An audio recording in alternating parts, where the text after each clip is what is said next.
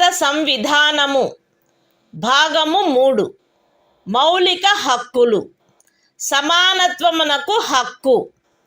Article 16 రాజ్యమునకు అధీనమైన ఏదేని పదవిలో ఉద్యోగమునకు లేక నియామకమునకు సంబంధించిన విషయములలో పౌరులందరకు సమాన అవకాశము ఉండవలెను. కేవలము మత, జాతి, కుల, లింగభేద, అనువంశత, జన్మస్థాన, నివాసస్థాన కారణములను బట్టి కానీ వాటిలో వేనిని బట్టి కానీ ఏ పౌరుడును రాజ్యముకు అధీనమైన ఏ ఉద్యోగమునకైనను పదవికైనను అపాత్రుడు కారాదు. లేక ఆ ఉద్యోగ విషయమునను పదవి విషయమునను ఏ పౌరుడికైనను విరుద్ధముగా విచక్షణ చేయబడరాదు. ఏదేని రాజ్య ప్రభుత్వమునకు గాని సంఘ రాజ్య క్షేత్ర ప్రభుత్వమునకు గాని అందలి ఏదేని స్థానిక లేక ఇతర ప్రాధికారికి గాని అధీనమయ్యున్న ఒక తరగతి లేక కొన్ని తరగతుల ఉద్యోగముల విషయమున లేక ఏదేని పదవిలో నియామకము చేయు విషయమున అట్టి ఉద్యోగమునకు లేక నియామకమునకు పూర్వము ఆ రాజ్యములో లేక సంఘ రాజ్య క్షేత్రములో నివాసము ఆవశ్యకమని విహితపరుచు ఏదేని శాసనము చేయుట నుండి ఈ అనుచ్ఛేదములో ఉన్నదేదియు పార్లమెంటును నివారించదు. పౌరులలో వెనుకబడిన వర్గము వారికెవరికైనను రాజ్యమునకు అధీనమైన సేవా వర్గములలో తగినంత ప్రాతినిధ్యము లేదని రాజ్యము అభిప్రాయపడిన ఎడల అట్టి వారి కొరకు నియామకములను లేక పదస్థానములను ప్రత్యేకించుటకై ఏదేని నిబంధన చేయుట నుండి ఈ అనుచ్ఛేదములో ఉన్నదేదియు రాజ్యమును నివారించదు. ఈ అనుచ్ఛేదములోనున్నదేదియు అనుసూచిత కులములు మరియు అనుసూచిత జనజాతుల వారికి ఆ రాజ్య సర్వీసులలో చాలినంతగా ప్రాతినిధ్యము వహించుట లేదని అభిప్రాయపడినప్పుడు రాజ్య సర్వీసులోని ఏదేని తరగతి లేక తరగతుల పదవులకు పారిణామిక సీనియారిటీతో పదోన్నతి విషయములలో ప్రత్యేకించుట కొరకు ఏదేని నిబంధనను చేయుట నుండి రాజ్యమును నివారించదు. ఒక ఏడాదిలో రిజర్వేషన్ యొక్క ఏదేని నిబంధనను అనుసరించి ఖండము 4 లేక ఖండము 4A క్రింద ప్రత్యేక తరగతి ఖాళీలుగా చేయబడిన ఖాళీలలో భర్తీ చేయబడని వాటిని తదుపరి సంవత్సరము లేక సంవత్సరములలో భర్తీ చేయుటకై పర్యాలోచన చేయుట నుండి ఈ అనుచ్ఛేదములో ఉన్నదేదియు రాజ్యమును నివారించదు. మరియు అట్టి తరగతి ఖాళీలను మొత్తం ఖాళీల సంఖ్యతో 50% గరిష్ట పరిమితి రిజర్వేషన్ను నిర్ధారించుటను ఏ సంవత్సరంలో అవి భర్తీ చేయబడుచున్నవో ఆ సంవత్సరంలోని ఖాళీలతో కలిపి పర్యాలోచించరాదు.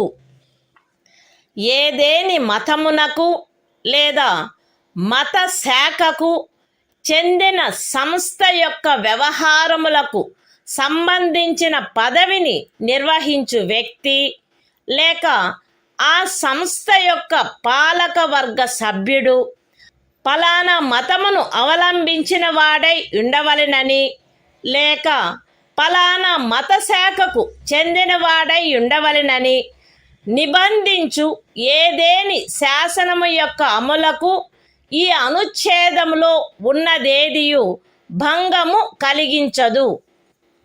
ఈ అనుచ్ఛేదములోనున్నదేదియు ఖండము 4లో పేర్కొనబడిన తరగతులు కానట్టి ఆర్థికముగా వెనకబడిన తరగతుల పౌరులకు నియామకములు మరియు పదవులలో ప్రస్తుతమున్న ప్రత్యేకింపునకు అదనంగా మరియు ప్రతి శ్రేణిలోని మొత్తము పదవులలో గరిష్టముగా 10% అధ్యధీనమై ఏదైనా నిబంధన చేయుట నుండి నివారించదు. Constitution of India, Part 3. Fundamental Rights. Right to Equality. Article 16. Equality of opportunity in matters of public employment. There shall be equality of opportunity for all citizens in matters relating to employment or appointment to any office under the state.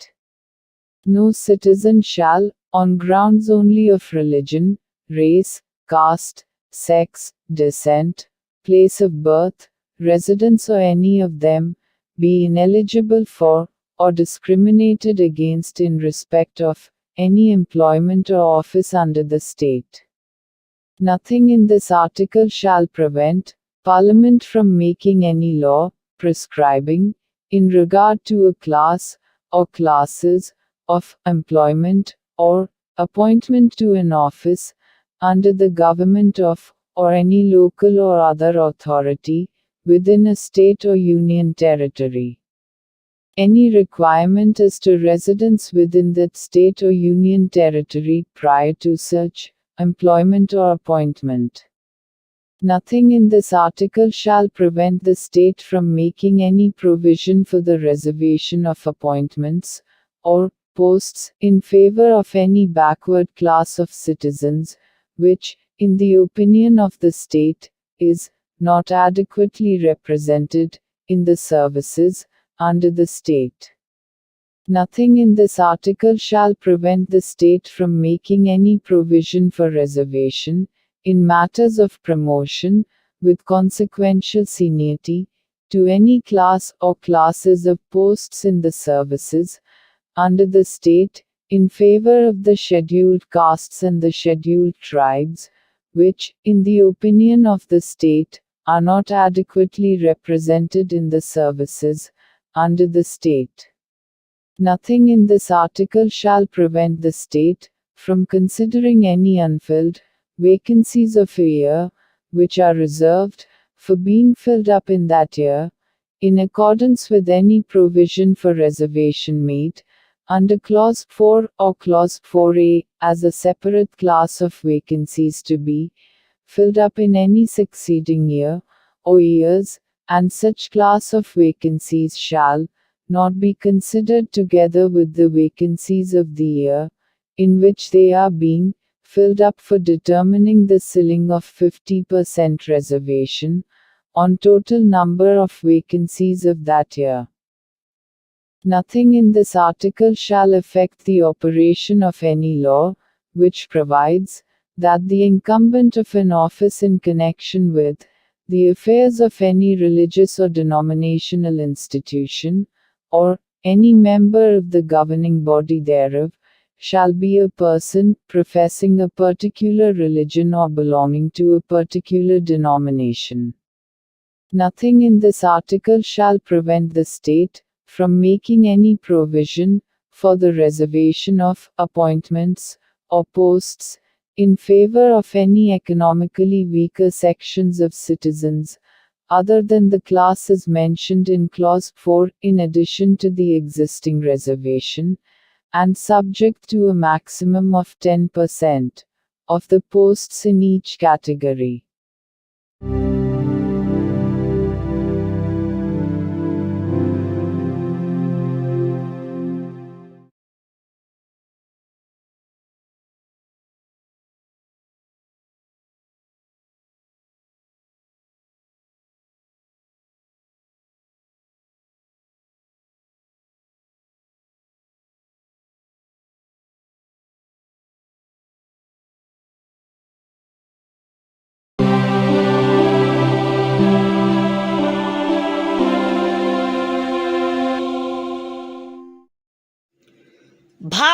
సంవిధానము భాగము 3 మౌలిక హక్కులు సమానత్వమునకు హక్కు article 17 అస్పృశ్యత నిర్మూలన అస్పృశ్యత నిర్మూలించబడినది మరియు ఏ రూపమునైనను దాని ఆచరణ నిషేధింపబడినది.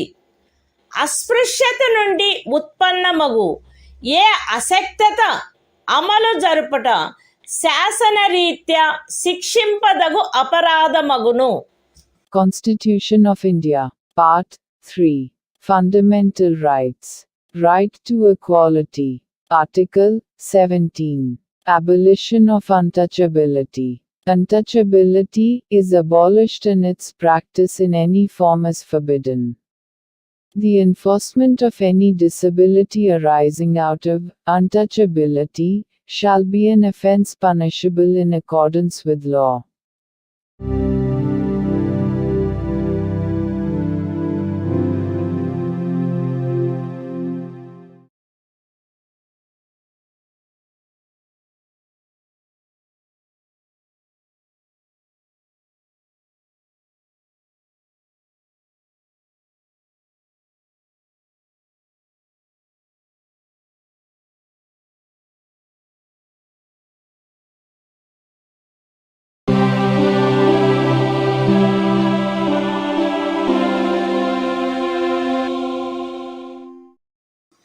భారత సంవిధానము భాగము 3 మౌలిక హక్కులు సమానత్వమునకు హక్కు ఆర్టికల్ 18 అబాలిషన్ ఆఫ్ టైటిల్స్ రాజ్యము సైనిక లేక విద్యా సంబంధమైన ఘనతను సూచించినది కానట్టి మరే బిరుదనైనను ప్రదత్తము చేయరాదు. భారతదేశ పౌరుడెవరును ఏ విదేశీ రాజ్యము నుండి ఎట్టి బిరుదును స్వీకరించరాదు. భారతదేశ పౌరుడు కాని ఏ వ్యక్తియు తాను రాజ్యము ఖదీనమైన ఏదేని లాభాయుత లేక విశ్వాసయుత పదవిలో ఉన్నంత కాలము రాష్ట్రపతి సమ్మతి లేకుండా ఏ విదేశీ రాజ్యము నుండి ఎట్టి బిరుదును స్వీకరించరాదు. రాజ్యముకు అధీనమైన ఏదేని లాభాయుత లేక విశ్వాసయుత పదవిలోనున్న వ్యక్తి రాష్ట్రపతి సమ్మతి లేకుండా ఏ విదేశీ రాజ్యము నుండి కానీ ఏ విదేశీ రాజ్యము క్రింద కానీ ఎట్టి బహుమతిని లేక ఉపలబ్ధిని లేక ఏ విధమగు పదవిని స్వీకరించరాదు. Constitution of India, Part 3. Fundamental Rights. Right to Equality. Article 18. Abolition of Titles. 1. No title, not being a military or academic distinction, shall be conferred by the state. 2. No citizen of India shall accept any title from any foreign state. 3. No person who is not a citizen of India shall, while he holds any office of profit or trust under the state, accept without the consent of the President, any title from any foreign state. 4.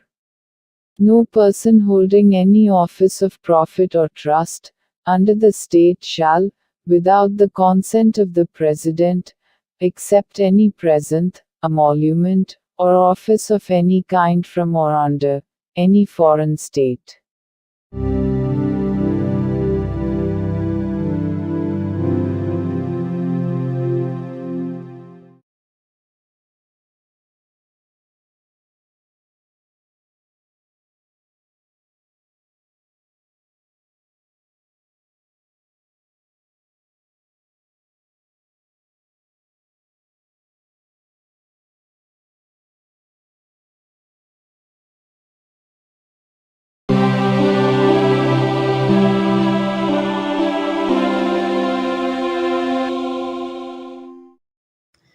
భారత సంవిధానము భాగము 3 మౌలిక హక్కులు.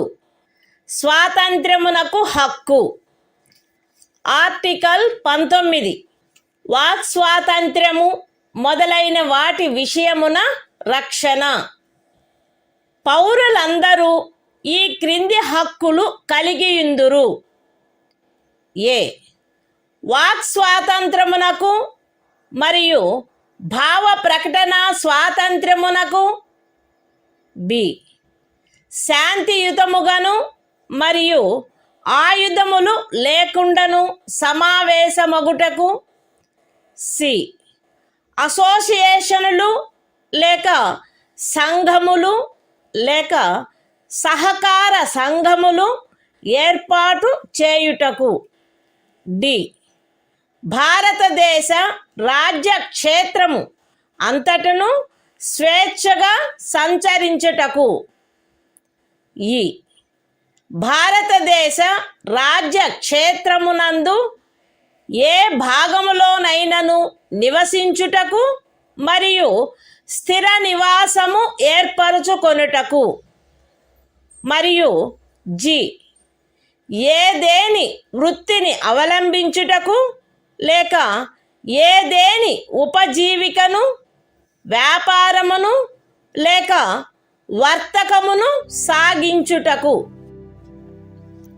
అస్తిత్వములో ఉన్నదైనను చేయబడునదైనను ఏదేని శాసనము ఖండము 1 ఉపఖండము ఏ ద్వారా ప్రదత్తమైన హక్కును వినియోగించుటపై యుక్తమైన నిర్బంధనలను విధించునదైన ఎడల అట్టి నిర్బంధనలు భారతదేశము యొక్క సార్వభౌమత మరియు అఖండత, రాజ్య భద్రత, విదేశీ రాజ్యములతో స్నేహ సంబంధములు, ప్రజాశాంతి, సభ్యత లేక నైతికత వీటికి సంబంధించిన హితముల దృష్ట్యా గాని న్యాయస్థాన ధిక్కారము, పరువు నష్టము లేక ఏదేని అపరాధ ప్రేరణ వీటి సంబంధమున విధించబడినచో అంత మేరకు ఆ శాసనము యొక్క అమలుకు సదరు ఉపఖండములో ఉన్నదేదియు భంగము కలిగించదు. లేక ఆ శాసనము చేయుట నుండి ఈ ఉపఖండంలో ఉన్నదేదియు రాజ్యమును నివారించదు. అస్తిత్వములో ఉన్నదైనను చేయబడునదైనను ఏదేని శాసనము సదరు ఖండము యొక్క ఉపఖండము బి ద్వారా ప్రదత్తమైన హక్కును వినియోగించుటపై యుక్తమైన నిర్బంధనలను విధించునదైన ఎడల అట్టి నిర్బంధనలు భారతదేశము యొక్క సార్వభౌమత మరియు అఖండత లేక ప్రజాశాంతి వీటికి సంబంధించిన హితముల దృష్ట్యా విధించబడినచో అంత మేరకు ఆ శాసనము యొక్క అమలుకు సదరు ఉపఖండములో ఉన్నదేదియు భంగము కలిగించదు. లేక ఆ శాసనమును చేయుట నుండి ఆ ఉపఖండములో ఉన్నదేదియు రాజ్యమును నివారించదు.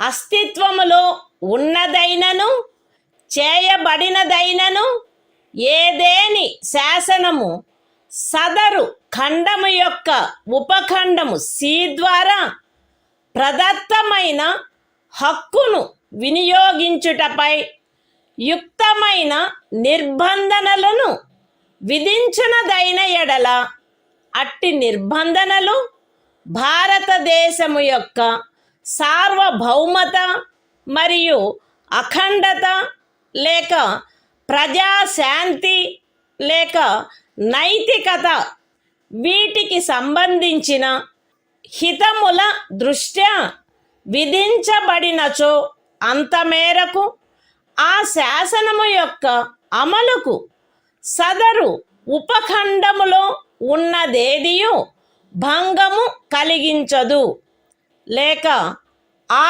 శాసనము చేయుట నుండి ఆ ఉపఖండములోనున్నదేదియు రాజ్యమును నివారించదు.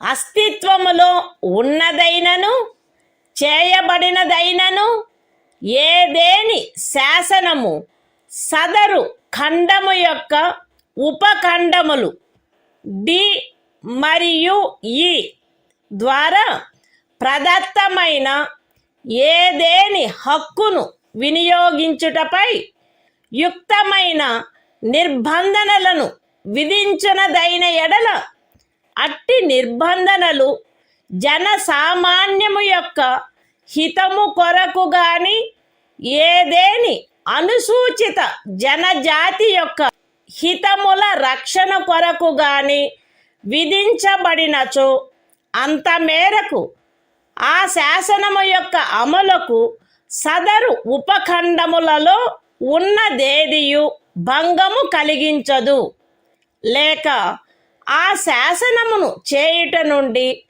ఆ ఉపఖండములలో ఉన్నదేదియు రాజ్యమును నివారించదు. అస్తిత్వములో ఉన్నదైనను చేయబడునదైనను ఏదేని శాసనము సదరు ఖండము యొక్క ఉపఖండము జి ద్వారా ప్రదత్తమైన ఏదేని హక్కును వినియోగించుటపై యుక్తమైన నిర్బంధనలను విధించునదైన ఎడల అట్టి నిర్బంధనలు జనసామాన్యము యొక్క హితము కొరకు విధించబడినచో అంత మేరకు ఆ శాసనము యొక్క అమలుకు సదరు ఉపఖండములో ఉన్నదేదియు భంగము కలిగించదు, లేక ఆ శాసనమును చేయుట నుండి ఆ ఉపఖండములో ఉన్నదేదియు రాజ్యమును నివారించదు. మరియు ప్రత్యేకించి అస్తిత్వములో ఉన్నదైనను చేయబడునదైనను ఏదేని శాసనము ఈ క్రింద తెలిపిన వాటికి సంబంధించినదైన ఎడల అంత మేరకు ఆ శాసనము యొక్క అమలుకు సదరు ఉపఖండములో ఉన్నదేదియు భంగము కలిగించదు, లేక ఆ శాసనమును చేయుట నుండి ఆ ఉపఖండములో ఉన్నదేదియు రాజ్యమును నివారించదు. అవేవనగా ఏదేని వృత్తిని అవలంబించుటకు లేక ఏదేని ఉపజీవికను వ్యాపారమును లేక వర్తకమును సాగించుటకు ఆవశ్యకమగు వృత్తి సంబంధమైన లేక సాంకేతిక అర్హతలు లేక పూర్ణత లేక భాగత పౌరులను అపవర్జించైనను అన్యథా అయినను రాజ్యముచే లేక రాజ్యమునకు చెందిన లేక రాజ్యము యొక్క నియంత్రణలోనున్న ఏదేని కార్పొరేషన్చే ఏదేని వ్యాపారము వర్తకము పరిశ్రమ లేక సేవ సాగించబడుట. Constitution of India, Part 3, Fundamental Rights, Right to Freedom. Article 19. Protection of certain rights regarding freedom of speech, etc. All citizens shall have the right a. to freedom of speech and expression, b. to assemble peaceably and without arms, c. to form associations or unions or cooperative societies, d. to move freely throughout the territory of India, a. to reside and settle in any part of the territory of India, and g. to practice any profession, or to carry on any occupation, trade or business.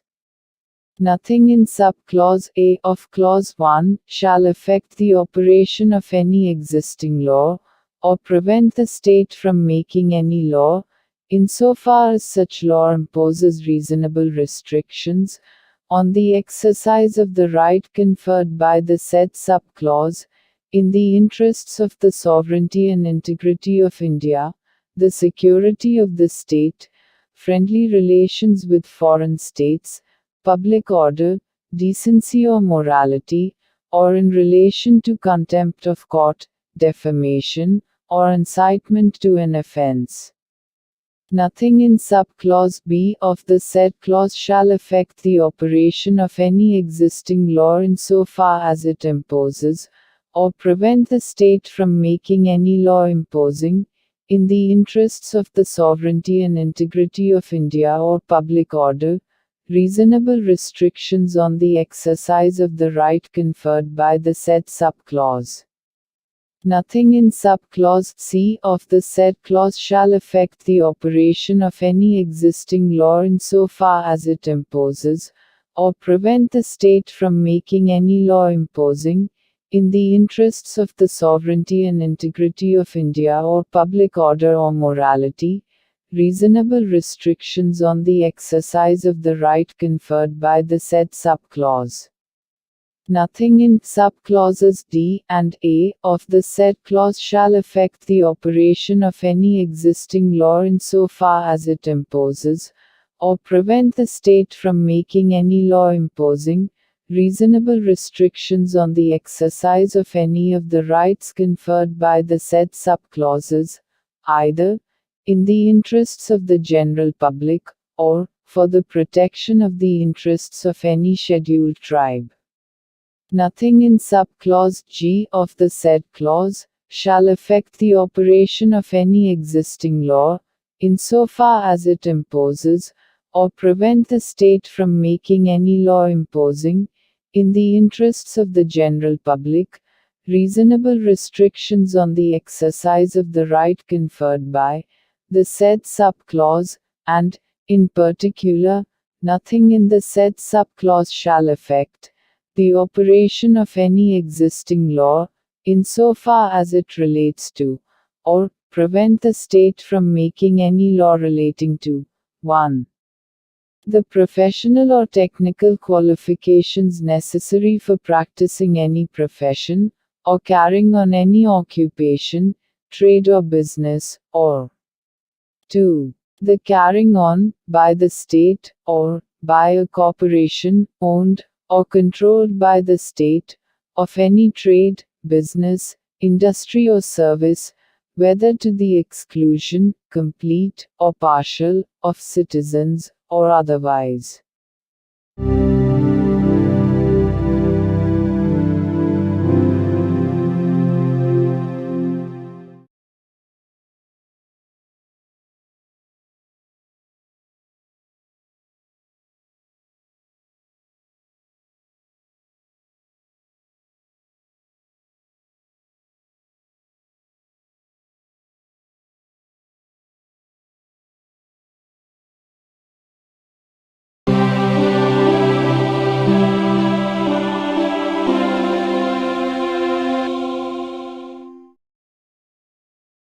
భారత సంవిధానము భాగము 3 మౌలిక హక్కులు స్వాతంత్ర్యమునకు హక్కు article 20 అపరాధములకై నేరస్థాపన విషయమున రక్షణ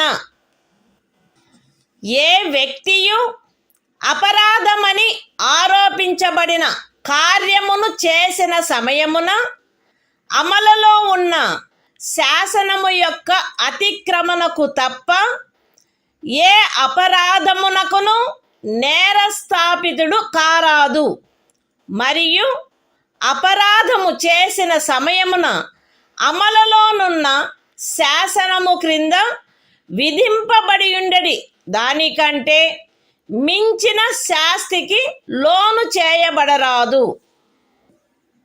ఏ వ్యక్తియు ఒకే అపరాధమునకు ఒకసారికి మించి అభియోగమునకు మరియు శిక్షకు గురి చేయబడరాదు. ఏదైనా అపరాధము చేసినట్లు అభియుక్తుడైన ఏ వ్యక్తియు తనకు వ్యతిరేకముగా సాక్ష్యము నొసగుటకు బలవంతము చేయబడరాదు. Constitution of India, Part 3. Fundamental Rights. Right to Freedom. Article 20. Protection in respect of conviction for offences. No person shall be convicted of any offence except for violation of a law in force at the time of the commission of the act charged as an offence, nor be subjected to a penalty greater than that which might have been inflicted under the law in force at the time of the commission of the offence.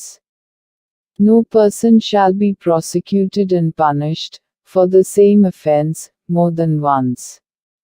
No person accused of any offence shall be compelled to be a witness against himself.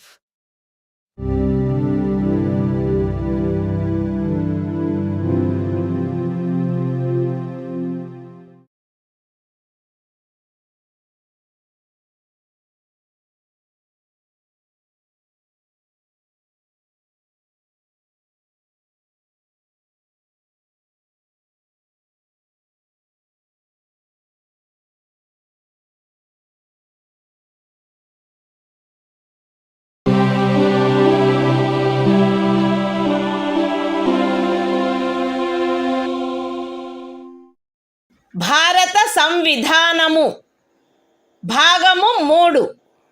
మౌలిక హక్కులు. స్వాతంత్ర్యమునకు హక్కు. Article 21. ప్రాణ మరియు వ్యక్తిగత స్వాతంత్ర రక్షణ. శాసనము ద్వారా స్థాపితమైన ప్రక్రియ ప్రకారము తప్ప ఏ వ్యక్తి యొక్క ప్రాణము లేక వ్యక్తిగత స్వాతంత్ర్యము హరించబడరాదు. Constitution of India, Part 3. Fundamental Rights. Right to Freedom. Article 21. Protection of life and personal liberty.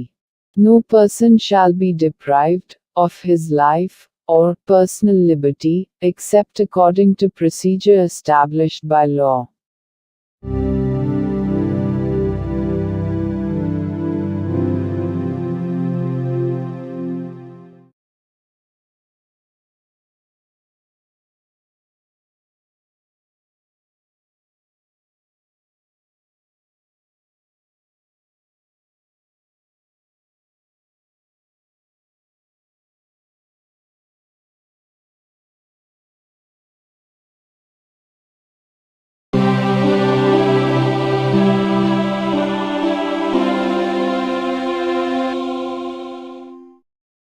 భారత సంవిధానము భాగము 3. మౌలిక హక్కులు. స్వాతంత్ర్యమునకు హక్కు. Article 21A. విద్యా హక్కు. రాజ్యము శాసనము ద్వారా నిర్ధారించినట్టి రీతిలో 6 నుండి 14 సంవత్సరముల వయసులోని పిల్లలందరికీ నిశుల్క మరియు నిర్బంధ విద్యను కల్పించవలెను. Constitution of India, Part 3. Fundamental Rights. Right to Freedom. Article 21A. Right to Education. The state shall provide free and compulsory education to all children of the age of 6 to 14 years, in such manner as the state may, by law, determine.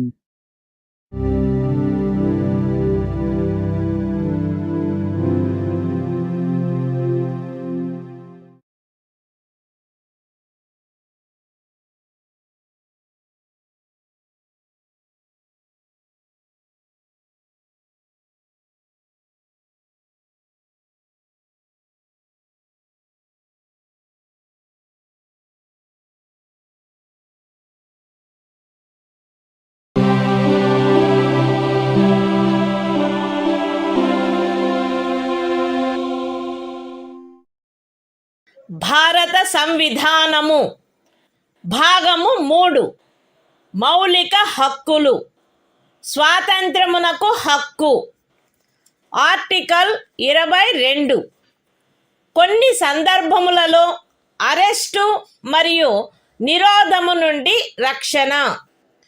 Arrest చేయబడిన ఏ వ్యక్తియు అట్టి అరెస్టుకు గల కారణములను గూర్చి వీలైనంత త్వరితముగా తెలియజేయబడకుండా అభిరక్షణలో నిరోధించబడరాదు మరియు తాను కోరిన న్యాయవాది సలహా పొందుటకు అట్టి న్యాయవాదిచే ప్రతివాదన చేయించుకొనుటకు గల హక్కు అతనికి నిరాకరించబడరాదు.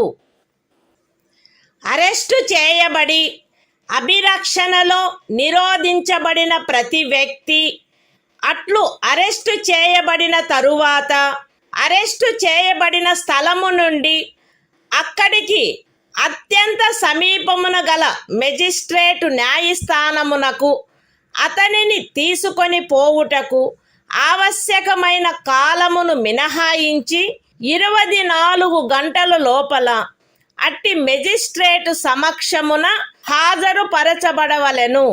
మరియు అట్టి ఏ వ్యక్తియు మెజిస్ట్రేటు యొక్క ప్రాధికారం లేకుండా సదరు కాలావధికి మించి అభిరక్షణలో నిరోధించబడరాదు.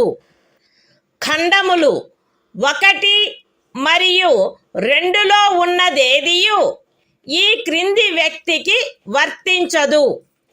తత్సమయమున శత్రుదేశీయుడైన ఎవరేని వ్యక్తి లేక నివారక నిరోధమును నిబంధించు ఏదేని శాసనము క్రింద అరెస్టు చేయబడిన లేక నిరోధింపబడిన ఎవరేని వ్యక్తి నివారక నిరోధము కొరకు నిబంధించు శాసనము ఏదియు ఉన్నత న్యాయస్థానపు న్యాయాధీశునిగా నియమింపబడిన లేక నియమింపబడుటకు అర్హత కలిగిన వ్యక్తులతో కూడిన సలహా బోర్డు తన అభిప్రాయంలో సదరు 3 మాసములకు మించి నిరోధించుటకు తగినంత కారణము కలదని సదరు కాలావధి ముగియుటకు పూర్వము రిపోర్టు చేసిననే తప్ప. అయితే ఈ ఖండములోనున్నదేదియు ఖండము 7 యొక్క ఉపఖండము B క్రింద పార్లమెంటు చేసిన ఏదేని శాసనము ద్వారా విహితమైన గరిష్ట కాలావధికి మించి ఏ వ్యక్తినైనను నిరోధించుటకు ప్రాధికారము నొసగదు. లేక అట్టి వ్యక్తి ఖండము 7 యొక్క ఉపఖండములు A మరియు Bల క్రింద పార్లమెంటు చేయబడిన ఏదేని శాసనము యొక్క నిబంధనలను అనుసరించి నిరోధించబడిననే తప్ప ఒక వ్యక్తిని 3 మాసముల కంటే ఎక్కువ కాలావధికి నిరోధించుటకు ప్రాధికారము నొసగదు. నివారక నిరోధమును నిబంధించు ఏదేని శాసనము క్రింద చేయబడిన ఉత్తర్వును అనుసరించి ఎవరేని వ్యక్తి నిరోధించబడినప్పుడు అట్లు ఉత్తర్వు చేయు ప్రాధికారి అట్టి ఉత్తర్వును చేయుటకు గల కారణములను వీలైనంత త్వరితముగా ఆ వ్యక్తికి తెలియపరచవలెను. మరియు ఆ ఉత్తర్వుకు విరుద్ధముగా విన్నవించుకొనుటకు అతనికి శీఘ్రతమైన అవకాశమును కలిగించవలెను. ఖండము 5లో నిర్దేశింపబడిన ఉత్తర్వును చేయు ప్రాధికారి ఏ సంగతులను వెల్లడించుట ప్రజాహితమునకు విరుద్ధమని తలచునో అట్టి సంగతులను అతడు వెల్లడించవలెనని సదరు ఖండములోనిదేదియు అపేక్షించరాదు. పార్లమెంటు శాసనము ద్వారా ఈ క్రింది విషయములను విహితము చేయవచ్చును. ఏ ఖండము 4 యొక్క ఉపఖండము ఏలోని నిబంధనలను అనుసరించి సలహా బోర్డు యొక్క అభిప్రాయమును పొందకుండా నివారక నిరోధమును నిబంధించు ఏదేని శాసనము క్రింద ఏదేని తరగతికి లేక తరగతులకు చెందిన కేసులలో ఒక వ్యక్తిని 3 మాసములకు మించిన కాలావధికి నిరోధించుటకైన పరిస్థితులను. B.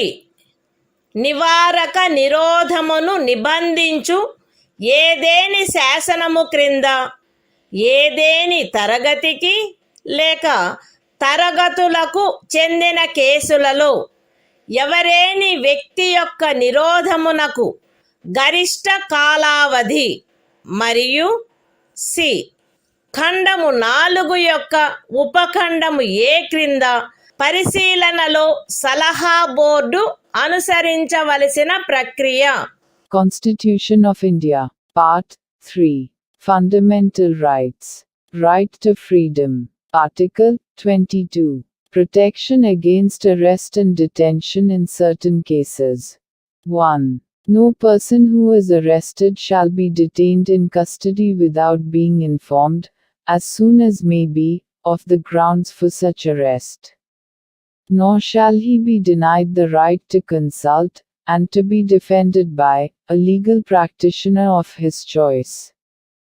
2. Every person who is arrested and detained in custody shall be produced before the nearest magistrate, within a period of 24 hours, of such arrest excluding the time necessary for the journey from the place of arrest, to the court of the magistrate, and no such person shall be detained in custody beyond the said period, without the authority of a magistrate.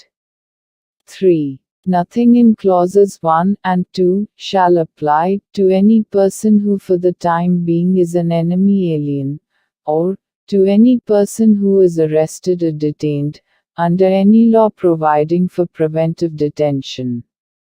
4. No law providing for preventive detention shall authorize the detention of a person, for a longer period than 3 months. Unless, an advisory board consisting of persons, who are, or have been, or are qualified to be appointed as, judges of a high court, has reported, before the expiration of the said period of 3 months, that there is in its opinion sufficient cause for such detention. Provided that nothing in this subclause shall authorize the detention of any person, beyond the maximum period prescribed by any law made by Parliament, under subclause B of clause 7. Or, such person is detained, in accordance with the provisions of any law made by Parliament, under subclauses A and B of clause 7. 5. When any person is detained in pursuance of an order made under any law, providing for preventive detention, the authority making the order shall, as soon as may be, communicate to such person the grounds on which the order has been made, and shall afford him the earliest opportunity of making a representation against the order. 6. Nothing in clause 5 shall require the authority making any such order, as is referred to in that clause, to disclose facts, which such authority considers to be against the public interest to disclose. 7. Parliament may by law prescribe a. The circumstances, under which in the class, or classes of cases, in which a person may be detained for a period longer than 3 months, under any law providing for preventive detention, without obtaining the opinion of an advisory board, in accordance with the provisions of subclause A of clause 4. B. The maximum period, for which any person may in any class, or classes of cases, be detained, under any law, providing for preventive detention. And C. The procedure to be followed by an advisory board, in an inquiry, under subclause A of clause 4.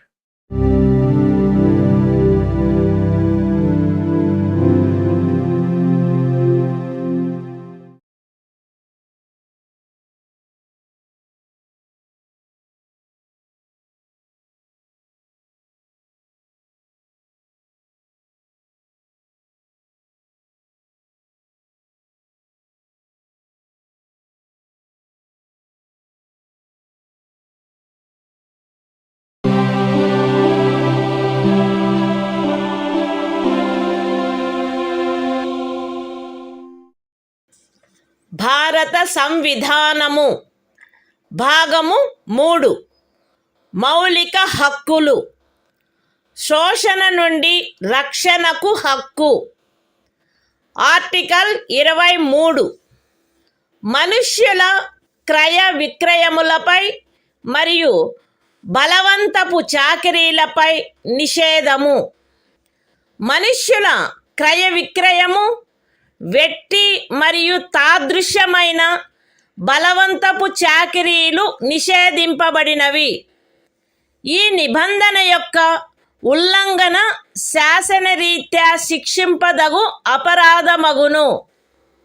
అయితే ఈ అనుచ్ఛేదములో ఉన్నదేదియు సార్వజనిక ప్రయోజనముల కొరకు నిర్బంధ సేవను విధించుట నుండి రాజ్యమును నివారించదు. మరియు అట్టి సేవను విధించుటలో రాజ్యము కేవలము మతము, జాతి, కులము లేక వర్గ కారణములను బట్టి కానీ వాటిలో వేనిని బట్టి కానీ విచక్షణ చేయరాదు. The Constitution of India, Part 3, Fundamental Rights, Right Against Exploitation, Article 23, Prohibition of Traffic in Human Beings and Forced Labor. 1. Traffic in human beings, and beggar, and other similar forms of forced labor, are prohibited. And any contravention of this provision shall be an offense, punishable, in accordance with law. 2. Nothing in this article shall prevent the state from imposing compulsory service for public purposes. And in imposing such service, the state shall not make any discrimination on grounds only of religion, race, caste or class or any of them.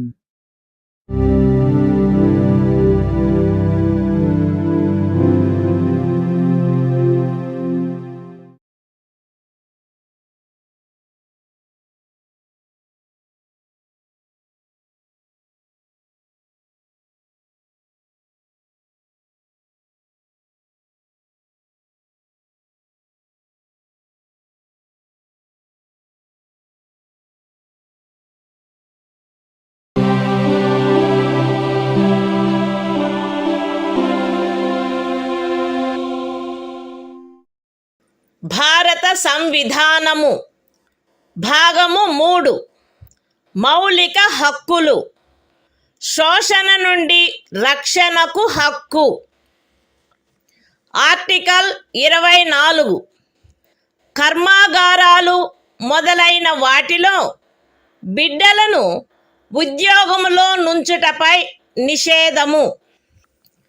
14 సంవత్సరముల లోపు వయసు గల ఏ బిడ్డయు ఏ కర్మాగారములో కానీ గనిలో కానీ పని చేయుటకు ఉద్యోగములో ఉంచబడరాదు, లేక అపాయకరమైన ఏదేని ఇతర ఉద్యోగములలో ఉంచబడరాదు.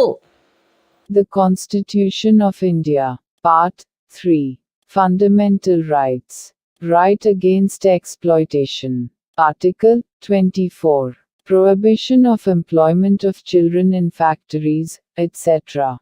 No child below the age of 14 years shall be employed to work in any factory or mine, or engaged in any other hazardous employment.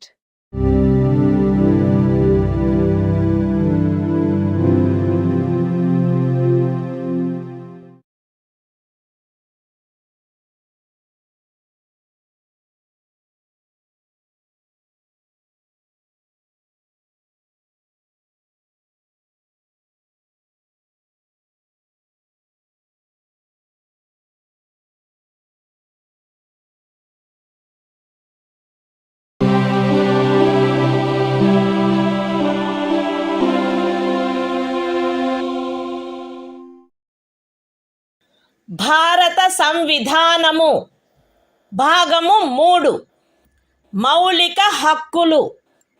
మత స్వాతంత్ర్యపు హక్కు. ఆర్టికల్ 25 అంతరాత్మను అనుసరించి స్వాతంత్ర్యము, స్వేచ్ఛాయుత మతావలంబన, ఆచరణ, ప్రచారములు ప్రజాశాంతికి, నైతికతకు, ఆరోగ్యమునకు మరియు ఈ భాగము యొక్క ఇతర నిబంధనలకు అత్యధీనమై అంతరాత్మను అనుసరించి స్వాతంత్రమునకును, స్వేచ్ఛగా మతమును అవలంబించుటకును, ఆచరించుటకును, ప్రచారము చేయుటకును జనులందరూ సమానముగా హక్కు కలిగియుందురు. ఈ అనుచ్ఛేదమునందున్నదేదియు మతాచారణకు సంబంధించిన ఏదేని ఆర్థిక, విత్తీయ, రాజకీయ లేక ఇతర లౌకిక కార్యకలాపమును క్రమబద్ధపరుచునదై లేక పరిమితపరుచునదై సాంఘిక సంక్షేమమునకును, సంస్కరణకును లేక సార్వజనిక స్వభావము గల హిందూ మత సంస్థలలో హిందువులలోని అన్ని వర్గములకును, శాఖలకును ప్రవేశము కలగచేయు నిబంధన చేయునదై అస్తిత్వంలోనున్న ఏదేని శాసనము యొక్క అమలుకు భంగము కలిగించదు లేక అట్టి ఏ శాసనమునైనను చేయుట నుండి రాజ్యమును నివారించదు. ఎక్స్ప్లనేషన్ 1. కృపాన ధారణ, కృపాన వహనము సిక్కు మతావలంబనములో చేరియున్నట్లు భావింపబడవలెను. ఎక్స్ప్లనేషన్ 2. ఖండము 2 యొక్క ఉపఖండము బిలో హిందువులను గూర్చిన నిర్దేశమునందు సిక్కు, జైన లేక బౌద్ధ మతావలంబ వ్యక్తులను గూర్చిన నిర్దేశము చేరియున్నట్లు అన్వయించబడవలెను మరియు హిందూ మత సంస్థలను గూర్చిన నిర్దేశము తదనుసారముగా అన్వయించబడవలెను. The Constitution of India, Part 3. Fundamental Rights. Right to freedom of religion. Article 25. Freedom of conscience and free profession, practice and propagation of religion. 1. Subject to public order, morality and health, and, to the other provisions of this part, all persons are equally entitled to freedom of conscience, and the right, freely to profess, practice, and propagate religion.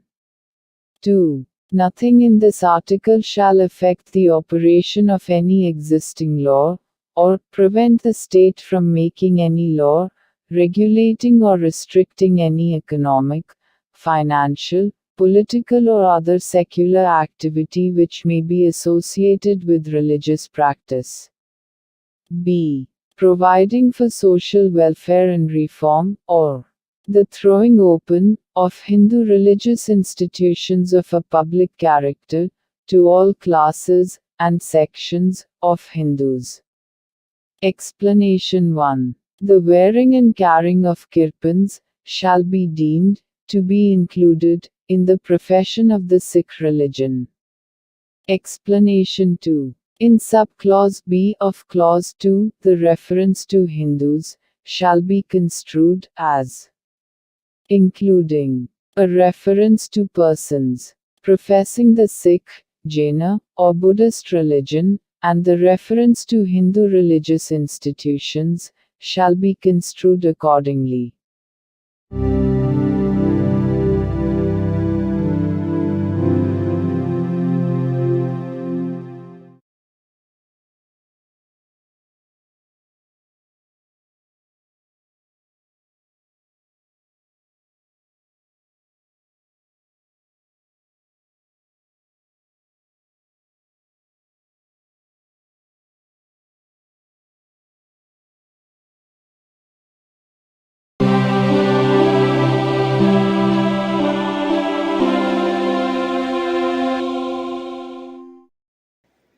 భారత సంవిధానము భాగము 3 మౌలిక హక్కులు.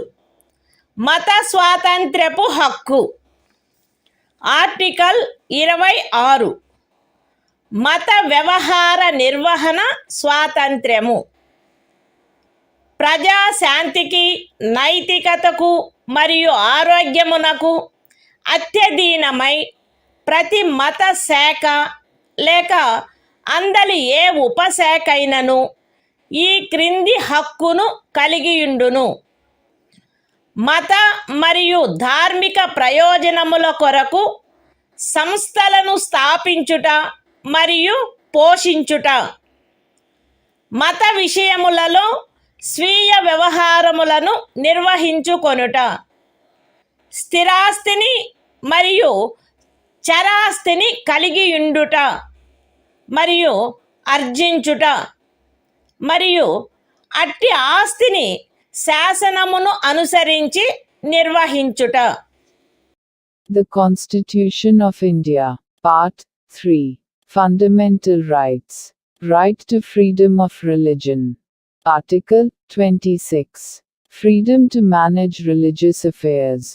Subject to public order, morality and health, every religious denomination, or any section thereof, shall have the right a.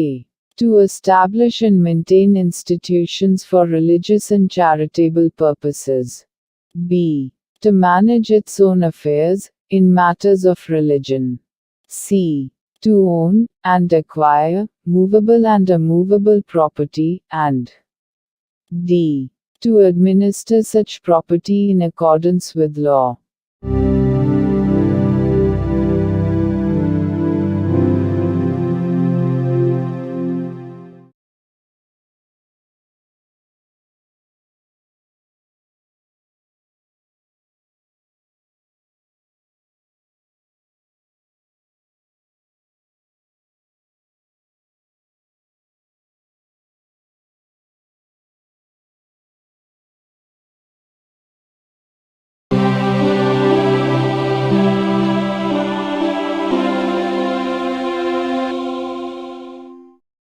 భారత సంవిధానము.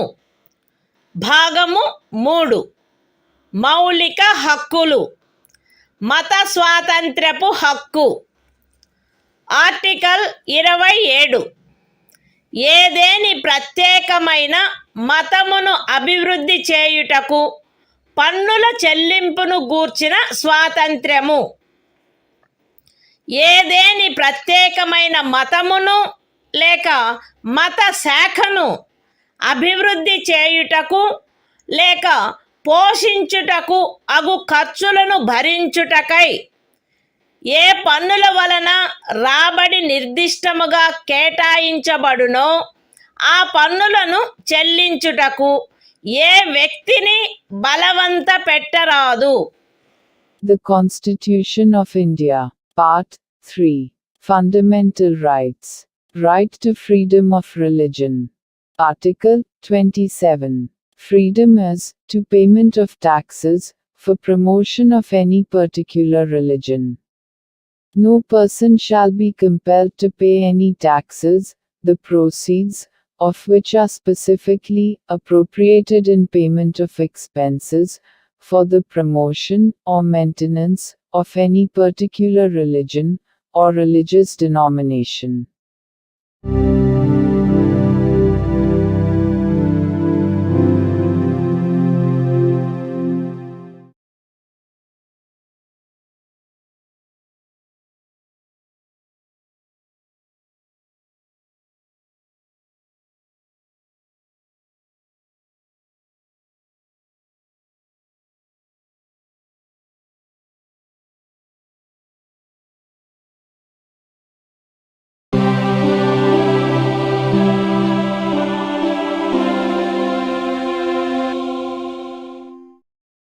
భారత సంవిధానము. భాగము 3 మౌలిక హక్కులు. మత స్వాతంత్ర్యపు హక్కు. ఆర్టికల్ 28 కొన్ని విద్యా సంస్థలలో మత బోధ లేక మత సంబంధమైన ఆరాధన జరుగుతున్నప్పుడు హాజరగుటను గూర్చిన స్వాతంత్ర్యము.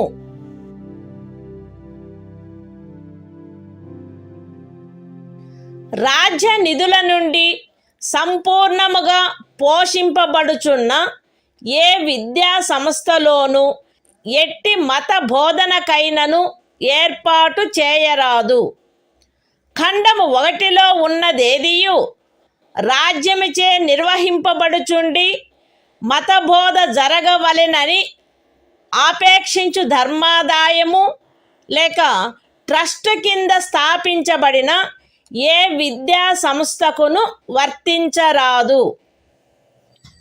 రాజ్యముచే గుర్తింపబడిన లేక రాజ్య నిధుల నుండి సహాయమును పొందుతున్న ఏదేని విద్యా సంస్థలో హాజరగుచున్న ఏ వ్యక్తినైనను అట్టి సంస్థలో చేయబడు ఏదేని మత బోధలో పాల్గొనవలసినదని కానీ, అట్టి సంస్థలో లేక దానికి సంబంధించిన ఏదేని ఆవరణలో జరపబడు ఏదేని మత సంబంధమైన ఆరాధనకు హాజరు కావలెనని కానీ, అందుకు ఆ వ్యక్తిని కానీ, ఆ వ్యక్తి మైనర్ అయినచో అతని సంరక్షకుడు కానీ సమ్మతించిననే తప్ప కోరరాదు. The Constitution of India, Part 3. Fundamental Rights. Right to freedom of religion. Article 28. Freedom is to attendance at religious instruction, or religious worship, in certain educational institutions. 1. No religious instruction shall be provided in any educational institution, wholly maintained out of state funds. 2. Nothing in Clause 1 shall apply to an educational institution which is administered by the state, but has been established under any endowment or trust, which requires that religious instruction shall be imparted in such institution. 3. No person attending any educational institution recognized by the state, or receiving aid out of state funds, shall be required to take part in any religious instruction that may be imparted in such institution, or to attend any religious worship that may be conducted in such institution or in any premises attached thereto, unless such person, or, if such person is a minor, his guardian has given his consent thereto.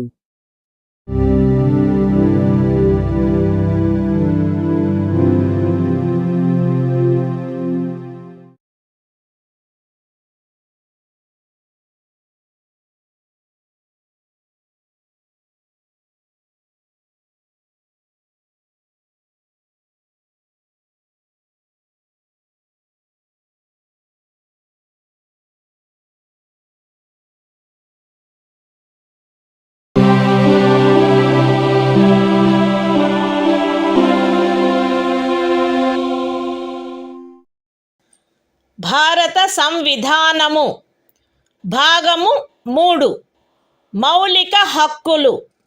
సాంస్కృతిక మరియు విద్యా విషయక హక్కులు. Article 29 అల్పసంఖ్యాక వర్గముల యొక్క హితముల రక్షణ.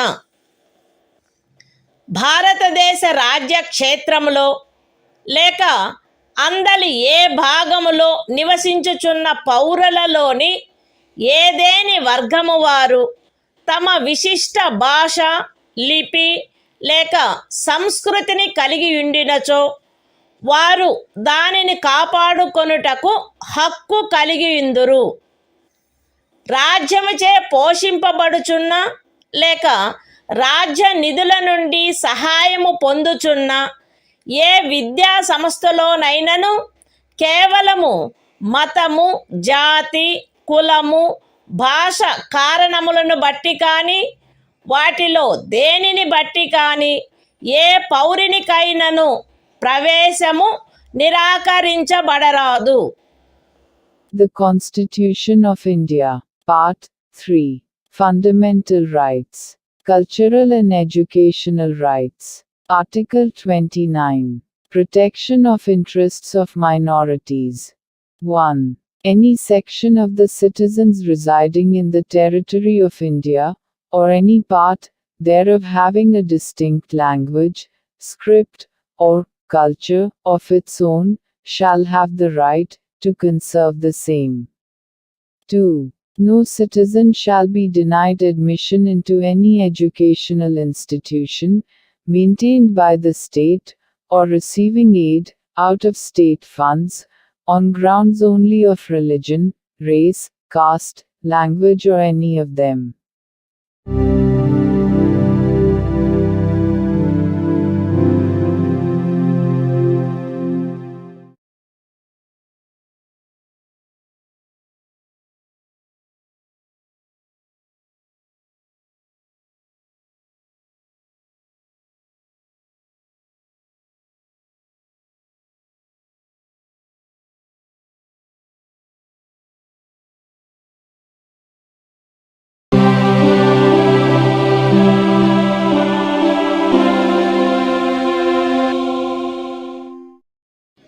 భారత సంవిధానము భాగము 3 మౌలిక హక్కులు సాంస్కృతిక మరియు విద్యా విషయక హక్కులు ఆర్టికల్ 30 విద్యా సంస్థలను స్థాపించుటకు మరియు నిర్వహించుటకు అల్పసంఖ్యాక వర్గములకు గల హక్కు మత ప్రాతిపదికపై కానీ భాషా ప్రాతిపదికపై కానీ ఏర్పడిన అల్పసంఖ్యాక వర్గముల వారందరూ తమకు అభీష్టమైన విద్యా సంస్థలను స్థాపించుకొనుటకును నిర్వహించుకొనుటకును హక్కు కలిగియుందురు. ఖండము 1లో నిర్దేశింపబడిన అల్పసంఖ్యాక వర్గముచే స్థాపింపబడి నిర్వహింపబడుతున్న ఒక విద్యా సంస్థ యొక్క ఏదేని ఆస్తిని నిర్బంధముగా అధ్యార్థించుటను నిబంధించు ఏదేని శాసనము చేయుటలో అట్టి ఆస్తి అధ్యార్జన కొరకు అట్టి శాసనము ద్వారా నియతము చేయబడిన లేక దాని కింద నిర్ధారించబడిన మొత్తము ఆ ఖండము క్రింద హామీ ఇవ్వబడిన హక్కును పరిమితపరచకుండునట్లు లేక రద్దుపరచకుండునట్లు రాజ్యము కట్టుదిట్టము చేయవలెను.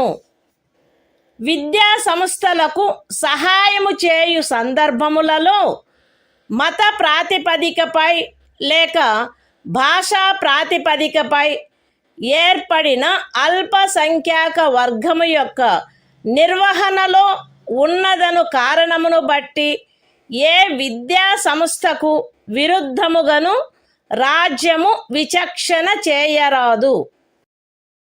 The Constitution of India. Part 3. Fundamental Rights. Cultural and Educational Rights. Article 30.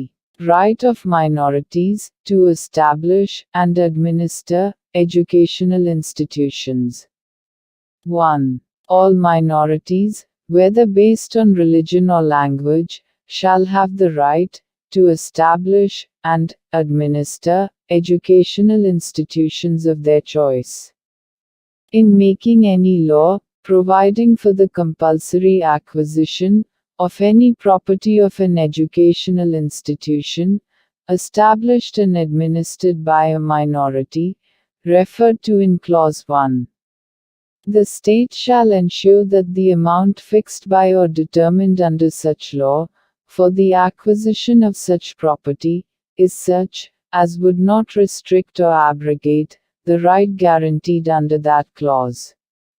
2. The state shall not, in granting aid to educational institutions, discriminate against any educational institution, on the ground that it is under the management of a minority, whether based on religion or language.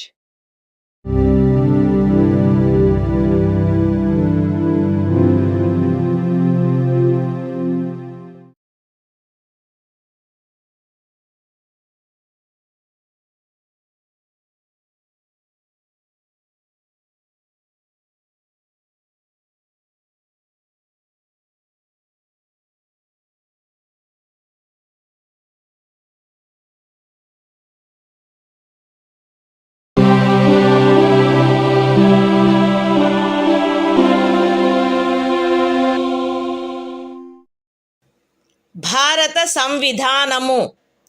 భాగము 3. మౌలిక హక్కులు. కొన్ని శాసనముల వ్యావృత్తి. Article 31A. Estate మొదలగు వాటి అధ్యార్జన కొరకు నిబంధించు శాసనము వ్యావృత్తి.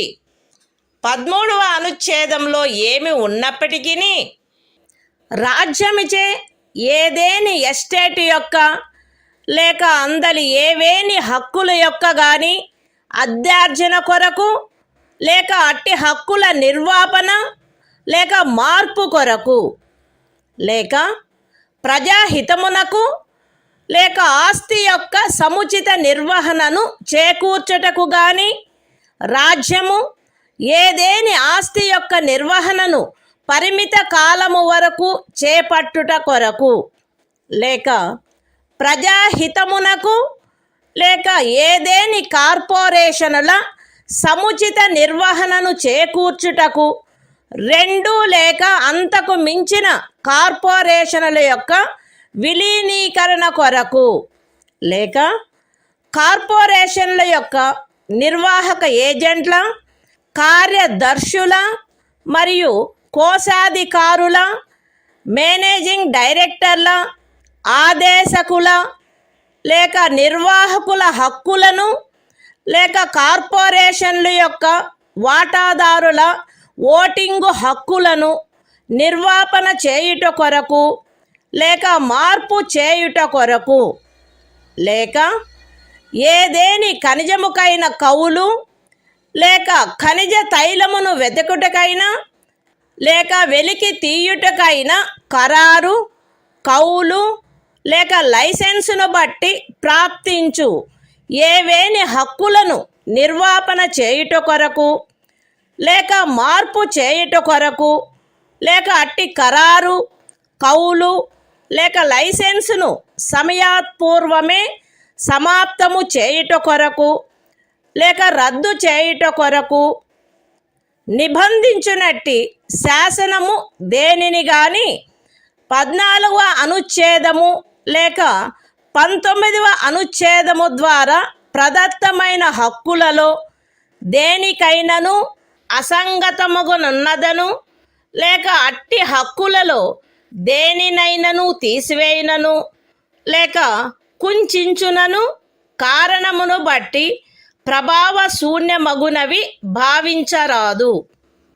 అయితే అట్టి శాసనము ఒక రాజ్య శాసన మండలిచే చేయబడినదైన ఎడల రాష్ట్రపతి పర్యాలోచన కొరకై ప్రత్యేకింపబడి ఆయన అనుమతిని పొందిననే తప్ప ఈ అనుచ్ఛేదము యొక్క నిబంధనలు దానికి వర్తించవు. అంతేకాక రాజ్యముచే ఏదేని ఎస్టేటు అధ్యార్జింపబడుటకు ఏదేని శాసనము నిబంధన చేయునెడల మరియు ఆ ఎస్టేటులో చేరిన ఏదేని భూమి ఒక వ్యక్తి యొక్క స్వంత సేద్యము క్రిందయున్న ఎడల అట్టి అధ్యార్జనకు సంబంధించిన శాసనములో మార్కెట్ విలువకు తగ్గని రేటు చొప్పున నష్టపరిహారము చెల్లించుటకు నిబంధనలున్ననే తప్ప తత్సమయమున అమలులోనున్న ఏదేని శాసనము క్రింద అతడికి వర్తించడి గరిష్ట పరిమితి లోపు ఉన్న భూమిలోని ఏదేని భూభాగము కానీ దానిపై గల లేక దానికి చెంది ఉన్న ఏదేని భవనము కానీ కట్టడము కానీ రాజ్యముచే అధ్యార్జింపబడుట శాసన సమ్మతము కాదు. ఈ అనుచ్ఛేదములో ఏదేని స్థానిక ప్రాంతము విషయమున ఎస్టేటు అను పదము ఆ ప్రాంతమునందు అమలులోనున్న భూమి కౌళ్లకు సంబంధించి అస్తిత్వంలోనున్న శాసనములో ఆ పదమునకు గాని స్థానీయ తుల్య పదమునకు గాని ఏ అర్థము కలదో ఆ అర్థమునే కలిగియుండును మరియు అందు ఈ క్రిందివి కూడా చేరియుండును. ఏదేని జాగీరు, ఇనాం లేక మౌఫీ లేక ఇతరమైన తాదృశ అనుదానము మరియు తమిళనాడు కేరళ రాజ్యములలో ఏదేని జన్మం హక్కు రైతువారీ సెటిల్మెంట్ కింద కలిగి ఉన్న ఏదేని భూమి బంజరు భూమి అటవీ భూమి పచ్చిక బయళ్ళ భూమి లేక కర్షకులు లేక వ్యవసాయ కూలీలు మరియు చేతి వృత్తుల వారు ఆక్రమించుకొనిన భవనములు మరియు ఇతర కట్టడములు ఉన్న స్థలములతో సహా వ్యవసాయ లేక తత్సహాయక ప్రయోజనముల కొరకు ఎవరేని కలిగియున్నా లేక ఎవరికేని కౌలుకు ఇవ్వబడిన ఏదేని భూమి ఎస్టేట్ విషయమున హక్కులు అను పదమునందు ప్రొప్రైటరు సబ్ ప్రొప్రైటరు అపర ప్రొప్రైటరు ధారణాధికారి రైతు లేక రైతు కింది రైతు లేక ఇతర మధ్యస్థుని యందు నిహితమయ్యుండు ఏవైనా హక్కులు మరియు భూమి శిస్తును గూర్చిన ఏవైనా హక్కులు లేక విశేషాధికారములు చేరియుండును. The Constitution of India, Part 3. Fundamental Rights. Saving of certain laws. Article 31A. Saving of laws providing for acquisition of estates, etc.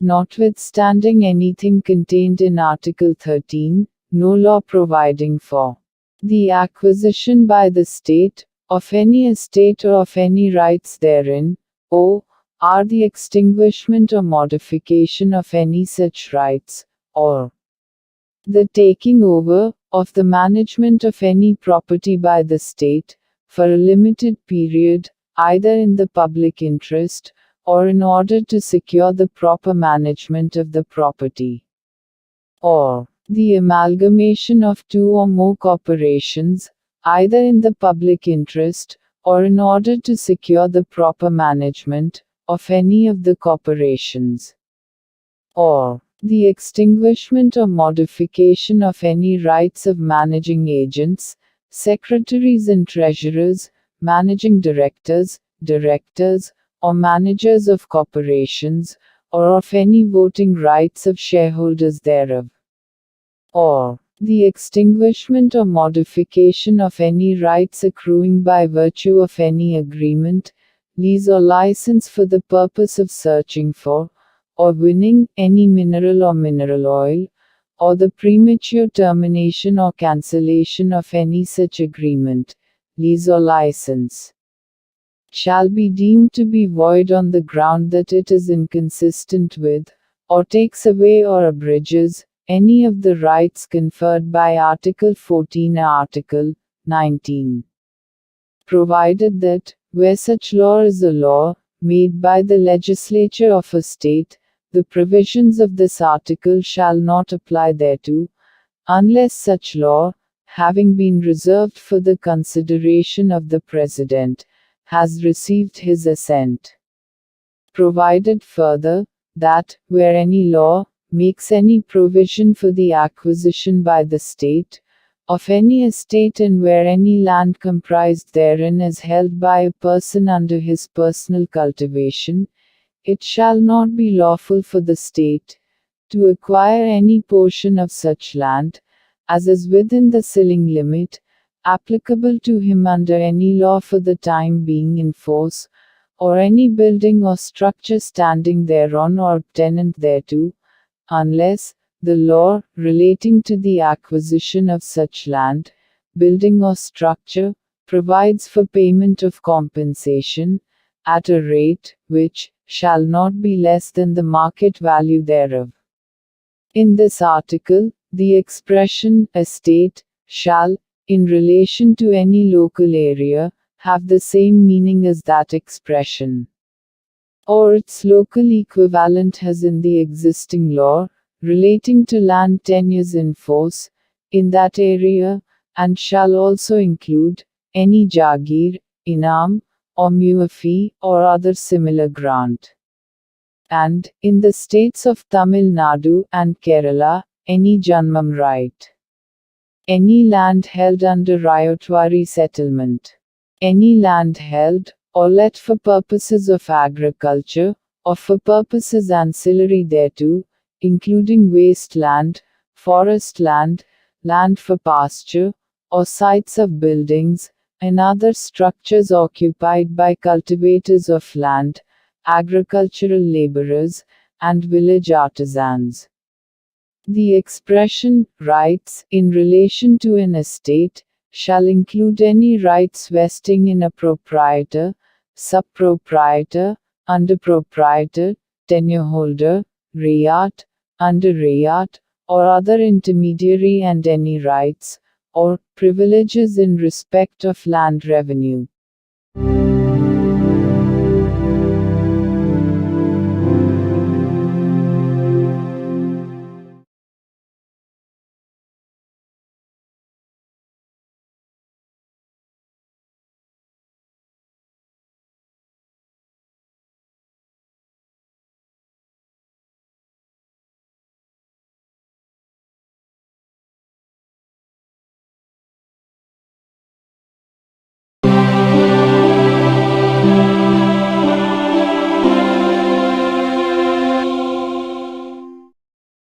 భారత సంవిధానము భాగము 3 మౌలిక హక్కులు.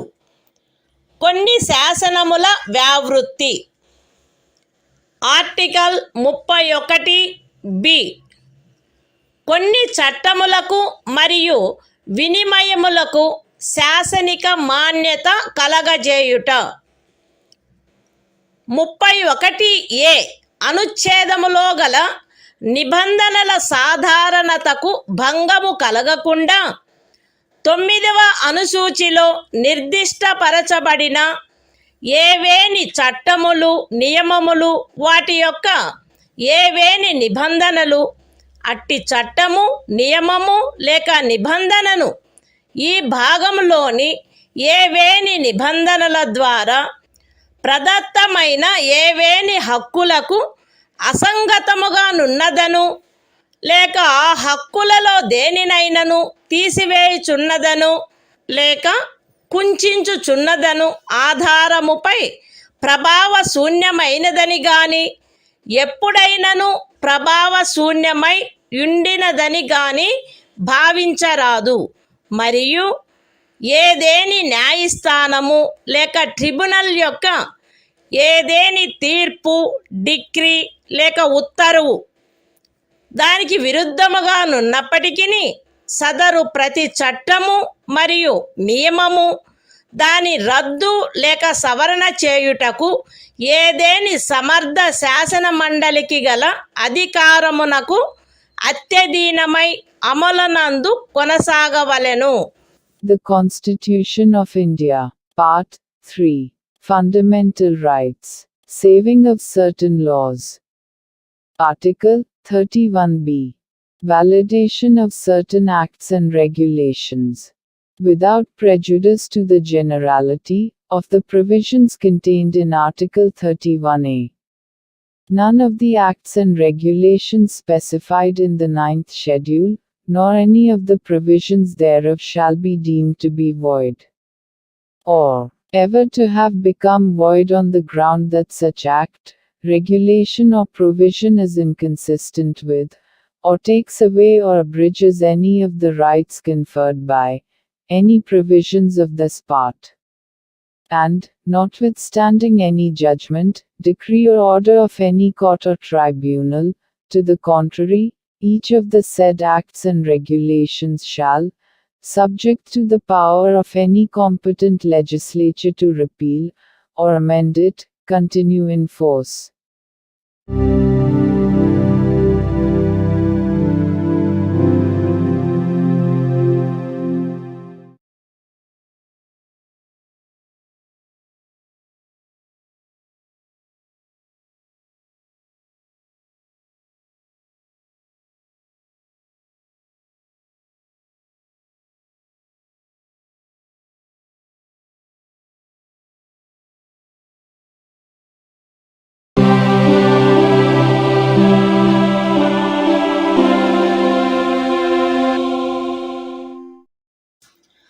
భారత సంవిధానము భాగము 3 మౌలిక హక్కులు. కొన్ని శాసనముల వ్యావృత్తి. ఆర్టికల్ 31(c) కొన్ని ఆదేశిక సూత్రములను అమలుపరచు శాసనముల వ్యావృత్తి. 13వ అనుచ్ఛేదములో ఏమి ఉన్నప్పటికీ భాగము 4లో పేర్కొనబడిన సూత్రములన్నింటినీ గాని వాటిలో కొన్నింటిని గాని సాధించుట కొరకై రాజ్య విధానమును అమలుపరచు ఏ శాసనమునైనను 14వ అనుచ్ఛేదము లేక 19వ అనుచ్ఛేదము ద్వారా ప్రదత్తమైన ఏవేని హక్కులకు అసంగతముగా నున్నదను లేక ఆ హక్కులలో దేనినైనను తీసివేయుచున్నదను లేక కుంచుచున్నదను కారణమును బట్టి ప్రభావశూన్యమైనదని భావించరాదు. మరియు ఆ శాసనమందు అది అట్టి విధానమును అమలుపరచుట కొరకైనదను ప్రఖ్యానమున్నచో అది అట్టి విధానమును అమలుపరచదను కారణమును బట్టి ఏ న్యాయస్థానములోనూ ప్రష్టవ్యము కారాదు. అయితే అట్టి శాసనము రాజ్య శాసన మండలిచే చేయబడిన ఎడల రాష్ట్రపతి పర్యాలోచన కొరకై ప్రత్యేకింపబడి ఆయన అనుమతిని పొందిననే తప్ప దానికి ఈ అనుచ్ఛేదము యొక్క నిబంధనలు వర్తించవు. The Constitution of India, Part 3. Fundamental Rights. Saving of certain laws. Article 31(c). Saving of laws giving effect to certain directive principles. Notwithstanding anything contained in Article 13. No law giving effect to the policy of the state towards securing all or any of the principles laid down in Part 4 shall be deemed to be void, on the ground that it is inconsistent with, or takes away or abridges any of the rights conferred by Article 14 or Article 19. And no law containing a declaration that it is for giving effect to such policy shall be called in question in any court, on the ground that it does not give effect to such policy, provided that, where such law is made by the legislature of a state, the provisions of this article shall not apply thereto, unless such law, having been reserved for the consideration of the President, has received his assent.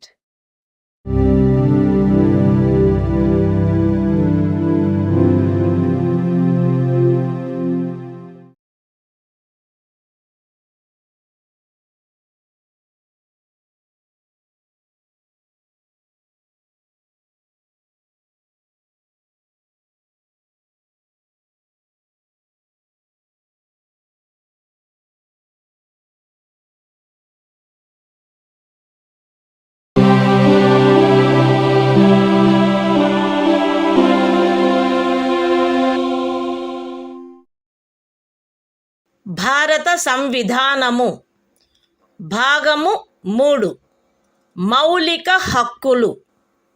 సంవిధానిక ప్రత్యుపాయములకు హక్కు. Article 32 ఈ భాగముచే ప్రదత్తము చేయబడిన హక్కులను అమలుపరుచుటకు ప్రత్యుపాయములు. ఈ భాగము ద్వారా ప్రదత్తమైన హక్కులను అమలుపరచుటకు సముచిత చర్యల ద్వారా సర్వోన్నత న్యాయస్థానమును అర్థించు హక్కుకు హామీ ఇయ్యబడినది.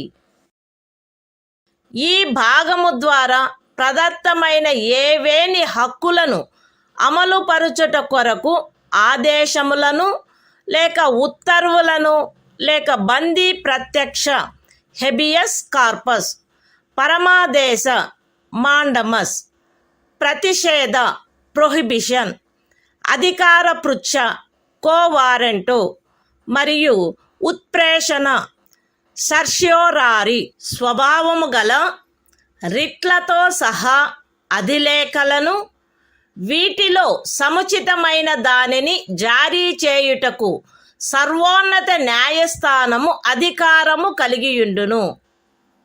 ఖండములు 1 మరియు 2 ద్వారా సర్వోన్నత న్యాయస్థానమునకు ప్రదత్తమైన అధికారములకు భంగము కలగకుండా ఖండము 2 క్రింద సర్వోన్నత న్యాయస్థానముచే వినియోగింపబడదగు అధికారముల అన్నిటినీ కానీ వాటిలో దేనినైనను కానీ ఏదేని ఇతర న్యాయస్థానమునకు దాని అధికారిత యొక్క స్థానిక హద్దులలో వినియోగించు అధికారమును శాసనము ద్వారా పార్లమెంటు వసగవచ్చును. ఈ అనుచ్ఛేదముచే హామీ ఇయ్యబడిన హక్కు ఈ సంవిధానముచే అన్యదా నిబంధింపబడినట్లు తప్ప suspend చేయబడరాదు. The Constitution of India, Part 3. Fundamental Rights. Right to constitutional remedies. Article 32. Remedies for enforcement of rights conferred by this part. 1. The right to move the Supreme Court, by appropriate proceedings for the enforcement of the rights conferred by this part, is guaranteed. 2. The Supreme Court shall have power to issue directions or orders, or writs, including writs in the nature of habeas corpus, mandamus, prohibition, quo warranto and certiorari, whichever may be appropriate, for the enforcement of any of the rights conferred by this part. 3. Without prejudice to the powers conferred on the Supreme Court, by clauses 1 and 2. Parliament may by law empower any other court to exercise within the local limits of its jurisdiction all or any of the powers exercisable by the Supreme Court under clause 2. 4. The right guaranteed by this article shall not be suspended, except as otherwise provided for by this Constitution.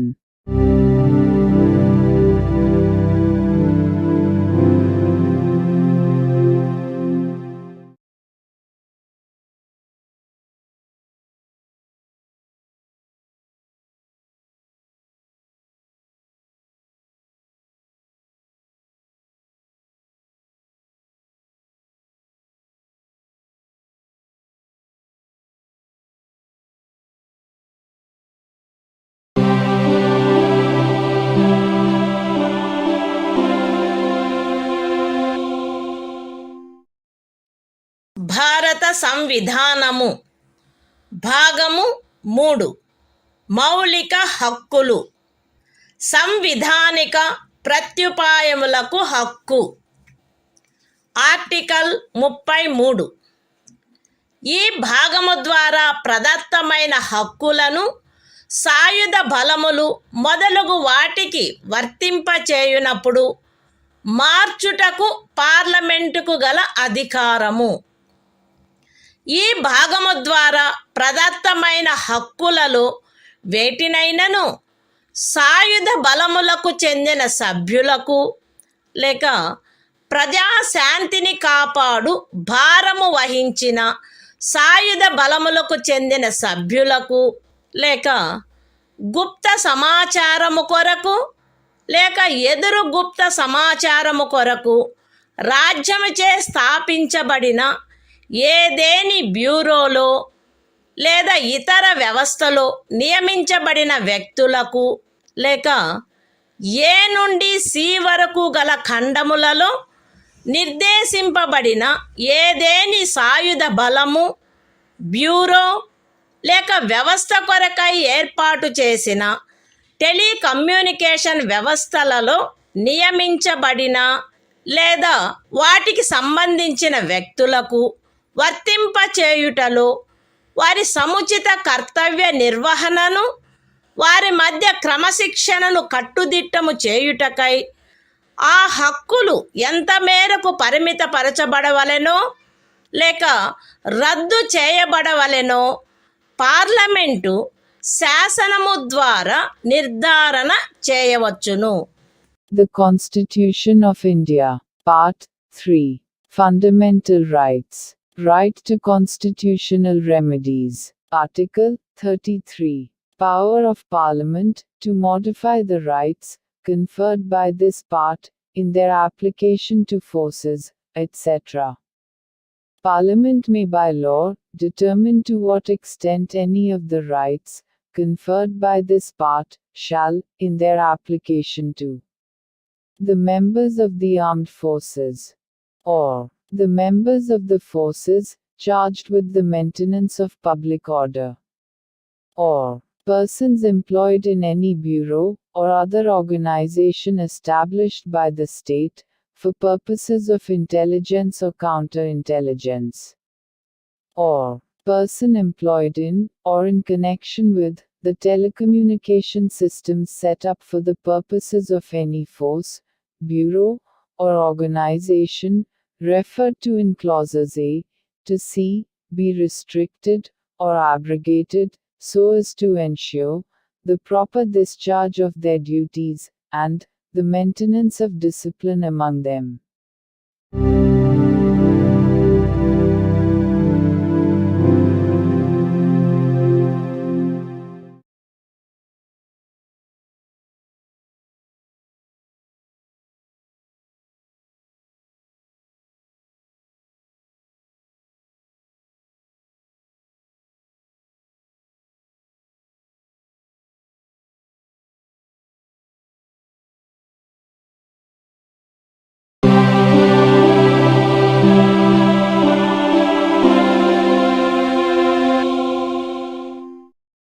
భారత సంవిధానము భాగము 3 మౌలిక హక్కులు. సంవిధానిక ప్రత్యుపాయములకు హక్కు. Article 34. ఏదేని ప్రాంతములో సైనిక శాసనము అమలులోనున్నప్పుడు ఈ భాగము ద్వారా ప్రదత్తమైన హక్కులపై నిర్బంధన.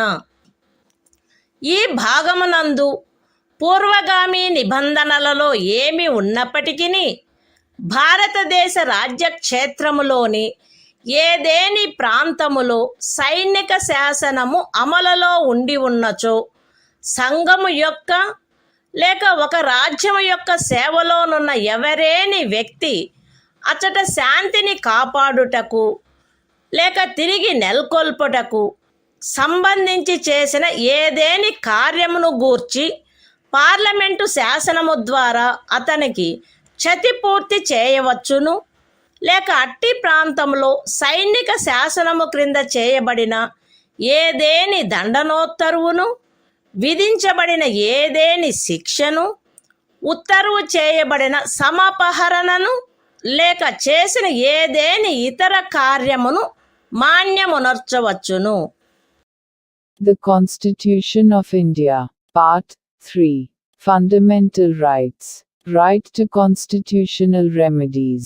Article 34. Restriction on rights conferred by this part while martial law is in force in any area. Notwithstanding anything in the foregoing provisions of this part, Parliament may, by law, indemnify any person, in the service of the Union, or of a state, or any other person, in respect of any act done by him, in connection with the maintenance or restoration of order, in any area within the territory of India, where martial law was in force, or validate any sentence passed, punishment inflicted, forfeiture ordered, or other act done under martial law in such area.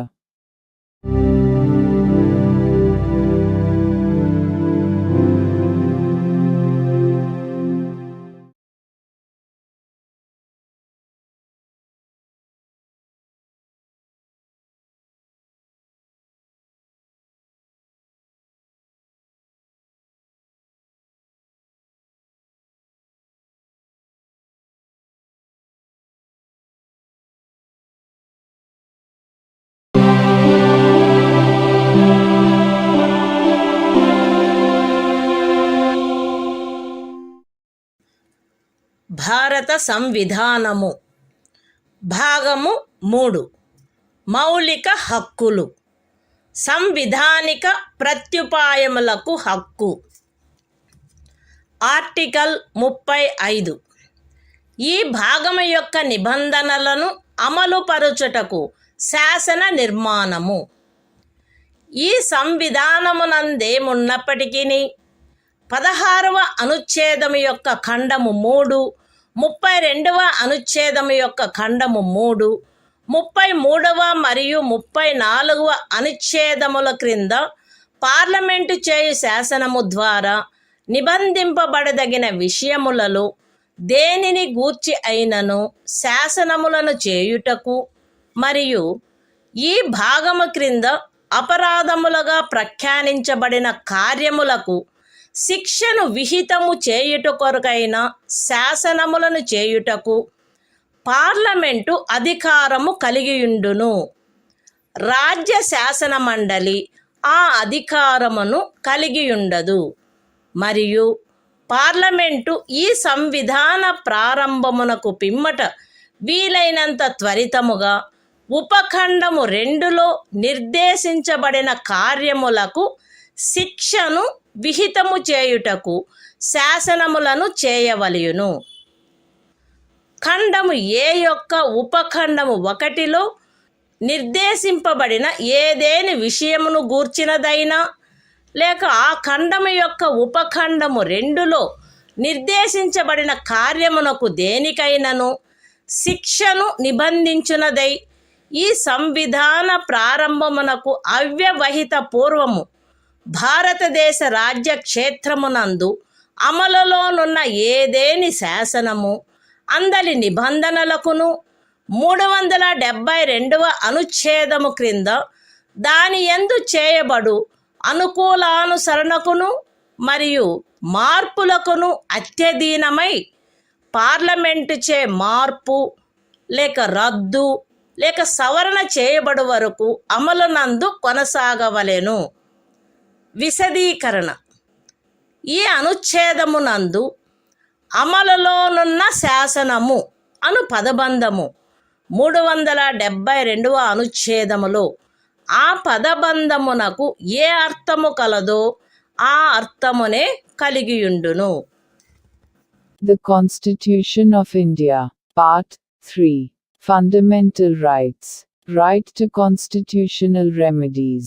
Article 35. Legislation to give effect to the provisions of this part. Notwithstanding anything in this Constitution, Parliament shall have, and the legislature of a state shall not have, power to make laws with respect to any of the matters which, under Clause 3 of Article 16, Clause 3 of Article 32, Article 33 and Article 34 may be provided for by law made by Parliament, and for prescribing punishment for those acts which are declared to be offences under this part. And Parliament shall, as soon as may be after the commencement of this Constitution, make laws for prescribing punishment for the acts referred to in subclause 2. Any law in force immediately before the commencement of this Constitution in the territory of India with respect to any of the matters referred to in subclause 1 of Clause A, or providing for punishment for any act referred to in subclause 2 of that clause shall, subject to the terms thereof and to any adaptations and modifications that may be made therein, under Article 372, continue in force until altered, or repealed, or amended by Parliament. Explanation. In this article, the expression law in force has the same meaning as in Article 372.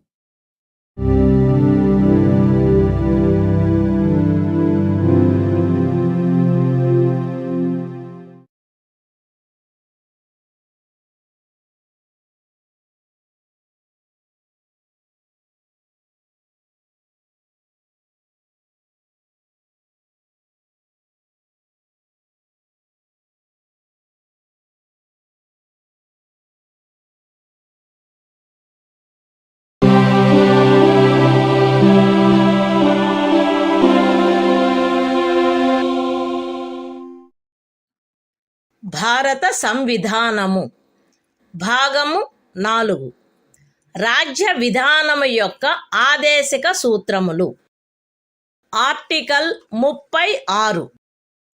ఈ భాగంలో సందర్భము అన్యదా అపేక్షించననే తప్ప రాజ్యము అను పదము భాగము 3లో ఆ పదమునకు ఏ అర్థము కలదో ఆ అర్థమునే కలిగియుండును. The Constitution of India, Part 4.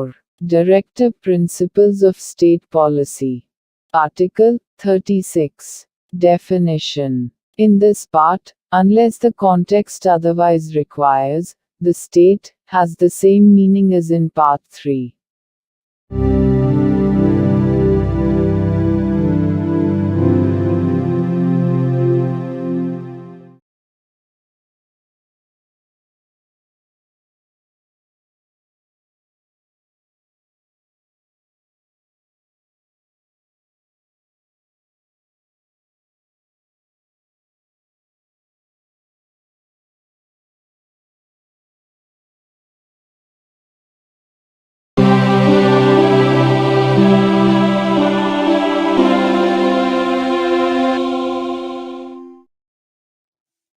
భారత సంవిధానము భాగము 4 రాజ్య విధానము యొక్క ఆదేశిక సూత్రములు. ఆర్టికల్ 37. ఈ భాగములో గల సూత్రముల వర్తింపు. ఈ భాగంలోని నిబంధనలు ఏ న్యాయస్థానముచే కాని అమలు జరపదగినవి కావు. కానీ ఇందు పేర్కొనబడిన సూత్రములు దేశ పరిపాలనకు మూలాధారములుగాను మరియు శాసనములను చేయుటలో వాటిని వర్తింపచేయుట రాజ్యము యొక్క కర్తవ్యమై ఉండవలెను. The Constitution of India, Part 4. Directive Principles of State Policy. Article 37. Application of the principles contained in this part. The provisions contained in this part shall not be enforceable by any court.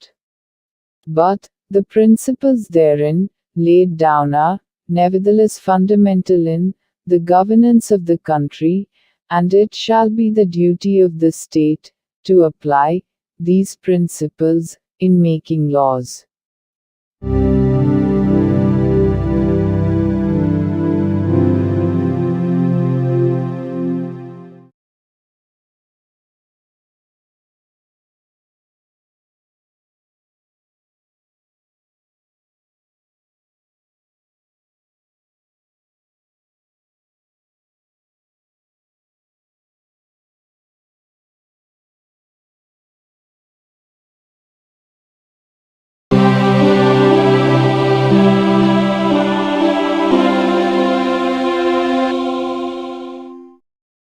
భారత సంవిధానము భాగము 4 రాజ్య విధానము యొక్క ఆదేశిక సూత్రములు. Article 38. రాజ్యము ప్రజల శ్రేయస్సును పెంపొందించు సాంఘిక వ్యవస్థను చేకూర్చుట. జాతీయ జీవనంలోని అన్ని రంగములలో సాంఘిక, ఆర్థిక మరియు రాజకీయ న్యాయమును ఉజ్జీవింపచేయు సాంఘిక వ్యవస్థను వీలైనంత వరకు కట్టుదిట్టము చేకూర్చుట ద్వారాను దానిని రక్షించుట ద్వారాను రాజ్యము ప్రజల శ్రేయస్సును పెంపొందించుటకు పాటుపడవలెను. రాజ్యము ప్రత్యేకించి రాబడిలో అసమానతలను తగ్గించుటకు పాటుపడవలెను మరియు విభిన్న ప్రాంతములందు నివసించుచున్న లేక విభిన్న వృత్తులను చేపట్టిన వ్యక్తుల మధ్య మాత్రమే కాకుండా ప్రజావర్గముల మధ్య కూడా హోదా, సౌకర్యములు మరియు అవకాశములందు అసమానతలను తొలగించుటకు ప్రయత్నించవలెను. The Constitution of India, Part 4. Directive Principles of State Policy. Article 38. State to secure social order, for the promotion of welfare of the people. The state shall strive to promote the welfare of the people, by securing and protecting as effectively as it may a social order, in which justice, social, economic, and political, shall inform all the institutions of the national life. The state shall, in particular, strive to minimize the inequalities in income, and endeavor to eliminate inequalities in status, facilities and opportunities, not only amongst individuals, but also amongst groups of people, residing in different areas, or engaged in different vocations.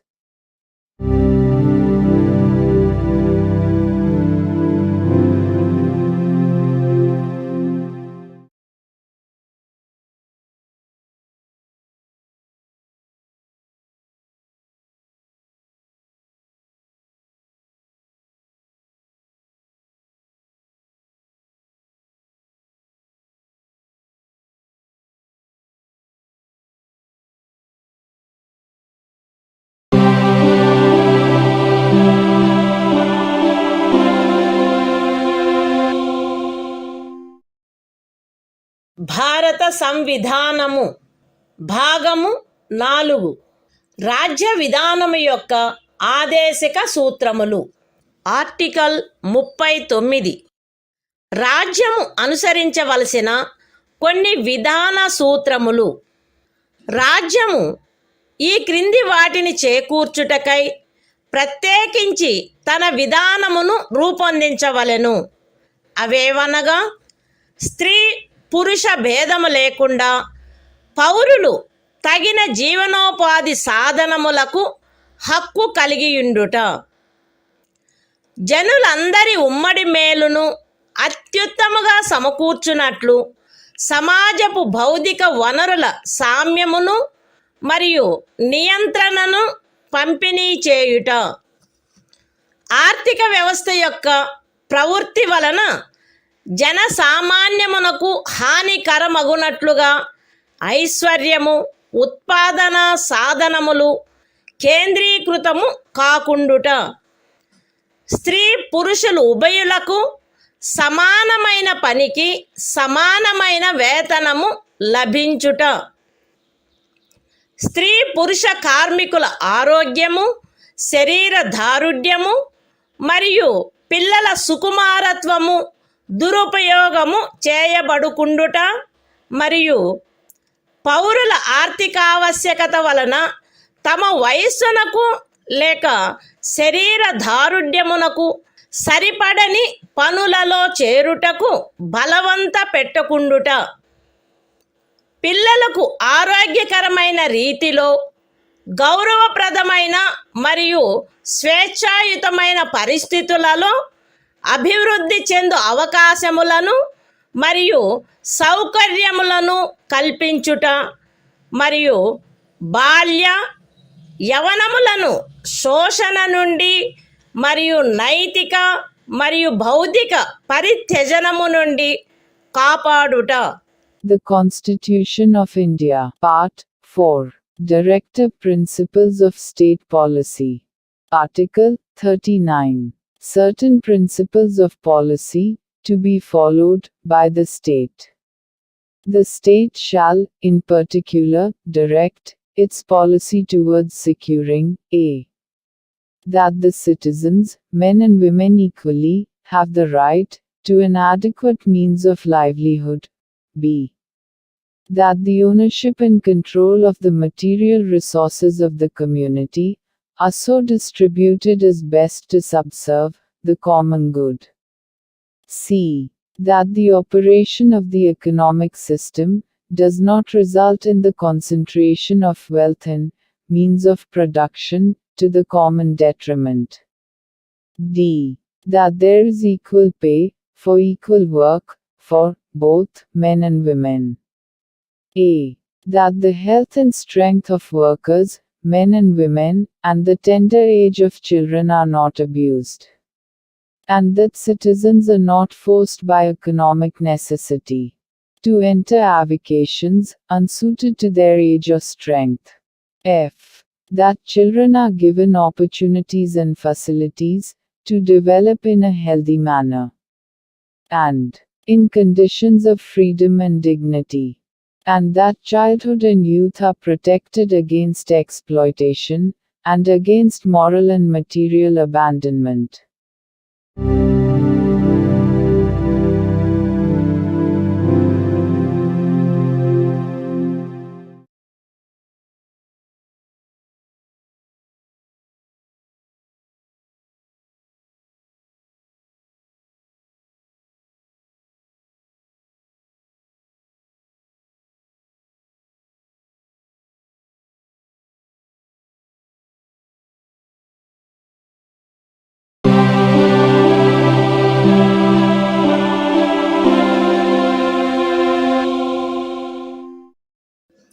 భారత సంవిధానము భాగము 4 రాజ్య విధానము యొక్క ఆదేశక సూత్రములు.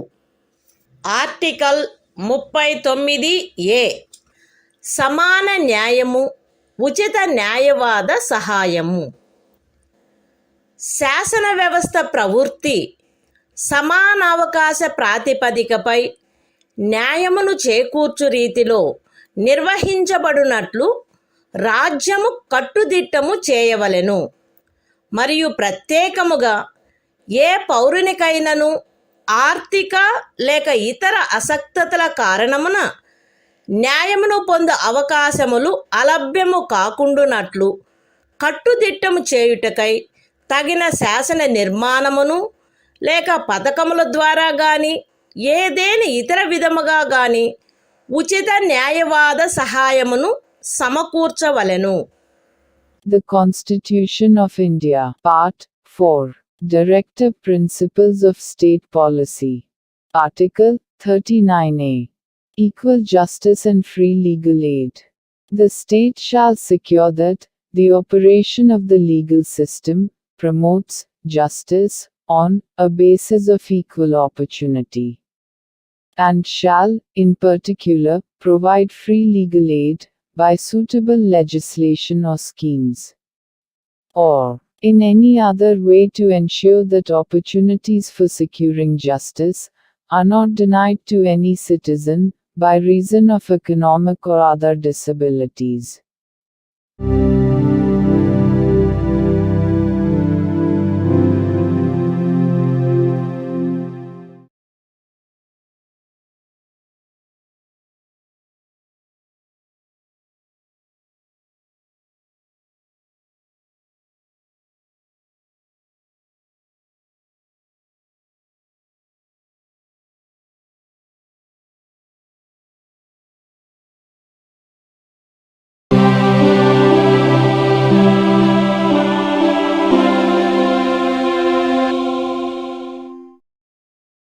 భారత సంవిధానము భాగము 4 రాజ్య విధానము యొక్క ఆదేశక సూత్రములు. ఆర్టికల్ 40 గ్రామ పంచాయతీల వ్యవస్థీకరణ. గ్రామ పంచాయతీలను వ్యవస్థీకరించి స్వపరిపాలనా యూనిట్లుగా అవి పనిచేయుటకు వాటికి ఆవశ్యకమగు అధికార ప్రాధికారముల నొసగుటకు రాజ్యము చర్యలను గైగొనవలెను. The Constitution of India, Part 4, Directive Principles of State Policy. Article 40. Organization of village panchayats. The state shall take steps to organize village panchayats, and endow them with such powers and authority as may be necessary to enable them to function as units of self-government.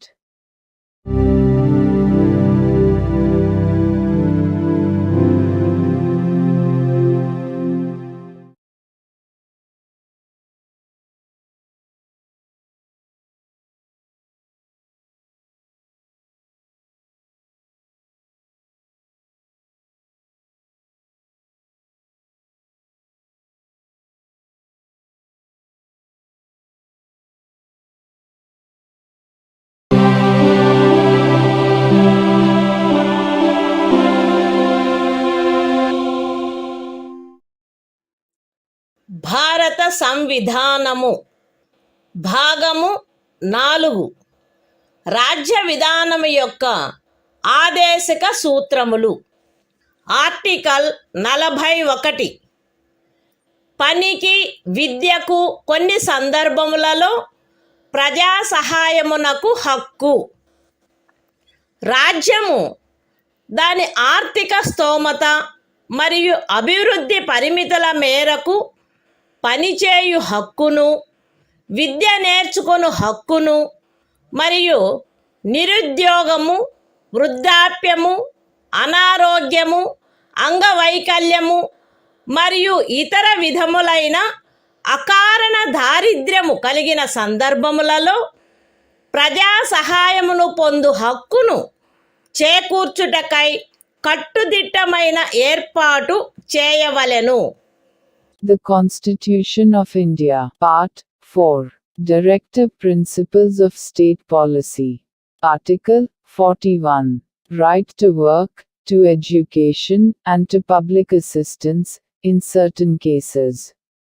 The state shall, within the limits of its economic capacity and development, make effective provision for securing the right to work, to education, and to public assistance, in cases of unemployment, old age, sickness, and disablement, and in other cases of undeserved want.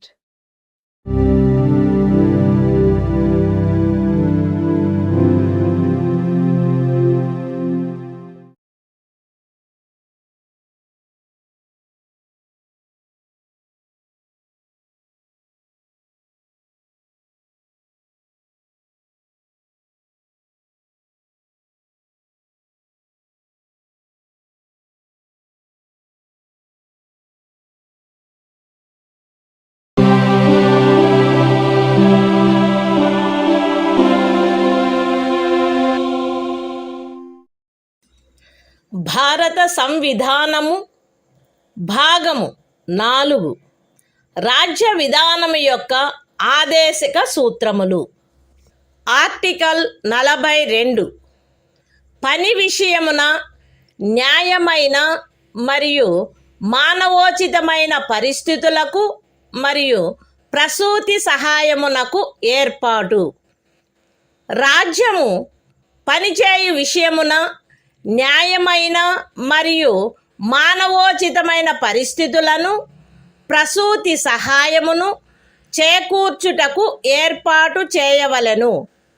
The Constitution of India, Part 4, Directive Principles of State Policy.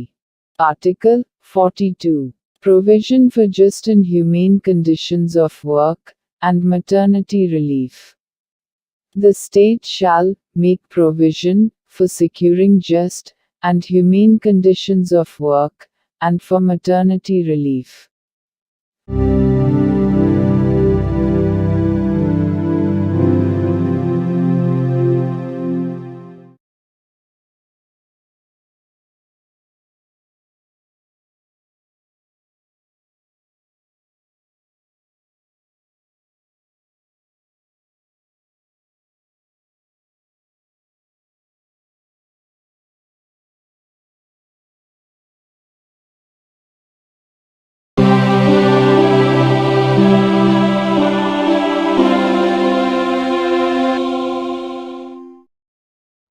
భారత సంవిధానము భాగము 4 రాజ్య విధానము యొక్క ఆదేశక సూత్రములు.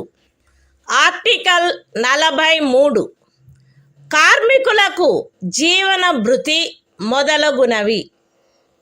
రాజ్యము తగిన శాసన నిర్మాణము ద్వారా లేక ఆర్థిక వ్యవస్థాపన ద్వారా లేక మరే విధముగానైనా వ్యవసాయ, పారిశ్రామిక లేక ఇతర కార్మికులందరికీ పనిని, జీవన భృతిని మరియు సముచిత జీవన స్థాయిని, విశ్రాంతి మరియు సాంఘిక సాంస్కృతిక అవకాశముల పూర్తి వినియోగమును చేకూర్చునట్టి పని పరిస్థితులను కల్పించుటకు ప్రయత్నించవలెను.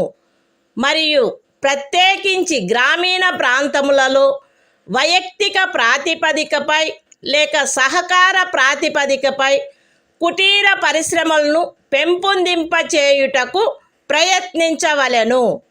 The Constitution of India, Part 4. Directive Principles of State Policy. Article 43. Living wage, etc., for workers.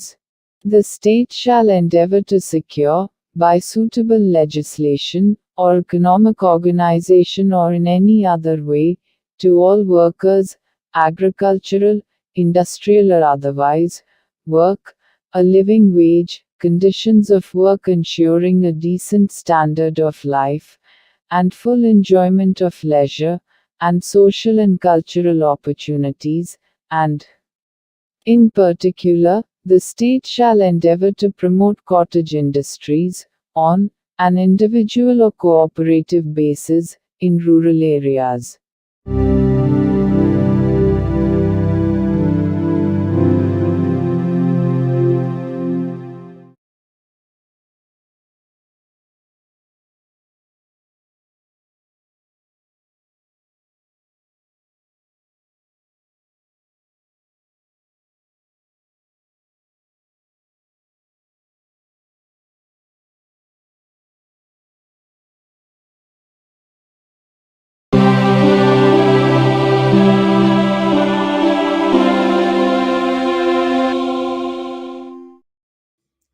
భారత సంవిధానము భాగము 4. రాజ్య విధానము యొక్క ఆదేశిక సూత్రములు. Article 43A. పరిశ్రమల నిర్వహణలో కార్మికులు పాల్గొనుట. రాజ్యము తగిన శాసన నిర్మాణము ద్వారా లేక ఏదేని ఇతర విధముగా ఏదేని పరిశ్రమలో నిమగ్నమైన సంస్థల వ్యవస్థాపన లేక ఇతర వ్యవస్థల నిర్వహణలో కార్మికులు పాల్గొనున్నట్లు చర్యలు తీసుకొనవలెను. The Constitution of India, Part 4. Directive Principles of State Policy. Article 43A. Participation of workers in management of industries. The state shall take steps, by suitable legislation or in any other way, to secure the participation of workers in the management of undertakings, establishments, or other organizations engaged in any industry.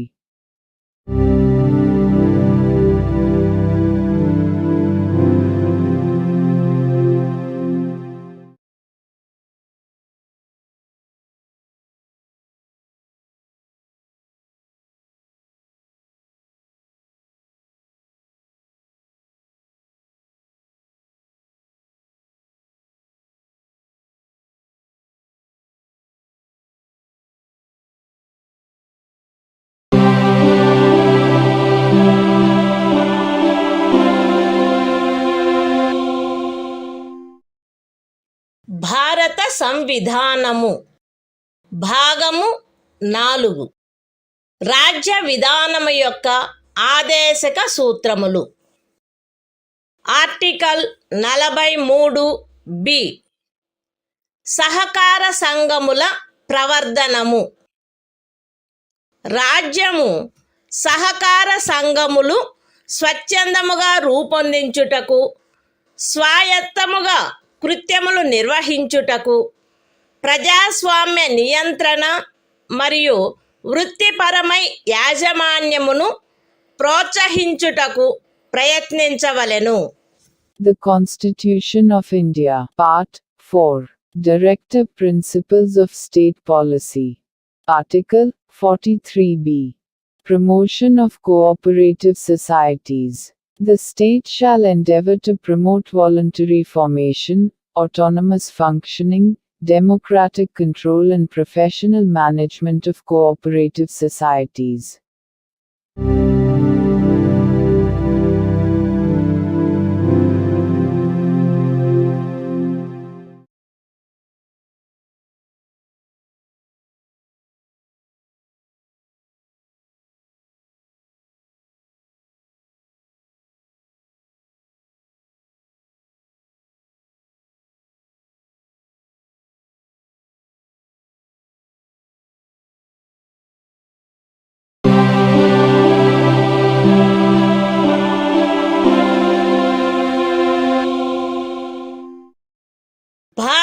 సంవిధానము భాగము 4 రాజ్య విధానము యొక్క ఆదేశిక సూత్రములు. Article 44 పౌరులందరకు ఏకరూపమైన civil స్మృతి. భారతదేశ రాజ్య క్షేత్రమునంతటను పౌరులకు ఏకరూపమైన సివిల స్మృతిని చేకూర్చుటకు రాజ్యము ప్రయత్నించవలెను. The Constitution of India, Part 4, Directive Principles of State Policy. Article 44, Uniform Civil Code for the Citizens. The state shall endeavor to secure for the citizens a uniform civil code throughout the territory of India.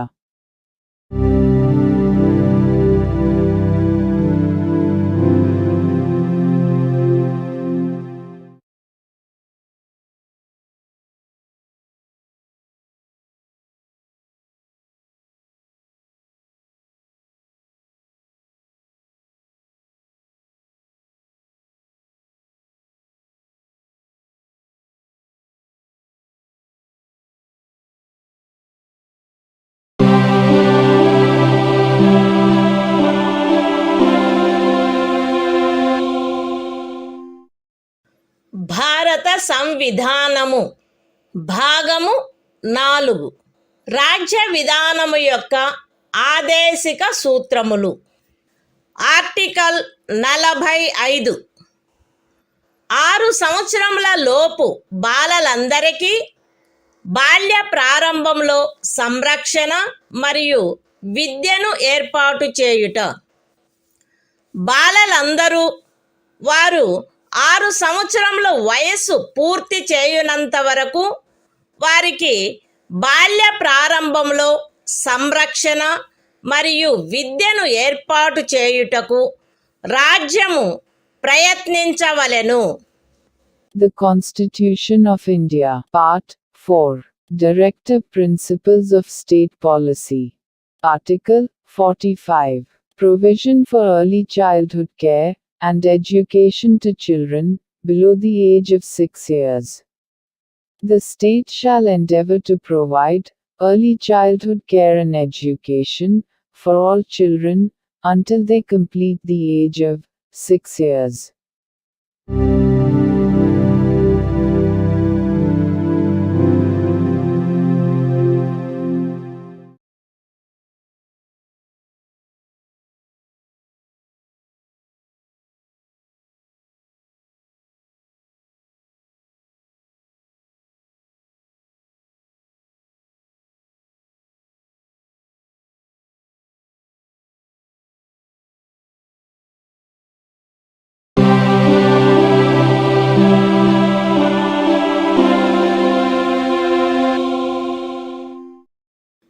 భారత సంవిధానము భాగము 4 రాజ్య విధానము యొక్క ఆదేశిక సూత్రములు. Article 46 అనుసూచిత కులముల, అనుసూచిత జనజాతుల మరియు ఇతర బలహీన వర్గముల యొక్క విద్యా విషయక మరియు ఆర్థిక హితములను పెంపొందించుట.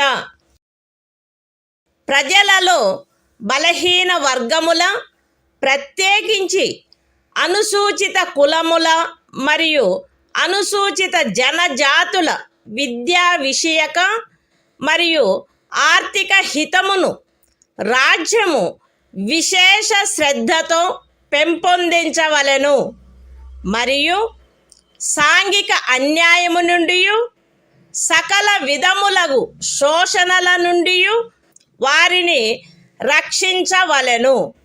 The Constitution of India, Part 4, Directive Principles of State Policy. Article 46, Promotion of educational and economic interests of scheduled castes, scheduled tribes, and other weaker sections. The state shall promote with special care the educational and economic interests of the weaker sections of the people, and, in particular, of the scheduled castes and the scheduled tribes, and shall protect them from social injustice and all forms of exploitation.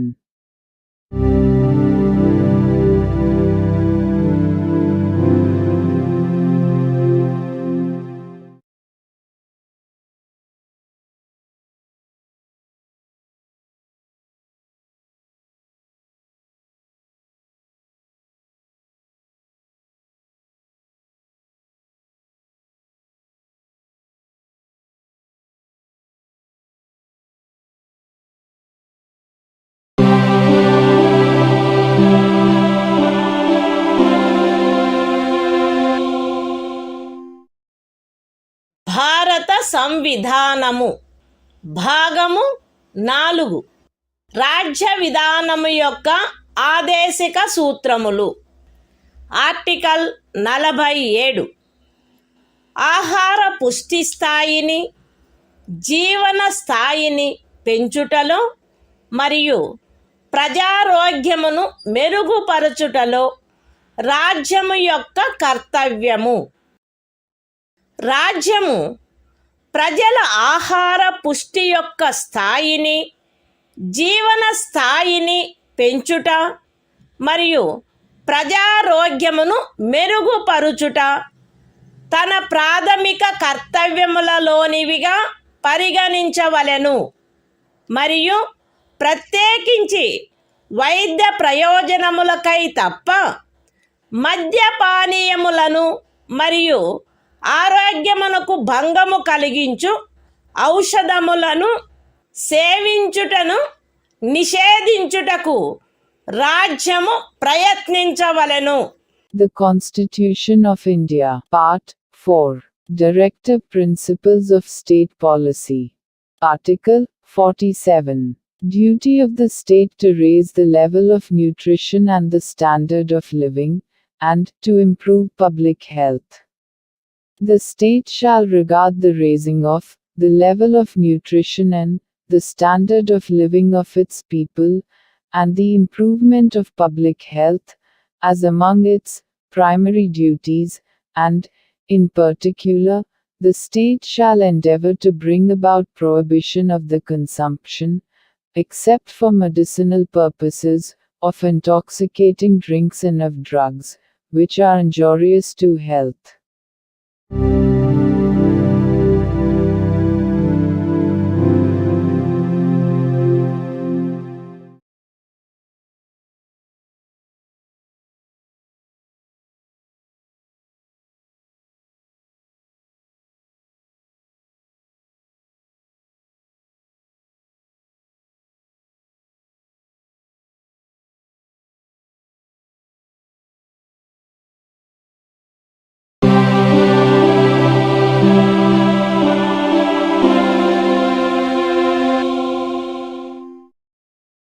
భారత సంవిధానము భాగము 4 రాజ్య విధానము యొక్క ఆదేశిక సూత్రములు.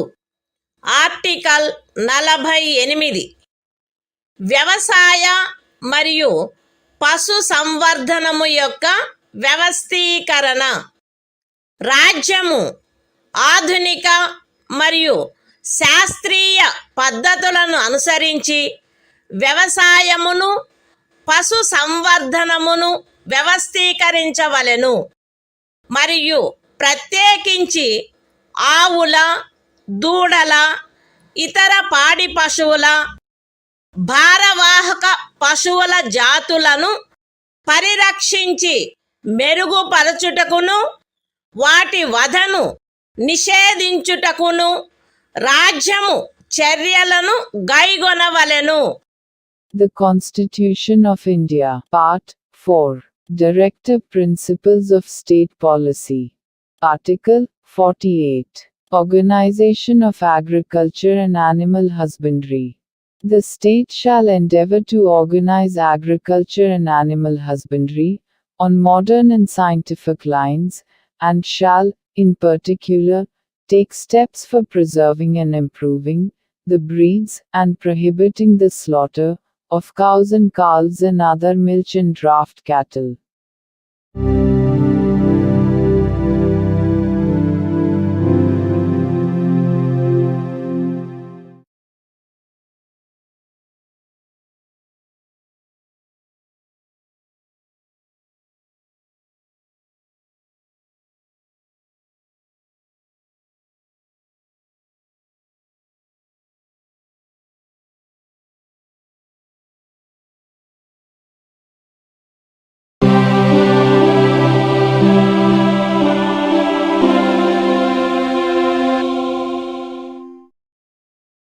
భారత సంవిధానము భాగము 4 రాజ్య విధానము యొక్క ఆదేశిక సూత్రములు.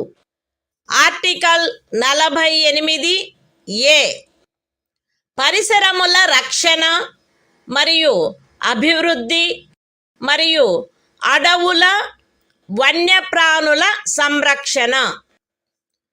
రాజ్యము పరిసరములను కాపాడి అభివృద్ధి చేయుటకును దేశములోని అడవులను వన్యప్రాణులను సంరక్షించుటకును ప్రయత్నించవలెను. The Constitution of India, Part 4, Directive Principles of State Policy. Article 48A. Protection and improvement of environment, and safeguarding of forests and wildlife. The state shall endeavor to protect and improve the environment, and to safeguard the forests and wildlife of the country.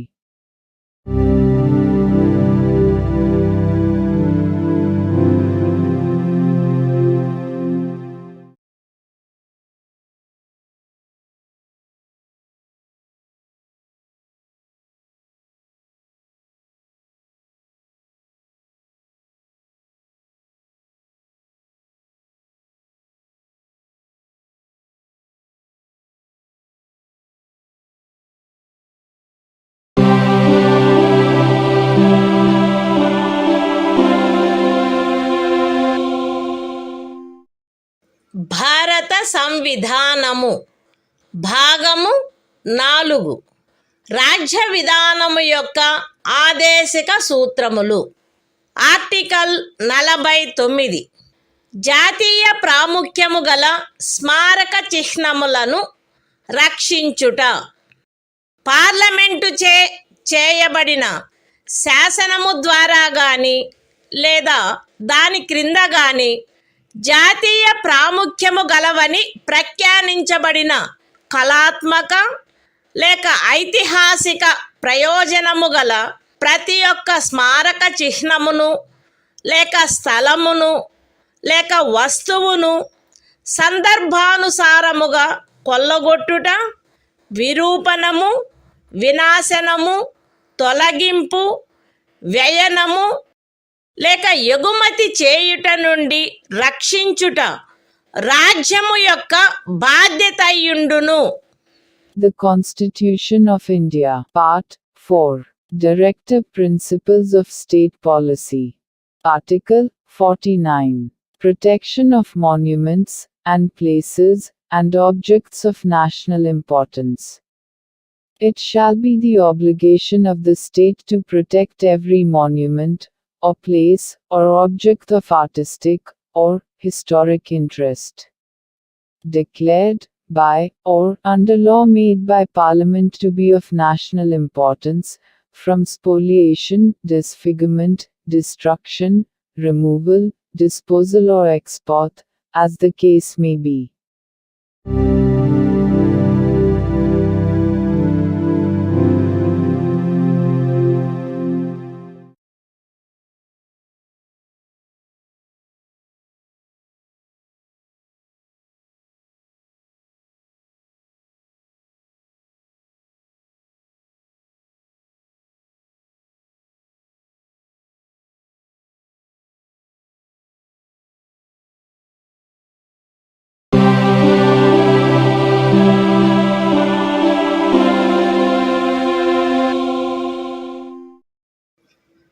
భారత సంవిధానము భాగము 4 రాజ్య విధానము యొక్క ఆదేశిక సూత్రములు. Article 50 న్యాయపాలికను కార్యపాలక వర్గము నుండి వేరుపరుచుట. రాజ్యము యొక్క public సేవలలో న్యాయపాలికను కార్యపాలక వర్గము నుండి వేరుపరుచుటకు రాజ్యము చర్యలను గైగొనవలెను. The Constitution of India, Part 4, Directive Principles of State Policy. Article 50. Separation of judiciary from executive. The state shall take steps to separate the judiciary from the executive, in the public services of the state.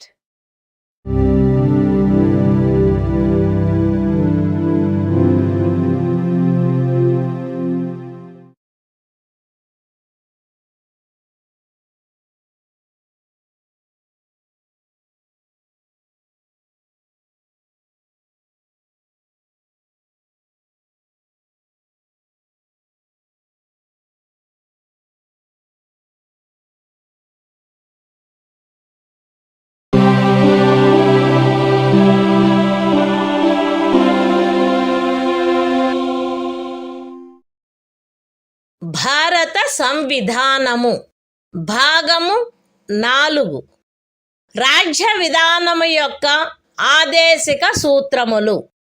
Article 51 అంతర్జాతీయ శాంతి భద్రతలను పెంపొందించుట.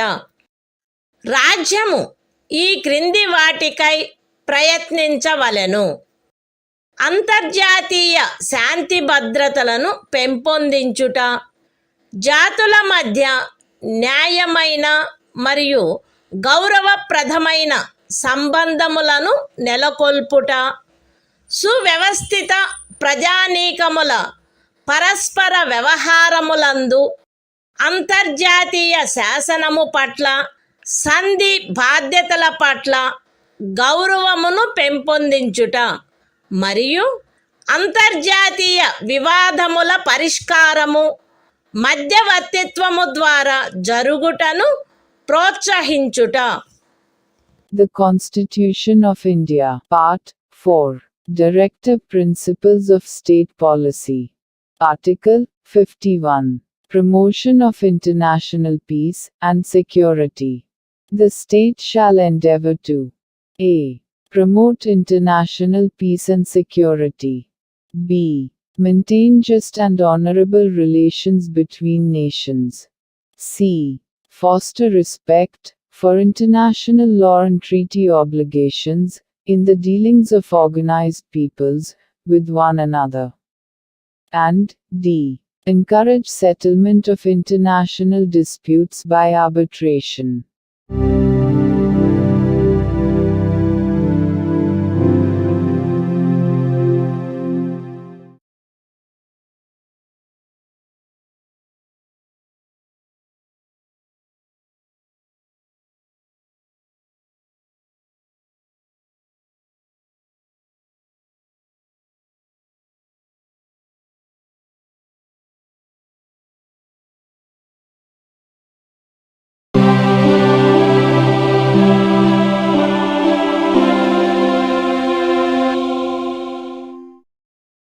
భారత సంవిధానము భాగము 4A మౌలిక కర్తవ్యములు.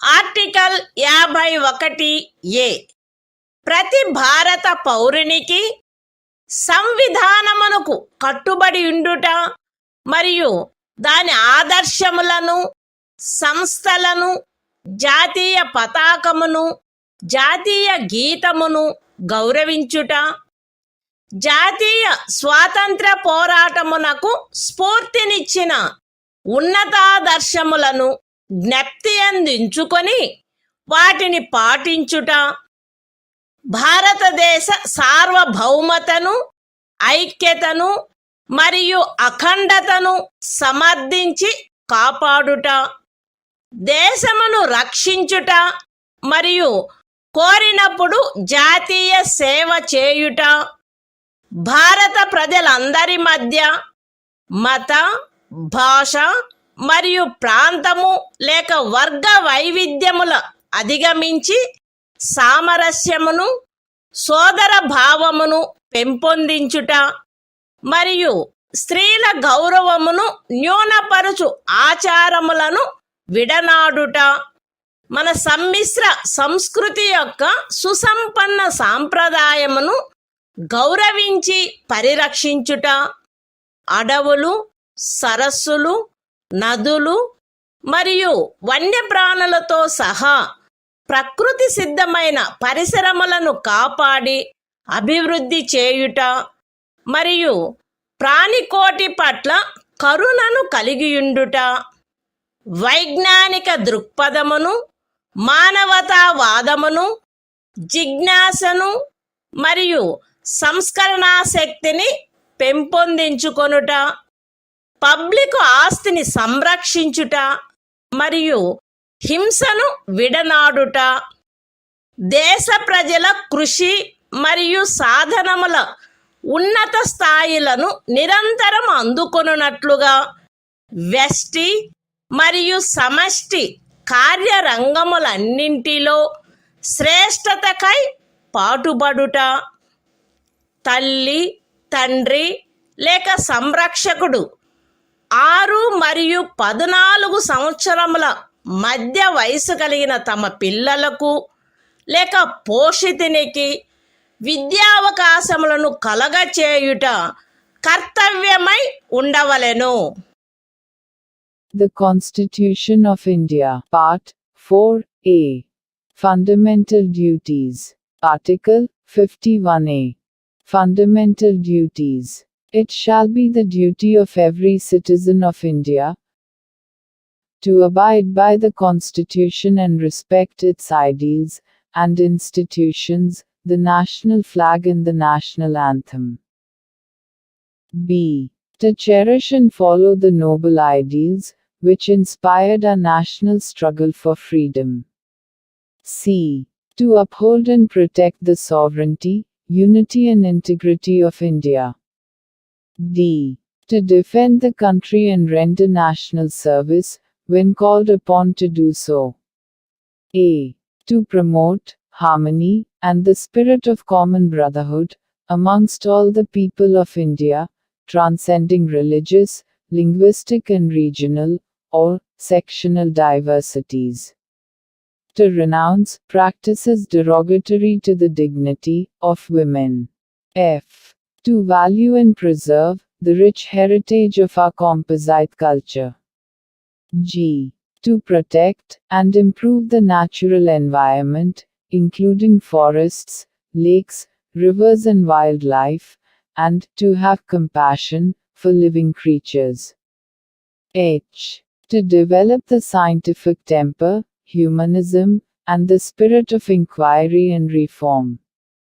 I. To safeguard public property and to abjure violence. J. To strive towards excellence in all spheres of individual and collective activity, so that the nation constantly rises to higher levels of endeavor and achievement. K.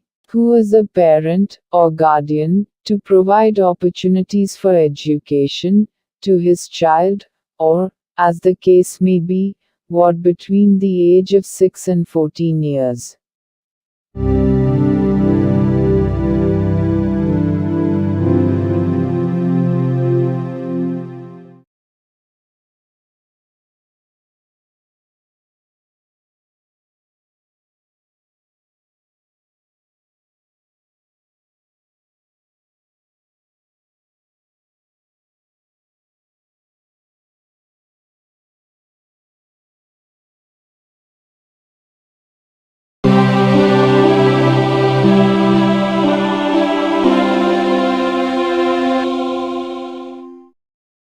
భారత సంవిధానము భాగము 5 సంఘము అధ్యాయం 1 కార్యపాలక వర్గము రాష్ట్రపతి మరియు ఉపరాష్ట్రపతి article 52 భారత రాష్ట్రపతి భారతదేశమునకు ఒక రాష్ట్రపతి ఉండవలెను. The Constitution of India, Part 5, The Union. Chapter 1. The Executive. The President and Vice President. Article 52. The President of India. There shall be a President of India.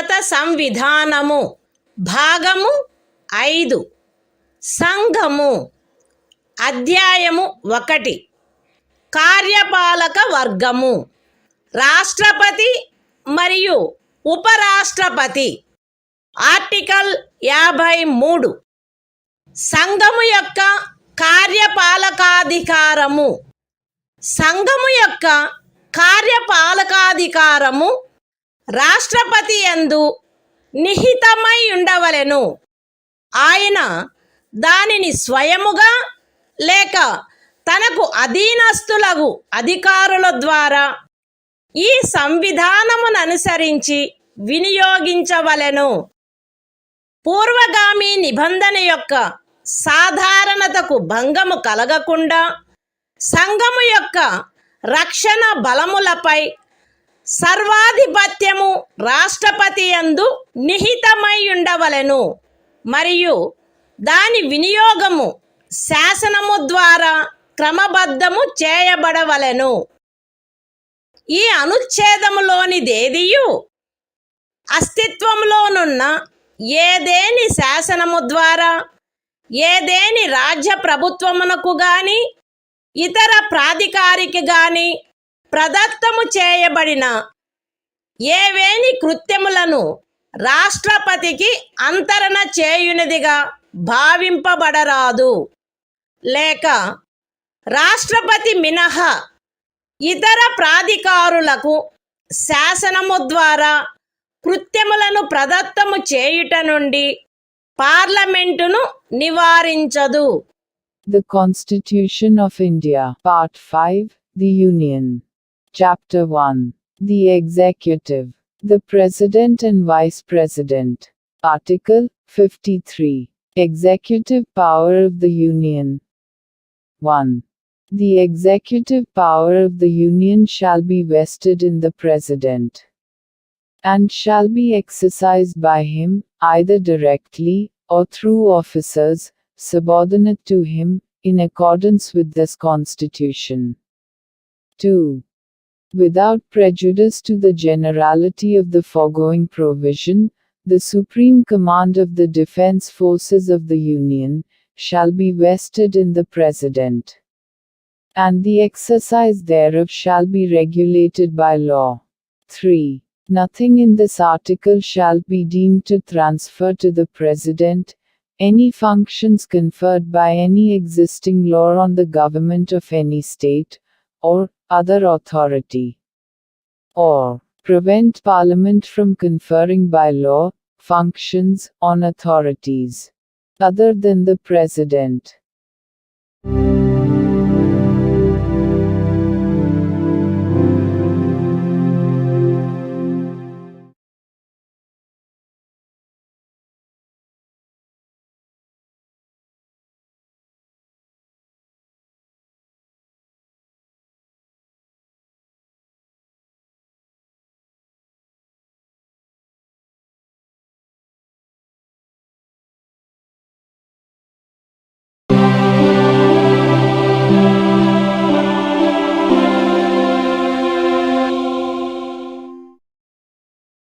భారత సంవిధానము భాగము 5 సంఘము అధ్యాయము 1 కార్యపాలక వర్గము రాష్ట్రపతి మరియు ఉపరాష్ట్రపతి ఆర్టికల్ 54 రాష్ట్రపతి ఎన్నిక.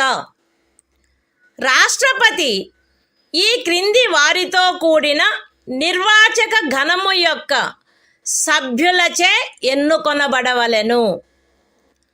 పార్లమెంటు ఉభయ సదనములోని ఎన్నుకొనబడిన సభ్యులు మరియు రాజ్య శాసన సభలలోని ఎన్నుకొనబడిన సభ్యులు.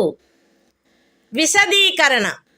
ఈ అనుచ్ఛేదము మరియు అనుచ్ఛేదము 55లోని రాజ్యము అను పదములో ఢిల్లీ జాతీయ రాజధాని రాజ్యక్షేత్రము మరియు పాండిచ్చేరి సంఘ రాజ్యక్షేత్రము చేరియుండును. The Constitution of India, Part 5, The Union. Chapter 1. The Executive. The President and Vice President. Article 54. Election of President. The President shall be elected by the members of an electoral college, consisting of a. the elected members of both houses of Parliament, and b. the elected members of the legislative assemblies of the states. Explanation. In this article, and in Article 55, state includes the National Capital Territory of Delhi and the Union Territory of Pondicherry.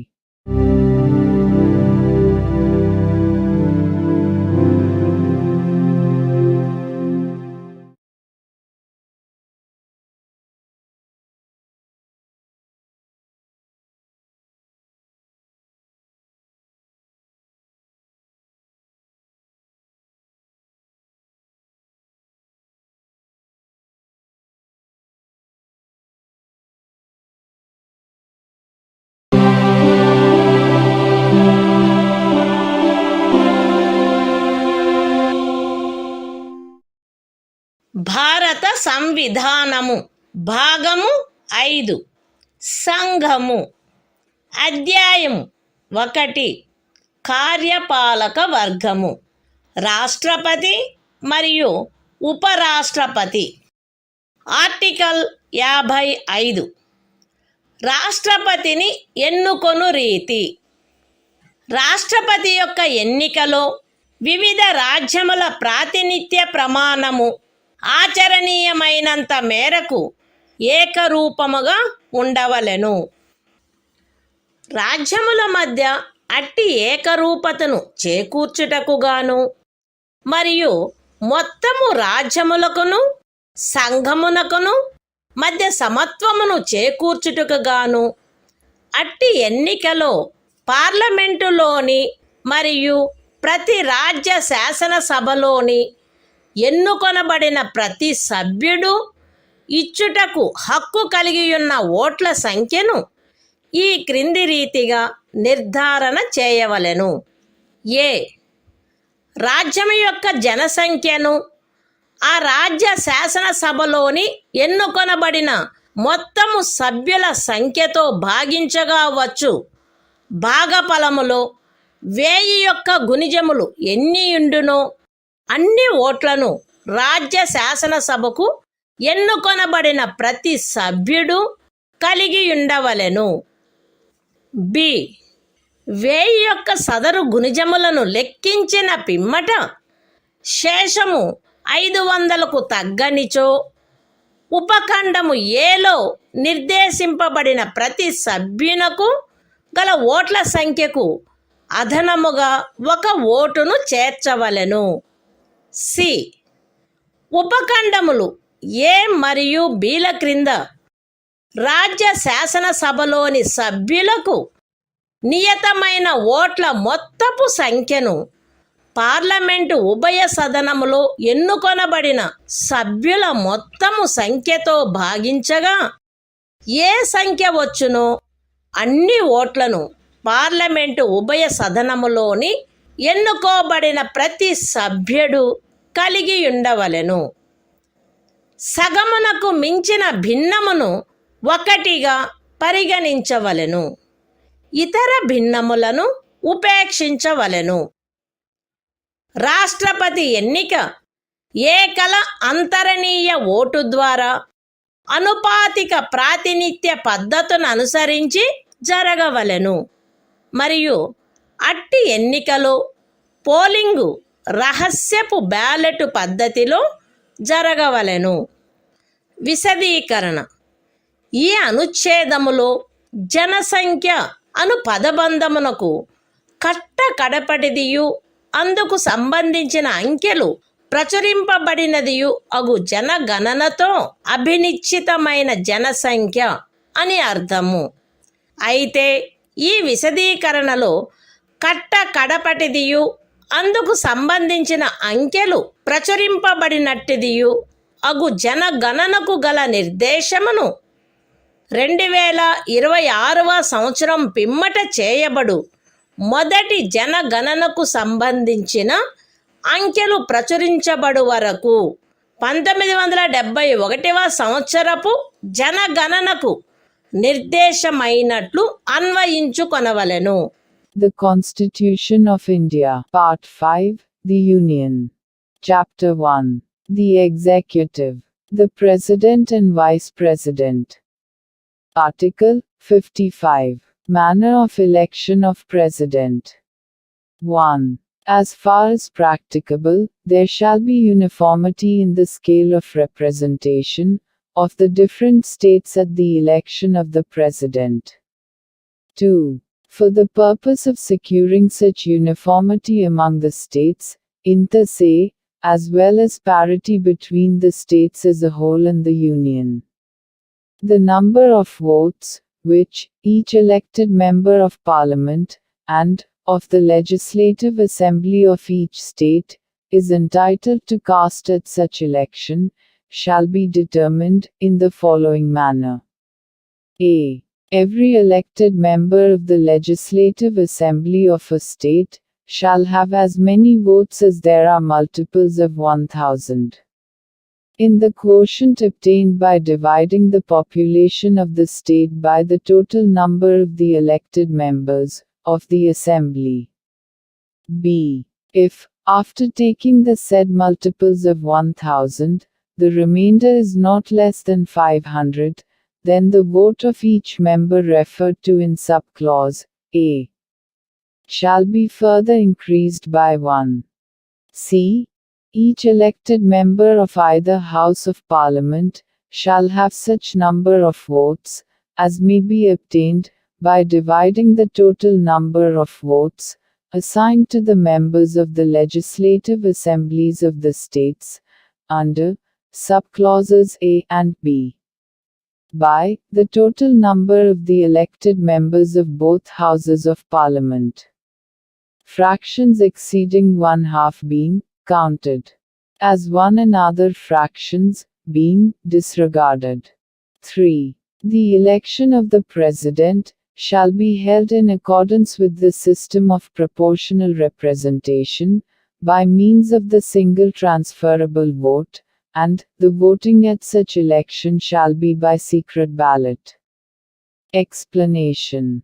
In this article, the expression population means the population as ascertained at the last preceding census, of which the relevant figures have been published. Provided that the reference in this explanation to the last preceding census, of which the relevant figures have been published shall, until the relevant figures for the first census taken after the year 2026 have been published, be construed as a reference to the 1971 census.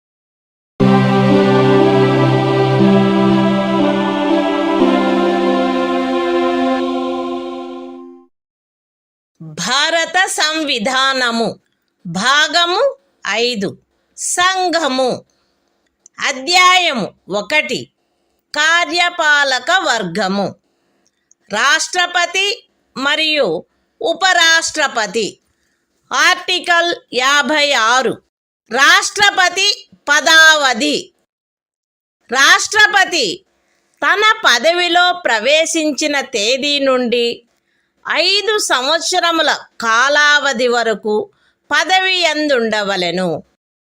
అయితే రాష్ట్రపతి తన చేవ్రాలుతో ఉపరాష్ట్రపతికి లేఖ రాయుట ద్వారా తన పదవికి రాజీనామా ఇవ్వవచ్చును. రాష్ట్రపతిని సంవిధానాతిక్రమణము కావించినందుకు 61వ అనుచ్ఛేదములో నిబంధించబడిన రీతిగా మహాభియోగము ద్వారా పదవి నుండి తొలగించవచ్చును. రాష్ట్రపతి తన పదావధి ముగిసినప్పటికీ తన ఉత్తరాధికారి ఆ పదవిలో ప్రవేశించు వరకు పదవిలో కొనసాగవలెను. ఖండము 1 యొక్క వినాయింపులోని ఖండము ఏ క్రింద ఉపరాష్ట్రపతికి పంపబడిన రాజీనామా పత్రమును ఆయన లోక్సభ అధ్యక్షునికి తక్షణమే పంపవలెను. The Constitution of India, Part 5, The Union. Chapter 1. The Executive. The President and Vice President. Article 56. Term of Office of President. 1. The President shall hold office for a term of 5 years, from the date on which he enters upon his office. Provided that a. The President may, by writing under his hand addressed to the Vice President, resign his office. b. The President may, for violation of the Constitution, be removed from office by impeachment in the manner provided in Article 61. c. The President shall, notwithstanding the expiration of his term, continue to hold office, until his successor enters upon his office. 2. Any resignation addressed to the Vice President under Clause A of the proviso to Clause 1 shall forthwith be communicated by him to the Speaker of the House of the People.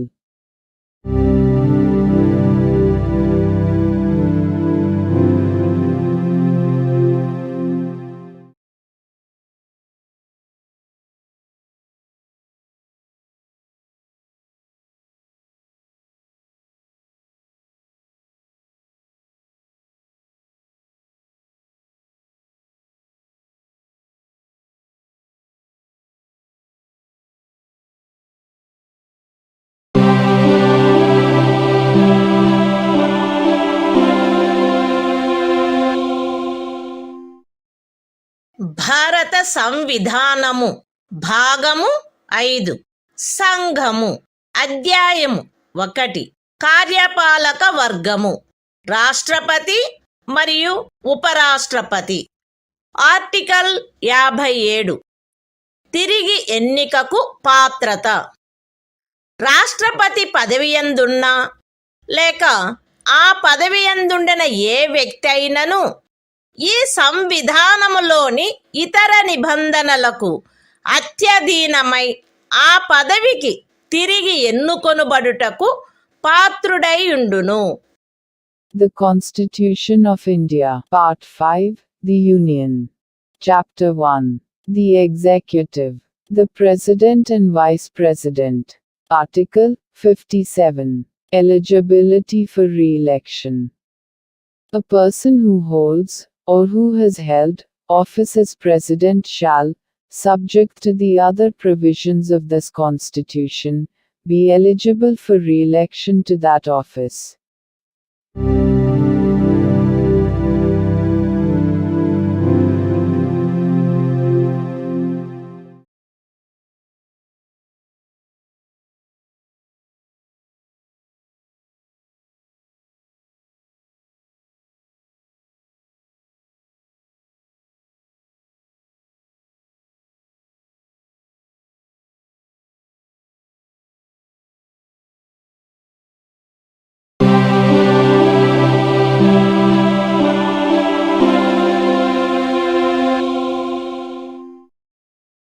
భారత సంవిధానము భాగము 5 సంఘము అధ్యాయము 1 కార్యపాలక వర్గము రాష్ట్రపతి మరియు ఉపరాష్ట్రపతి.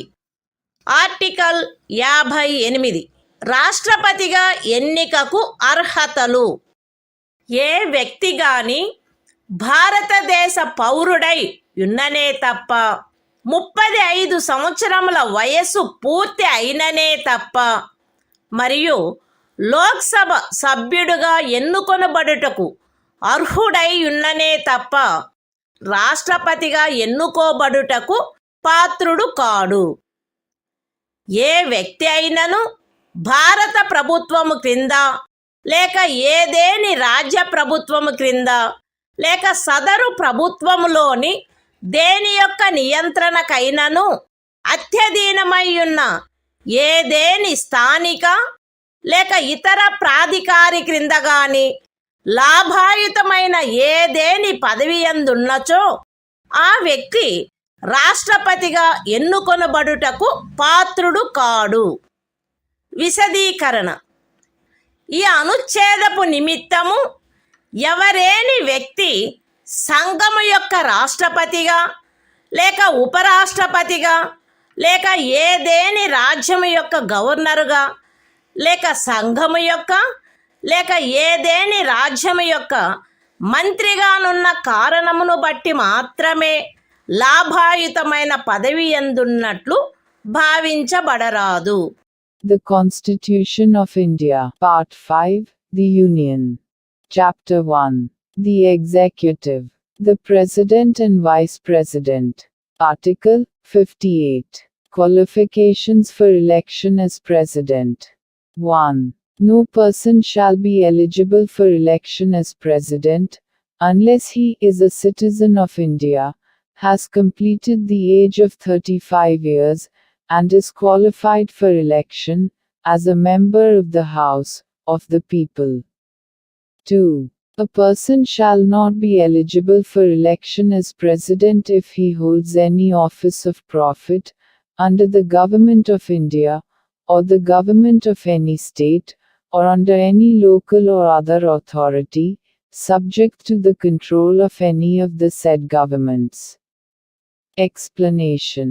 For the purposes of this article, a person shall not be deemed to hold any office of profit, by reason only that he is the President or Vice President of the Union, or the Governor of any state, or as a minister either for the Union or for any state.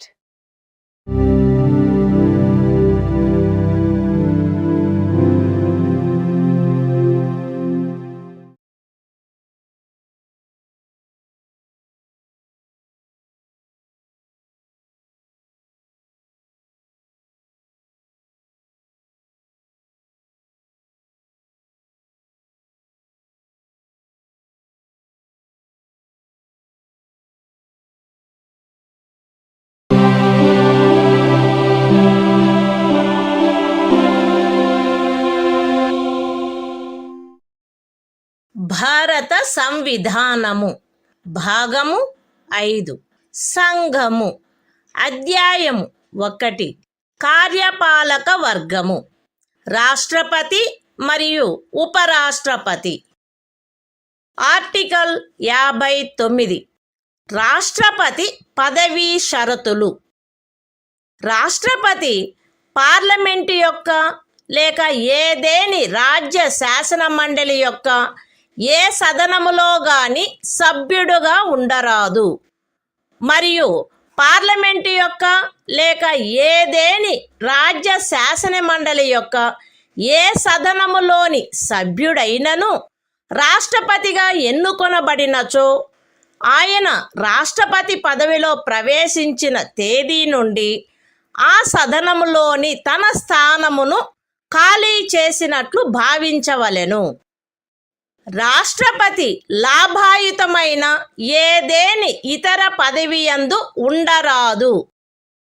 రాష్ట్రపతి అద్దె చెల్లించకుండా తన అధికార నివాస గృహములను ఉపయోగించుకొనుటకు హక్కు కలిగియుండును మరియు parliament శాసనము ద్వారా నిర్ధారణ చేయు ఉపలబ్ధులకు, భత్యములకు మరియు విశేషాధికారములకు మరియు తద్విషయమున అట్లు నిబంధన చేయబడు వరకు 2వ అనుసూచిలో నిర్దిష్టపరచబడిన ఉపలబ్ధులకు, భత్యములకు మరియు విశేషాధికారములకు ఆయన హక్కు కలిగియుండును.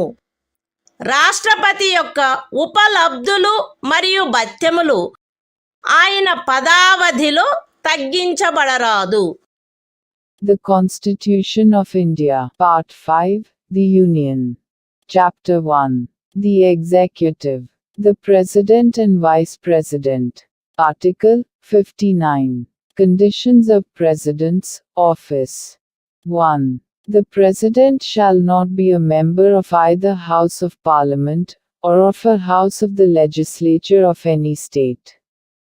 And, if a member of either House of Parliament or of a House of the Legislature of any state be elected President, he shall be deemed to have vacated his seat in that House, on the date on which he enters upon his office as President. 2. The President shall not hold any other office of profit. 3. The President shall be entitled without payment of rent to the use of his official residences, and shall be also entitled to such emoluments, allowances, and privileges as may be determined by Parliament by law. And, until provision in that behalf is so made, such emoluments, allowances and privileges, as are specified in the second schedule. 4. The emoluments and allowances of the President shall not be diminished during his term of office.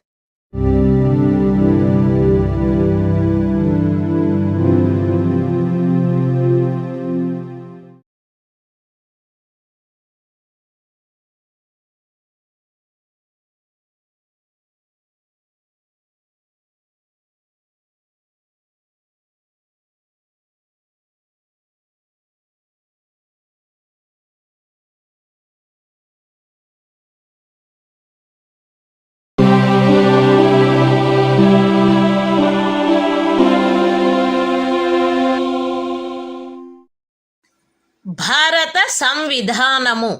భాగము 5. సంఘము. అధ్యాయము 1. కార్యపాలక వర్గము. రాష్ట్రపతి మరియు ఉపరాష్ట్రపతి. Article 60. రాష్ట్రపతిచే ప్రమాణము లేక ప్రతిజ్ఞ. ప్రతి రాష్ట్రపతి మరియు రాష్ట్రపతిగా వ్యవహరించు లేక రాష్ట్రపతి కృత్యములను నిర్వహించు ప్రతి వ్యక్తి తన పదవిలో ప్రవేశించుటకు పూర్వము భారతదేశ ముఖ్య న్యాయమూర్తి సమక్షమున లేక ఆయన హాజరు లేనప్పుడు సర్వోన్నత న్యాయస్థాన న్యాయాధీశులలో అందుబాటులో ఉన్న వారిలో అందరికంటే సీనియర్ న్యాయాధీశుని సమక్షమున గాని ఈ క్రింది రూపములో ప్రమాణము లేక ప్రతిజ్ఞ చేసి దానిపై చేవ్రాలు చేయవలెను. ఏబి అను నేను భారతదేశ రాష్ట్రపతి పదవిని శ్రద్ధాపూర్వకముగా నిర్వహింతుననియు లేక రాష్ట్రపతి యొక్క కృత్యములను శ్రద్ధాపూర్వకముగా నిర్వహింతుననియు నా సంపూర్ణ సామర్థ్యము మేరకు సంవిధానమును మరియు శాసనమును పరిరక్షించి సంరక్షించి రక్షింతుననియు భారతదేశ ప్రజల సేవయందును వారి క్షేమమునందును నిరతుడనయ్యదననియు దైవ సాక్షిగా ప్రమాణము చేయుచున్నాను. సత్యనిష్టతో ప్రతిజ్ఞ చేయుచున్నాను. The Constitution of India. Part 5. The Union. Chapter 1. The Executive. The President and Vice President. Article 60. Oath, or affirmation, by the President. Every President, and every person acting as President, or discharging the functions of the President, shall, before entering upon his office, make and subscribe in the presence of the Chief Justice of India, or, in his absence, the senior most judge of the Supreme Court available, an oath or affirmation in the following form, that is to say, I, A.B., do swear in the name of God, that I will faithfully execute the office, solemnly affirm of President, or discharge the functions of the President of India, and will to the best of my ability, preserve, protect and defend the Constitution, and the law, and that I will devote myself to the service and well-being of the people of India.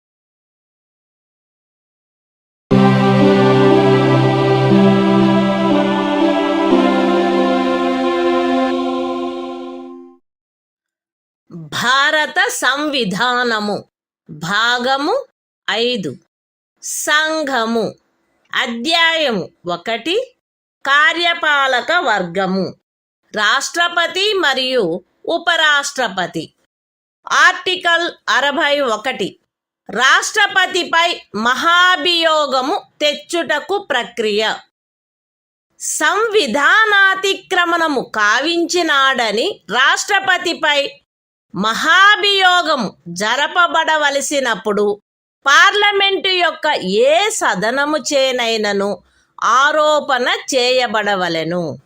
అట్టి ఆరోపణ ఏదియు అట్టి ఆరోపణ చేయు ప్రతిపాదన గల తీర్మానమును ప్రస్తావించవలెనను ఉద్దేశము తమకు కలదని ఆ సదనము యొక్క మొత్తము సభ్యుల సంఖ్యలో 4వ వంతుకు తక్కువగాని మంది చేవ్రాలు చేసి వ్రాతపూర్వకముగా నోటీసు ఇచ్చిన పిమ్మట కనీసం 14 దినములు గడిచిన తర్వాత ప్రస్తావించననే తప్ప మరియు అట్టి తీర్మానము ఆ సదనము యొక్క మొత్తము సభ్యుల సంఖ్యలో 3/2 తక్కువ కాని అధిక సంఖ్యాకులచే పాస్ చేయబడిననే తప్ప చేయబడరాదు.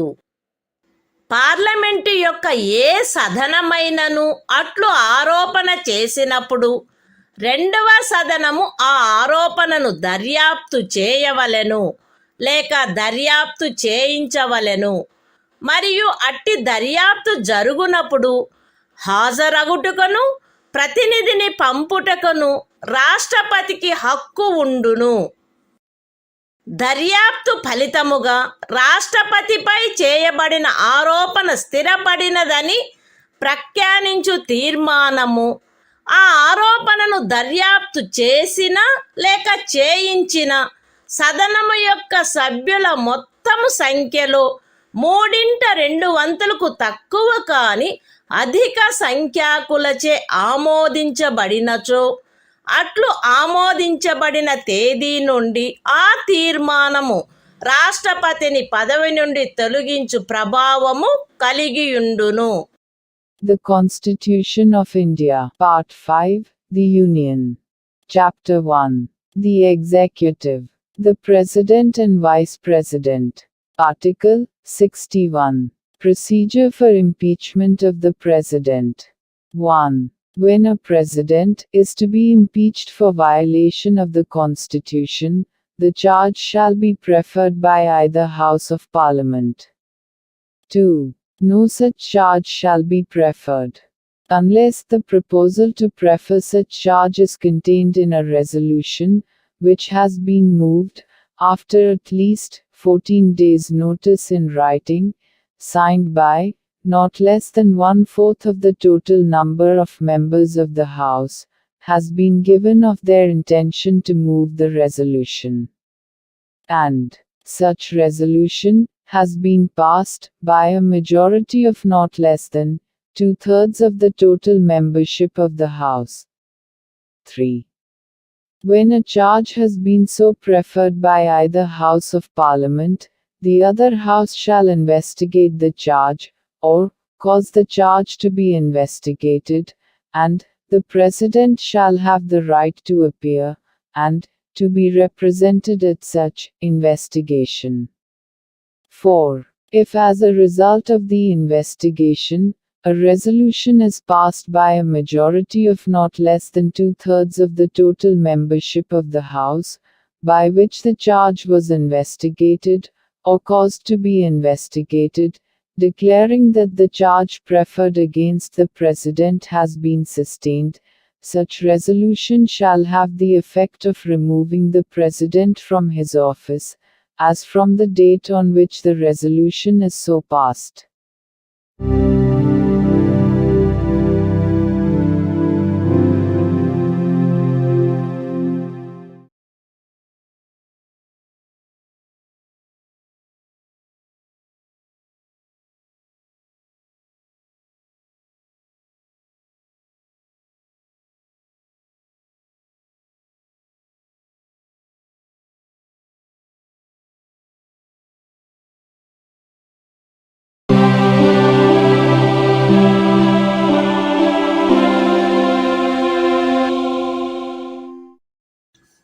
భారత సంవిధానము భాగము 5 సంఘము అధ్యాయము 1 కార్యపాలక వర్గము రాష్ట్రపతి మరియు ఉపరాష్ట్రపతి ఆర్టికల్ 62 రాష్ట్రపతి పదవి ఖాళీ అయినప్పుడు దానిని పూరించుటకు ఎన్నిక జరపవలసిన కాలము మరియు ఆకస్మికముగా ఏర్పడిన ఖాళీని పూరించుటకు ఎన్నుకొనబడు వ్యక్తి యొక్క పదావధి రాష్ట్రపతి యొక్క పదావధి ముగియుటచే ఏర్పడు ఖాళీని పూరించుటకు జరగవలసిన ఎన్నిక ఆ పదావధి ముగియుటకు పూర్వమే పూర్తి చేయబడవలెను.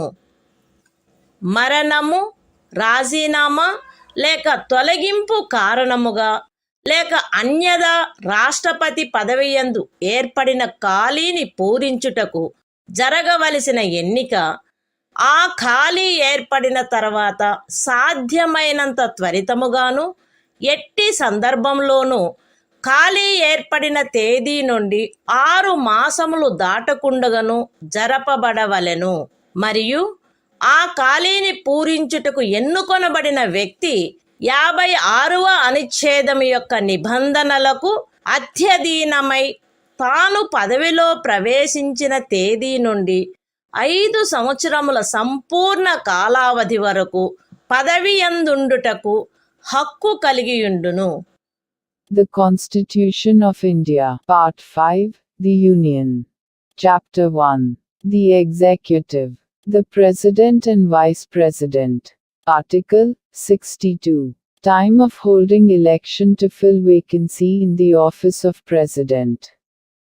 And the term of office of person elected to fill casual vacancy.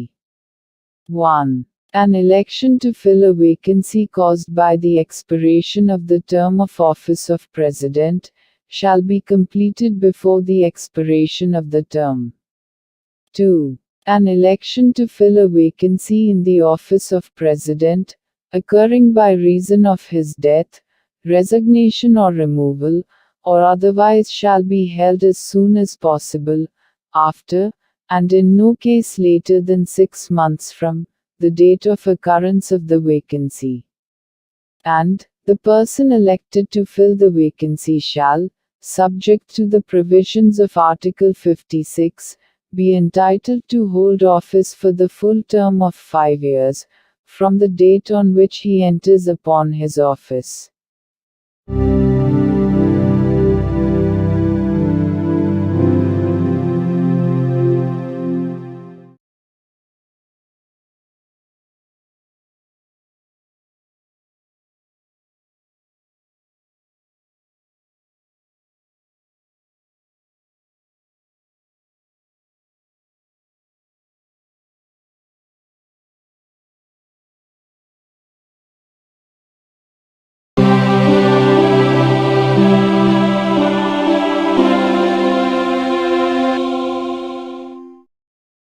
భారత సంవిధానము భాగము 5 సంఘము అధ్యాయము 1 కార్యపాలక వర్గము రాష్ట్రపతి మరియు ఉపరాష్ట్రపతి ఆర్టికల్ 63 భారత ఉపరాష్ట్రపతి భారతదేశమునకు ఒక ఉపరాష్ట్రపతి ఉండవలెను.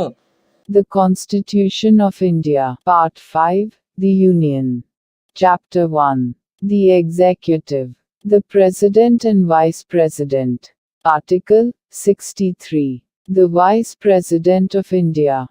There shall be a Vice President of India.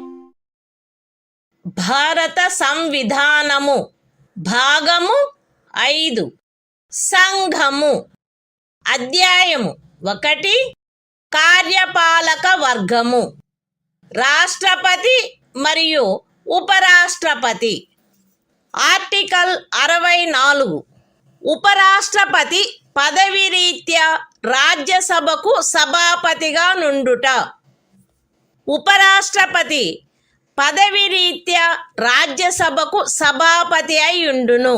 ఆయన లాభాయుతమైన ఏ ఇతర పదవియందును ఉండరాదు. అయితే ఉపరాష్ట్రపతి 65వ అనుచ్ఛేదము క్రింద రాష్ట్రపతిగా వ్యవహరించు లేక రాష్ట్రపతి యొక్క కృత్యములను నిర్వహించు ఏ కాలావధిలోనైనను ఆయన రాజ్యసభ యొక్క సభాపతి పదవికి చెందిన కర్తవ్యములను నిర్వర్తించరాదు. మరియు 97వ అనుచ్ఛేదము క్రింద రాజ్యసభ యొక్క సభాపతికి చెల్లించబడదగు ఎట్టి జీతమునకు లేక భత్యమునకు ఆయన హక్కు కలిగియుండడు. The Constitution of India, Part 5, The Union. Chapter 1. The Executive. The President and Vice President. Article 64. The Vice President, to be, ex officio Chairman of the Council of States. The Vice President shall be, ex officio Chairman of the Council of the States, and shall not hold any other office of profit, provided that, during any period, when the Vice President acts as President, or discharges the functions of the President under Article 65, he shall not perform the duties of the office of Chairman of the Council of States, and shall not be entitled to any salary, or allowance payable to the Chairman of the Council of States, under Article 97.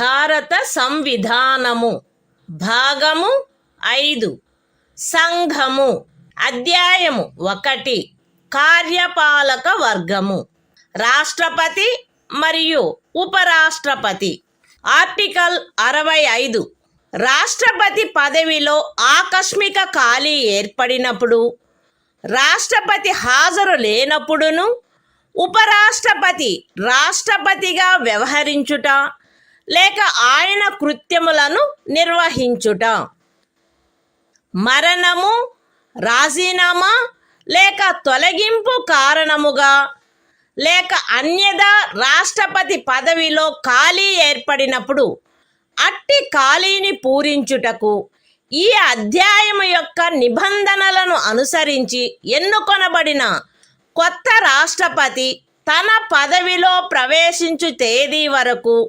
ఉపరాష్ట్రపతి రాష్ట్రపతిగా వ్యవహరించవలెను. రాష్ట్రపతి హాజరులో లేకుండుట, అస్వస్థత లేక మరేదేని కారణము వలన తన కృత్యములను నిర్వహించజాలని ఎడల ఆయన తన కర్తవ్యములను తిరిగి చేపట్టు తేదీ వరకు ఉపరాష్ట్రపతి రాష్ట్రపతి కృత్యములను నిర్వహించవలెను. ఉపరాష్ట్రపతి అట్లు రాష్ట్రపతిగా వ్యవహరించు లేక రాష్ట్రపతి యొక్క కృత్యములను నిర్వహించు కాలావధిలోనూ ఆ కాలావధికి సంబంధించి రాష్ట్రపతికి గల సర్వాధికారములను ఉన్ముక్తతాధికారములను కలిగియుండును. పార్లమెంటు శాసనము ద్వారా నిర్ధారణ చేయు ఉపలబ్ధులకు, భత్యములకు మరియు విశేషాధికారములకు మరియు అట్లు నిబంధన చేయబడు వరకు 2వ అనుసూచిలో నిర్దిష్టపరచబడిన ఉపలబ్ధులకు, భత్యములకు మరియు విశేషాధికారములకు ఆయన హక్కు కలిగియుండును. The Constitution of India, Part 5, The Union. Chapter 1. The Executive. The President and Vice President. Article 65. The Vice President, to act as President, or to discharge his functions, during casual vacancies in the office, or during the absence of President. 1. In the event of the occurrence of any vacancy in the office of the President, by reason of his death, resignation, or removal, or otherwise, the Vice President shall act as President, until the date on which a new President, elected, in accordance with the provisions of this chapter, to fill such vacancy, enters upon his office. 2. When the President is unable to discharge his functions, owing to absence, illness or any other cause, the Vice President shall discharge his functions, until the date on which the President resumes his duties. 3. The Vice President shall, during, and in respect of, the period while he is so acting as, or discharging the functions of President, have all the powers and immunities of the President, and be entitled to such emoluments, allowances and privileges, as may be determined by Parliament, by law. And, until provision in that behalf is so made, such emoluments, allowances and privileges, as are specified in the second schedule.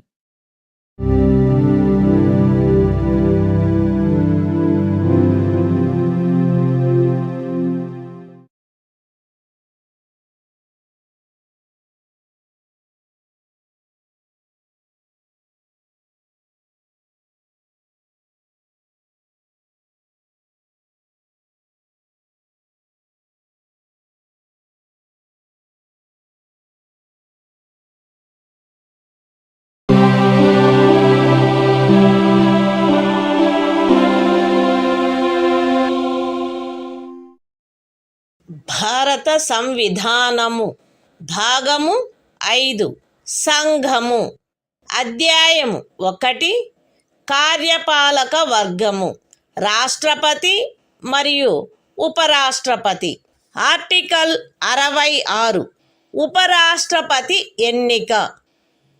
ఉపరాష్ట్రపతి parliament ఉభయ సదనముల సభ్యులతో కూడిన నిర్వాచక గణము యొక్క సభ్యులచే ఏకల అంతరణీయ vote ద్వారా అనుపాతిక ప్రాతినిధ్య పద్ధతిని అనుసరించి ఎన్నుకొనబడవలెను మరియు అట్టి ఎన్నికలలో ఓటింగు రహస్యపు బ్యాలెట్ పద్ధతిని జరగవలెను.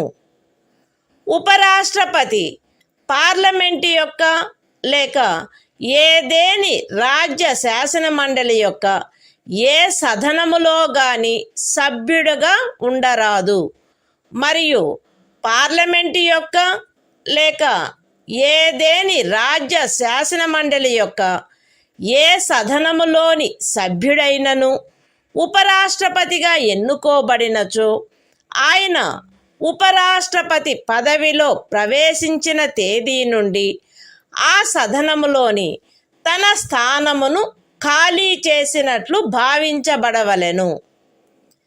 ఏ వ్యక్తి గాని ఆయన భారతదేశ పౌరుడై ఉన్ననే తప్ప ఆయనకు 35 సంవత్సరముల వయస్సు పూర్తి అయిననే తప్ప మరియు ఆయన రాజ్యసభ సభ్యుడిగా ఎన్నుకొనబడుటకు అర్హుడై ఉన్ననే తప్ప ఉపరాష్ట్రపతిగా ఎన్నుకొనబడుటకు పాత్రుడు కాడు. ఏ వ్యక్తి అయినను భారత ప్రభుత్వము క్రింద గాని ఏదేని రాజ్య ప్రభుత్వము కింద గాని సదరు ప్రభుత్వములలో దేని యొక్క నియంత్రణకైనను అధ్యధీనమయ్యున్న ఏదేని స్థానిక లేక ఇతర ప్రాధికారి క్రింద గాని లాభాయుతమైన ఏదేని పదవి యందున్నచో ఆ వ్యక్తి ఉపరాష్ట్రపతిగా ఎన్నుకొనబడుటకు పాత్రుడు కాడు. విశదీకరణ: ఈ అనుచ్ఛేదపు నిమిత్తము ఎవరేని వ్యక్తి సంఘము యొక్క రాష్ట్రపతిగా లేక ఉపరాష్ట్రపతిగా లేక ఏదేని రాజ్యము యొక్క గవర్నరుగా లేక సంఘము యొక్క లేక ఏదేని రాజ్యము యొక్క మంత్రిగా ఉన్న కారణమును బట్టి మాత్రమే లాభాయుతమైన పదవి యందున్నట్లు భావించరాదు. The Constitution of India, Part 5, The Union. Chapter 1. The Executive. The President and Vice President. Article 66. Election of Vice President. 1. The Vice President shall be elected by the members of an electoral college, consisting of the members of both Houses of Parliament, in accordance with the system of proportional representation, by means of the single transferable vote, and the voting at such election shall be by secret ballot. 2. The Vice President shall not be a member of either House of Parliament or of a House of the Legislature of any state. And, if a member of either House of Parliament or of a House of the Legislature of any state be elected Vice President, he shall be deemed to have vacated his seat in that House, on the date on which he enters upon his office, as Vice President. 3. No person shall be eligible for election as Vice President, unless he is a citizen of India. B. Has completed the age of 35 years, and C. Is qualified for election as a member of the Council of States. 4.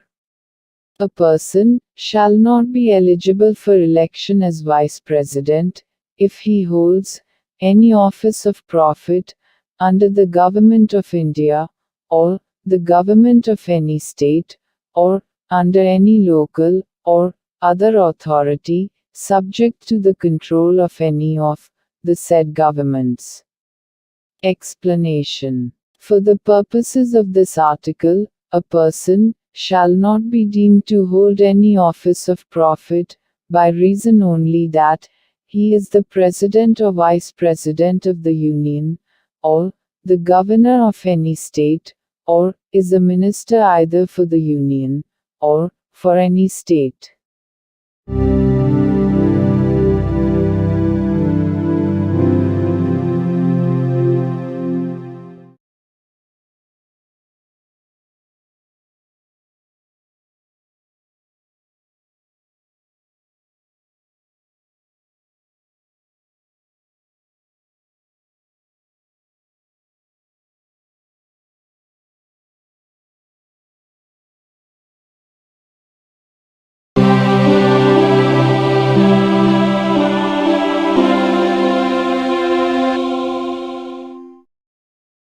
భారత సంవిధానము భాగము 5 సంఘము అధ్యాయము 1 కార్యపాలక వర్గము రాష్ట్రపతి మరియు ఉపరాష్ట్రపతి.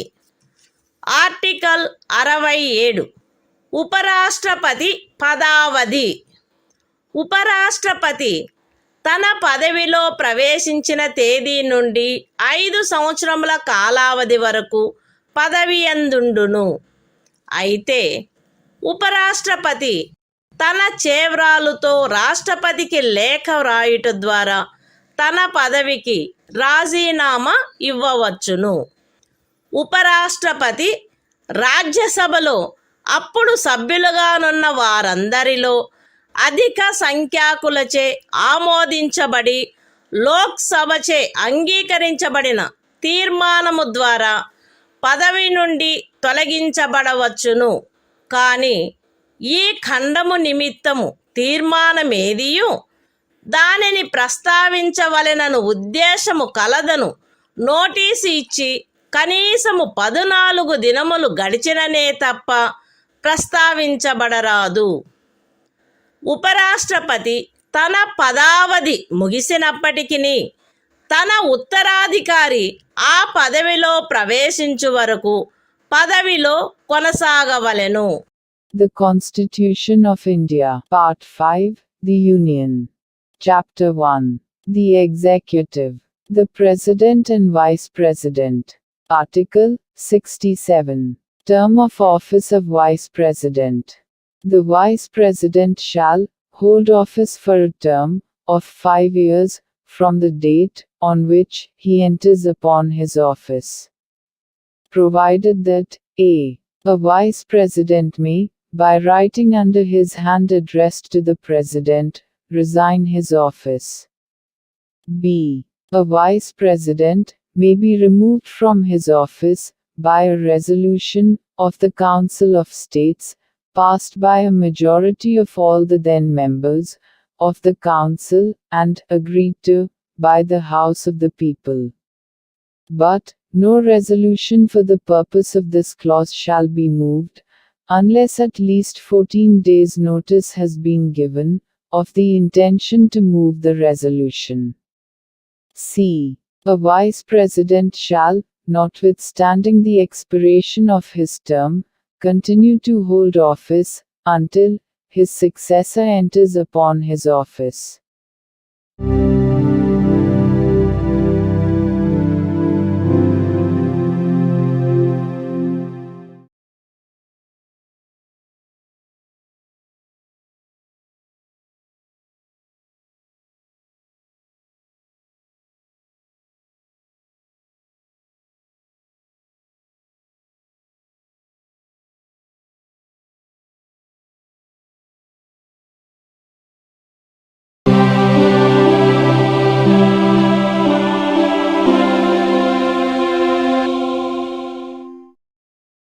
భారత సంవిధానము భాగము 5 సంఘము అధ్యాయము 1 కార్యపాలక వర్గము రాష్ట్రపతి మరియు ఉపరాష్ట్రపతి. ఆర్టికల్ 68 ఉపరాష్ట్రపతి పదవి ఖాళీ అయినప్పుడు దానిని పూరించుటకు ఎన్నిక జరపవలసిన కాలము మరియు ఆకస్మికముగా ఏర్పడిన ఖాళీని పూరించుటకు ఎన్నుకొనబడు వ్యక్తి యొక్క పదావధి. ఉపరాష్ట్రపతి యొక్క పదావధి ముగియుటచే ఏర్పడు ఖాళీని పూరించుటకు జరగవలసిన ఎన్నిక ఆ పదావధి ముగియుటకు పూర్వమే పూర్తి చేయబడవలెను. మరణము, రాజీనామా లేక తొలగింపు కారణముగా లేక అన్యథా ఉపరాష్ట్రపతి పదవియందు ఏర్పడిన ఖాళీని పూరించుటకు జరపవలసిన ఎన్నిక ఆ ఖాళీ ఏర్పడిన తరువాత సాధ్యమైనంత త్వరితముగా జరపబడవలెను మరియు ఆ ఖాళీని పూరించుటకు ఎన్నుకొనబడిన వ్యక్తి 67వ అనుచ్ఛేదము యొక్క నిబంధనలకు అత్యధీనమై తాను పదవిలో ప్రవేశించిన తేదీ నుండి 5 సంవత్సరముల సంపూర్ణ కాలావధి వరకు పదవి యందుండుటకు హక్కు కలిగియుండును. The Constitution of India, Part 5, The Union. Chapter 1. The Executive. The President and Vice President. Article 68. Time of holding election to fill vacancy, in the office of Vice President. And the term of office of person elected to fill, casual vacancy. 1. An election, to fill a vacancy, caused by the expiration of the term of office of Vice President, shall be completed before the expiration of the term. 2. An election, to fill a vacancy, in the office of Vice President, occurring by reason of his death, resignation or removal, or otherwise shall be, held as soon as possible after the occurrence of the vacancy. And the person elected, to fill the vacancy shall, subject to the provisions of Article 67, be entitled to hold office, for the full term of 5 years, from the date on which he enters upon his office.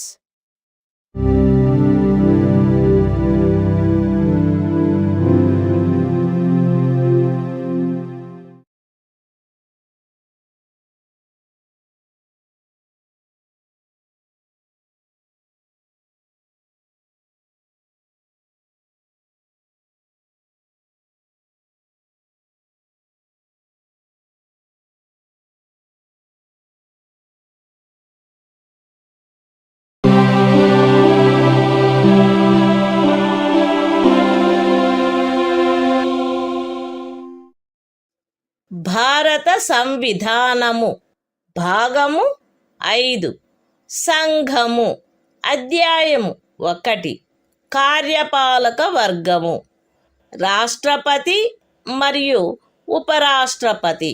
Article 69 ఉపరాష్ట్రపతిచే ప్రమాణము లేక ప్రతిజ్ఞ. ప్రతి ఉపరాష్ట్రపతి తన పదవిలో ప్రవేశించుటకు పూర్వము రాష్ట్రపతి సమక్షమున గాని తద్విషయమున ఆయనచే నియమింపబడిన వ్యక్తి సమక్షమున గాని ఈ క్రింది ప్రరూపములో ప్రమాణము లేక ప్రతిజ్ఞ చేసి దానిపై చేవ్రాలు చేయవలెను. ఏబి అను నేను శాసనము ద్వారా స్థాపితమైన భారత సంవిధానము పట్ల యథార్థమైన శ్రద్ధానిష్టలను కలిగియుందుననియు మరియు నేను వహింపనున్న కర్తవ్యములను శ్రద్ధాపూర్వకముగా నిర్వహింతుననియు దైవ సాక్షిగా ప్రమాణం చేయుచున్నాను. సత్యనిష్టతో ప్రతిజ్ఞ చేయుచున్నాను. The Constitution of India, Part 5, The Union. Chapter 1. The Executive. The President and Vice President. Article 69. Oath, or affirmation, by the Vice President. Every Vice President shall, before entering upon his office, make and subscribe before the President, or some person appointed in that behalf, by him, an oath or affirmation, in the following form, that is to say, I, A.B., do swear in the name of God, that I will bear true faith and solemnly affirm allegiance to the Constitution of India, as by law established, and that I will faithfully discharge the duty upon which I am about to enter.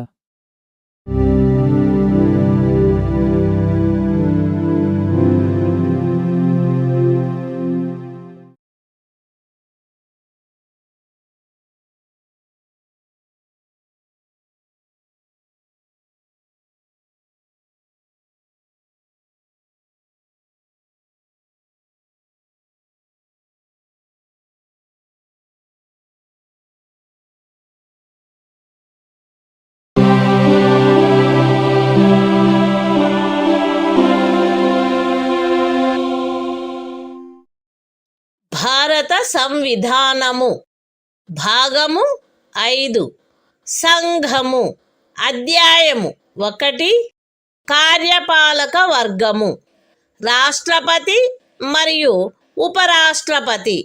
Article 70 ఇతర యాదృచ్ఛిక పరిస్థితులలో రాష్ట్రపతి యొక్క కృత్యములు. ఈ అధ్యాయములో నిబంధించబడని ఎట్టి యాదృచ్ఛిక పరిస్థితిలోనైనను రాష్ట్రపతి యొక్క కృత్యములను నిర్వహించుటకు పార్లమెంటు తాను సబబని తలచు నిబంధన చేయవచ్చును. The Constitution of India, Part 5, The Union. Chapter 1. The Executive.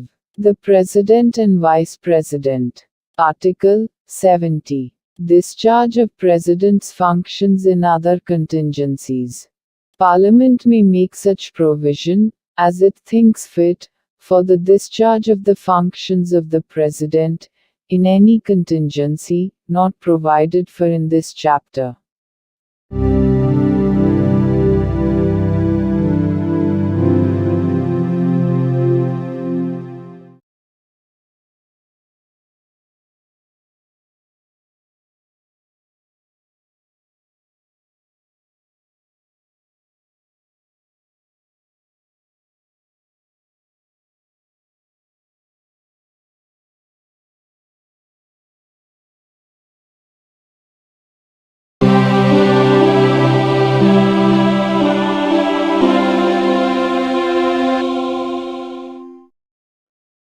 భారత సంవిధానము.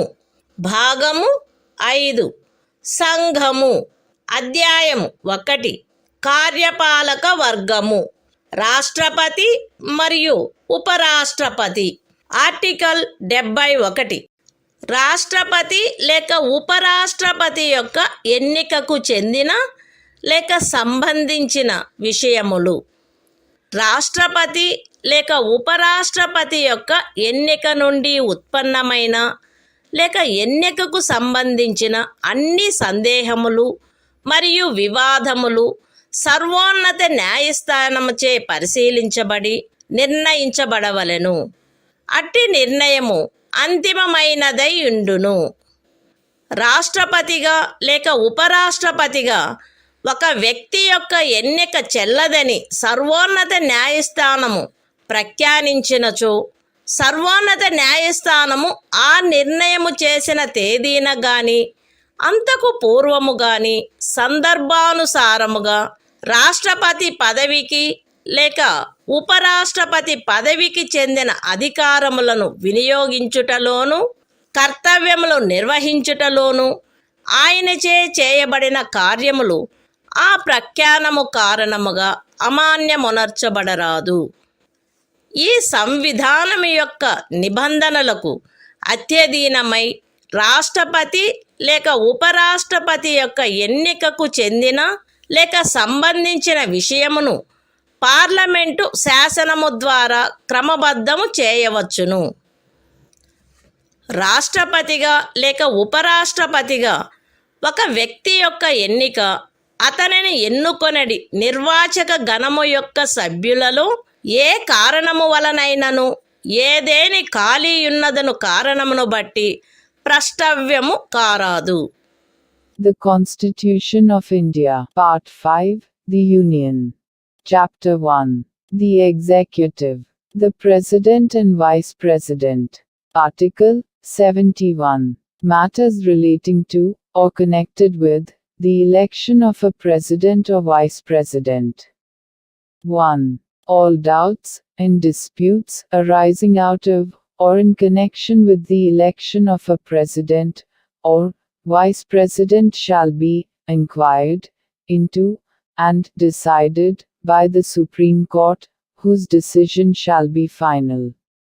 2. If the election of a person, as President, or Vice President, is declared void by the Supreme Court, acts done by him, in the exercise and performance of the powers and duties, of the office of President, or Vice President, as the case may be, on or before the date of the decision of the Supreme Court, shall not be invalidated by reason of that declaration. 3. Subject to the provisions of this Constitution, Parliament may by law regulate any matter relating to or connected with the election of a president or vice president. 4. The election of a person as president or vice president shall not be called in question on the ground of the existence of any vacancy, for whatever reason among the members of the Electoral College electing him.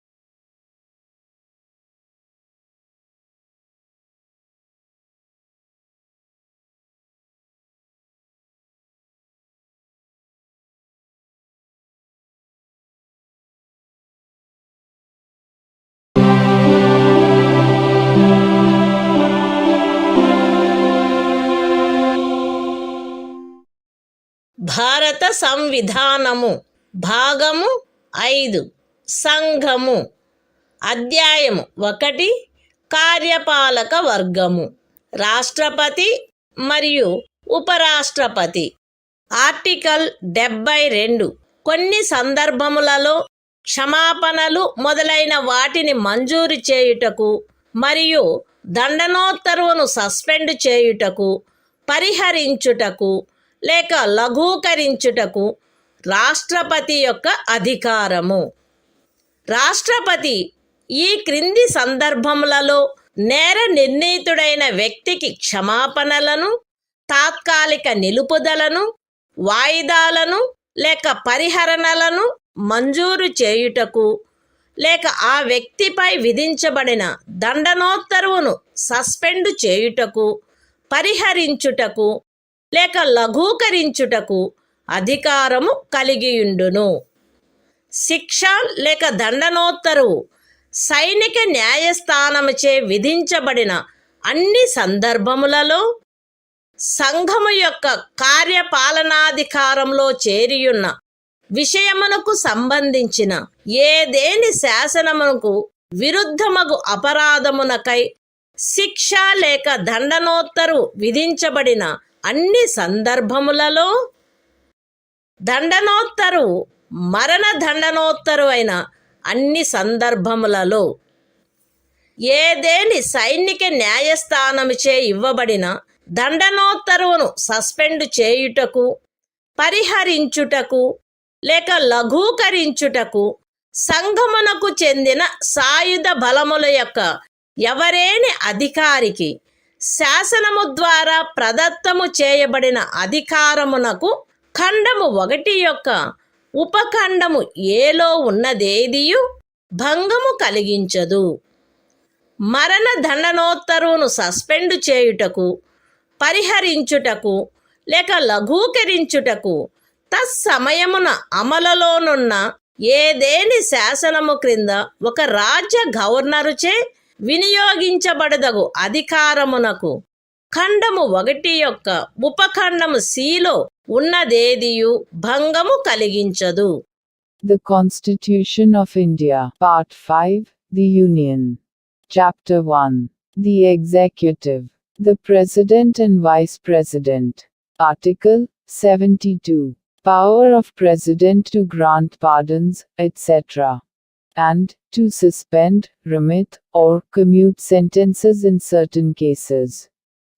1. The President shall have the power to grant pardons, reprieves, respites, or remissions of punishment, or to suspend, remit, or commute the sentence of any person convicted of any offense, in all cases where the punishment or sentence is by a court-martial.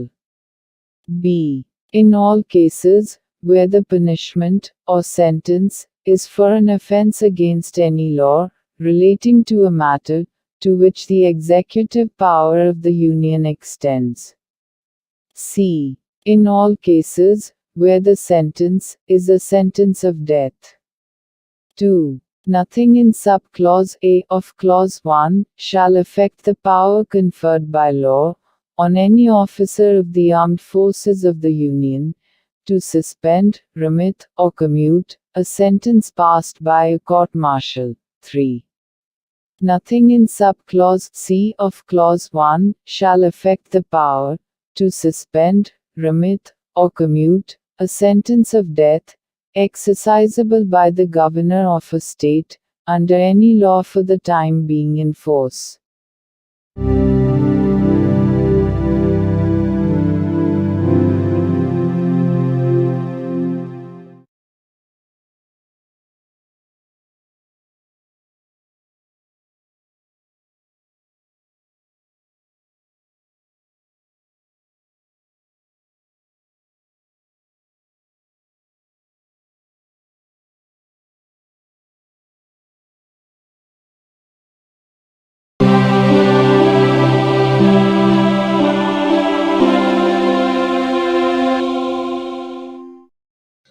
భారత సంవిధానము భాగము 5 సంఘము అధ్యాయము 1 కార్యపాలక వర్గము రాష్ట్రపతి మరియు ఉపరాష్ట్రపతి article 73 సంఘము యొక్క కార్యపాలకాధికార విస్తరణ ఈ సంవిధాన నిబంధనలకు అధ్యయనమై సంఘము యొక్క కార్యపాలకాధికారములో ఈ క్రిందివి చేరియుండును. ఏ విషయములను గురించి శాసనములను చేయుటకు పార్లమెంటు అధికారము గలదో ఆ విషయములు మరియు ఏదేని సంధి లేక ఖరారును బట్టి భారత ప్రభుత్వముచే వినియోగించబడదగు హక్కుల యొక్క ప్రాధికారము యొక్క మరియు అధికారిత యొక్క వినియోగము. అయితే ఈ సంవిధానములో గాని పార్లమెంటుచే చేయబడిన ఏదేని శాసనములో గాని అభివ్యక్తము కాని నిబంధించబడినట్లు తప్ప ఏదేని రాజ్యములో ఏ విషయములను గురించి శాసనములను చేయుటకు ఆ రాజ్య శాసన మండలికి కూడా అధికారము కలదో ఆ విషయములు ఉపఖండము ఏలో నిర్దేశించబడిన కార్యపాలకాధికారములో చేరియుండవు. ఏ విషయముల గురించి ఒక రాజ్యము కొరకు శాసనములు చేయుటకు పార్లమెంటుకు అధికారము కలదో ఆ విషయములలో ఆ రాజ్యము మరియు ఆ రాజ్యపు ఎవరేని అధికారి లేక ప్రాధికారి ఈ సంవిధానము యొక్క ప్రారంభమునకు అవ్యవహిత పూర్వము చలాయించగలిగి ఉండినట్టి కార్యపాలకాధికారమును లేక కృత్యములను ఈ అనుచ్ఛేదములో ఏమి ఉన్నప్పటికీ పార్లమెంటుచే అన్యథా నిబంధించబడినంత వరకు ఆ రాజ్యము మరియు ఆ రాజ్యపు ఎవరేని అధికారి లేక ప్రాధికారి చలాయించుచుండుట కొనసాగించవచ్చును. The Constitution of India, Part 5, The Union. Chapter 1. The Executive. The President and Vice President. Article 73. Extent of executive power of the Union. 1. Subject to the provisions of this Constitution, the executive power of the Union shall extend to the matters with respect to which Parliament has power to make laws, and b.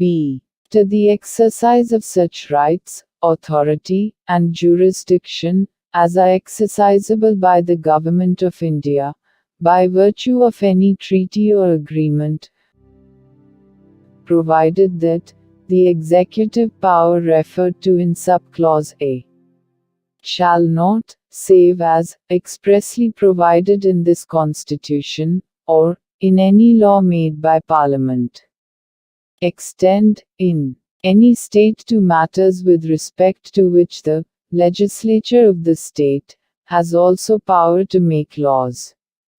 2. Until otherwise provided by Parliament, a state and any officer or authority of a state may, notwithstanding anything in this article, continue to exercise in matters with respect to which Parliament has power to make laws for that state. Such executive power or functions, as the state or officer, or authority thereof, could exercise immediately before the commencement of this Constitution.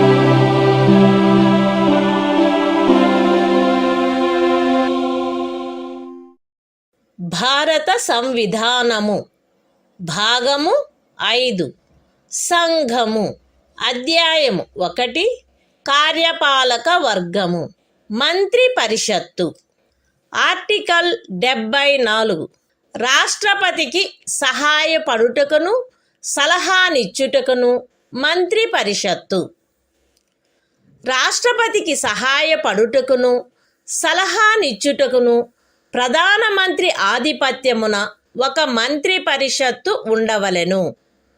రాష్ట్రపతి తన కృత్యములను నిర్వహించుటలో అట్టి సలహాననుసరించి వ్యవహరించవలెను. అయితే రాష్ట్రపతి సాధారణముగా గాని అన్యథా గాని అట్టి సలహాలను పునఃపర్యాలోచించవలసినదిగా మంత్రి పరిషత్తును కోరవచ్చును. మరియు రాష్ట్రపతి అట్టి పునఃపర్యాలోచన తర్వాత ఇవ్వబడిన సలహాననుసరించి వ్యవహరించవలెను.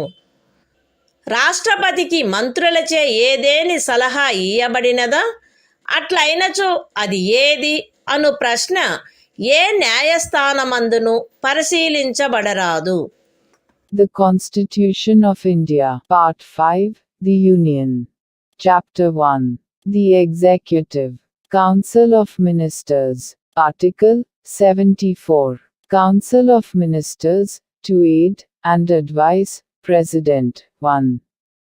There shall be a Council of Ministers, with the Prime Minister at the head, to aid and advise the President, who shall, in the exercise of his functions, act in accordance with such advice.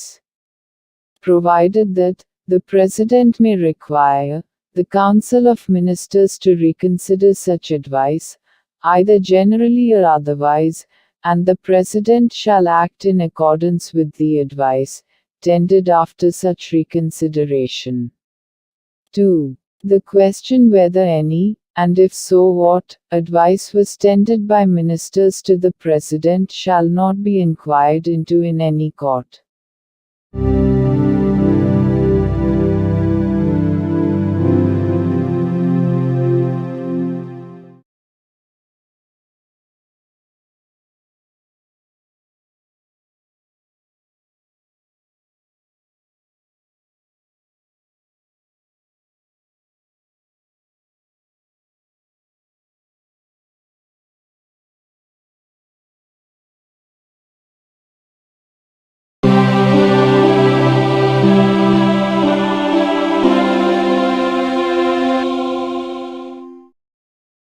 భారత సంవిధానము భాగము 5 సంఘము అధ్యాయము 1 కార్యపాలక వర్గము మంత్రి పరిషత్తు article 75 మంత్రులను గూర్చిన ఇతర నిబంధనలు ప్రధానమంత్రి రాష్ట్రపతిచే నియమించబడవలెను.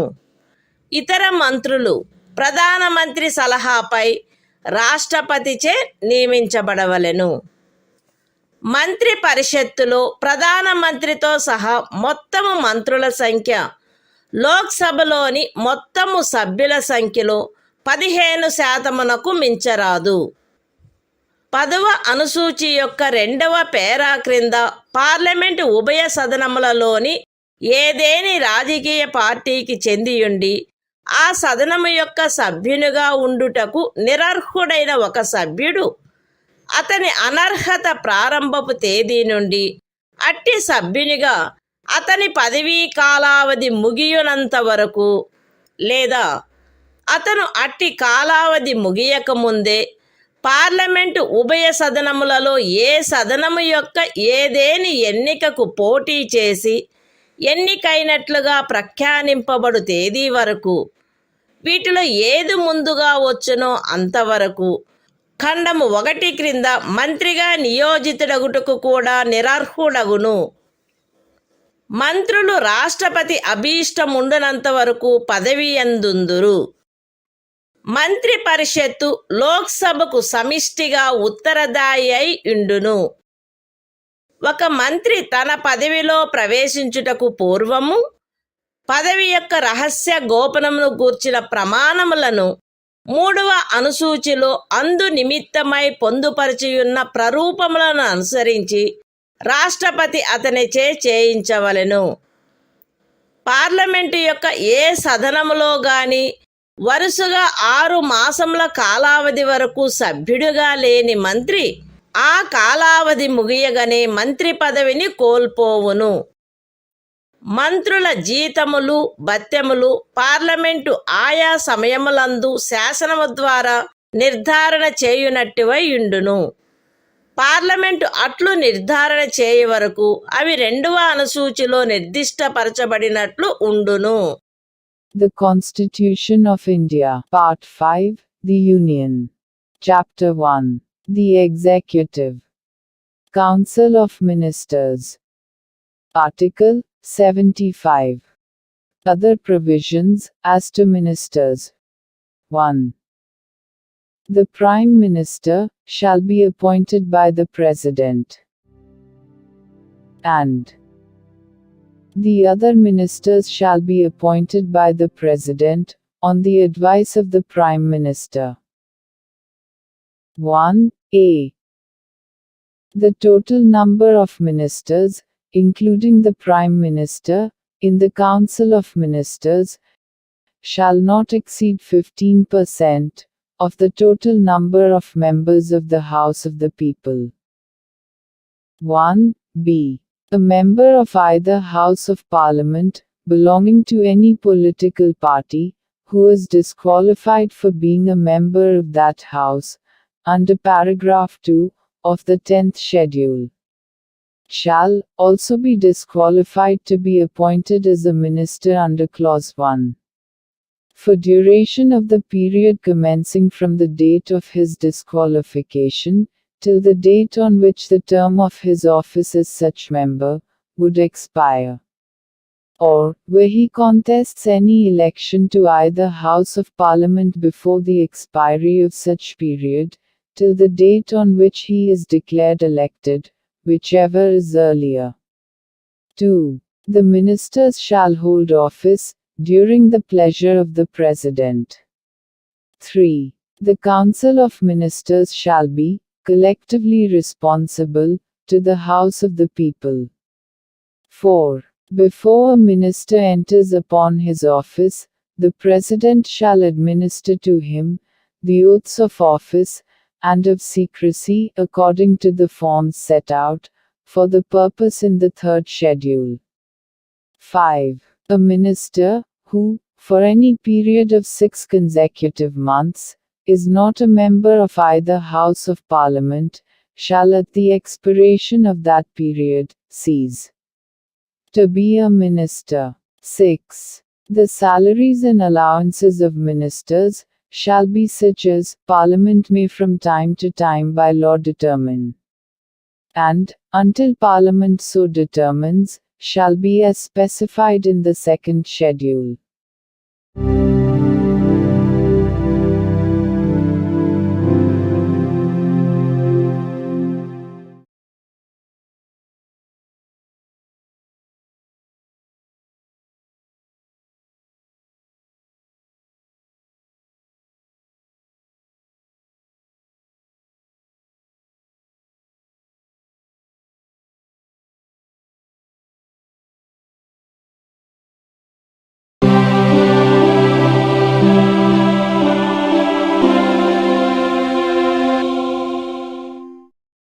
భారత సంవిధానము భాగము 5 సంఘము అధ్యాయము 1 కార్యపాలక వర్గము భారతదేశ అటార్నీ జనరలు ఆర్టికల్ 76 సర్వోన్నత న్యాయస్థానము యొక్క న్యాయాధీశుడిగా నియమించబడుటకు అర్హుడైన వ్యక్తిని రాష్ట్రపతి భారతదేశపు అటార్నీ జనరలుగా నియమించవలెను.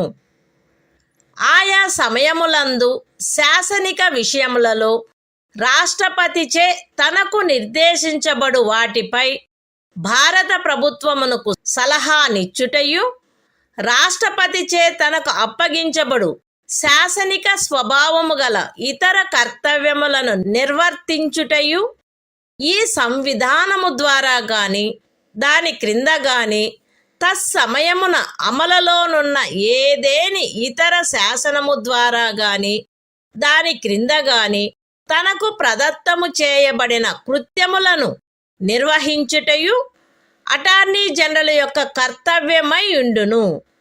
అటార్నీ జనరలు తన కర్తవ్యములను నిర్వహించుటలో భారతదేశ రాజ్య క్షేత్రములోని న్యాయస్థానములన్నింటిలో వాదనాధికారమును కలిగియుండును. అటార్నీ జనరలు రాష్ట్రపతి అనుగ్రహముండునంత వరకు పదవి అందుండును మరియు రాష్ట్రపతి నిర్ధారణ చేయు ప్రతి మూల్యమును పొందవలెను. The Constitution of India, Part 5, The Union. Chapter 1. The Executive. Article 76. Attorney General for India. 1. The President shall appoint a person who is qualified to be appointed a judge of the Supreme Court, to be Attorney General for India. 2. It shall be the duty of the Attorney General to give advice to the Government of India upon such legal matters, and to perform such other duties of a legal character as may from time to time be referred or assigned to him by the President, and to discharge the functions conferred on him by or under this Constitution or any other law for the time being in force. 3. In the performance of his duties, the Attorney General shall have right of audience in all courts in the territory of India. 4. The Attorney General shall hold office during the pleasure of the President, and shall receive such remuneration as the President may determine.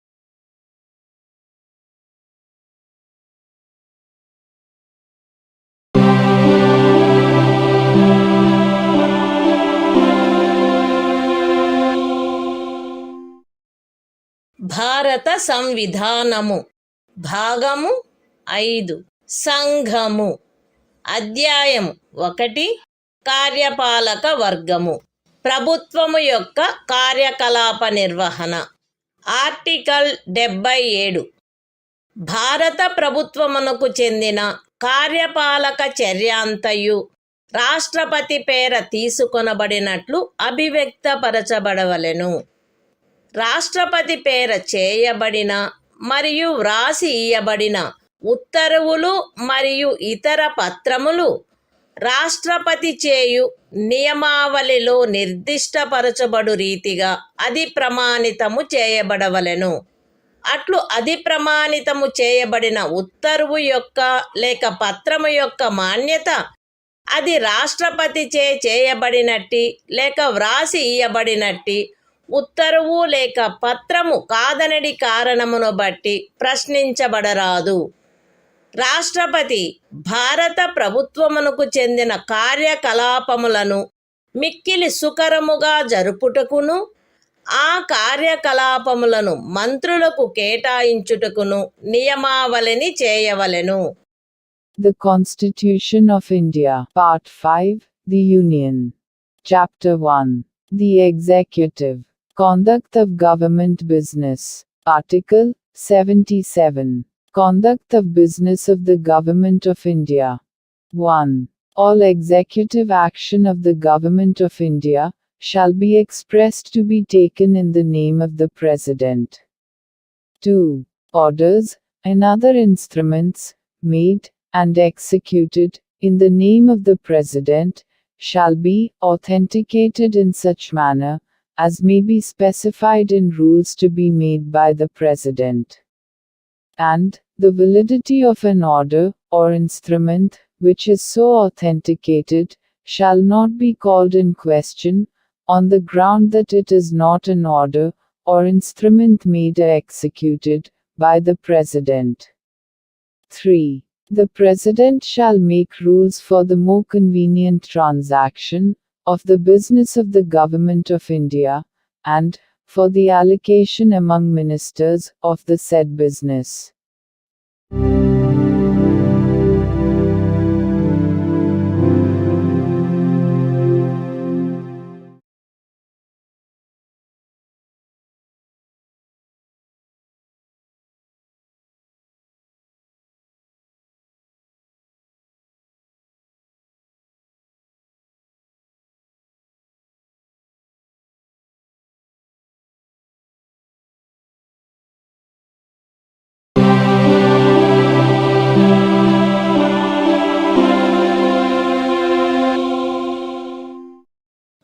భారత సంవిధానము భాగము 5 సంఘము అధ్యాయము 1 కార్యపాలక వర్గము ప్రభుత్వము యొక్క కార్యకలాప నిర్వహణ article 78 రాష్ట్రపతికి సమాచారమును అందచేయుట మున్నగు విషయములను గురించి ప్రధానమంత్రి కర్తవ్యములు ఈ క్రింద తెలుపబడినవి ప్రధానమంత్రి కర్తవ్యములై ఉండును.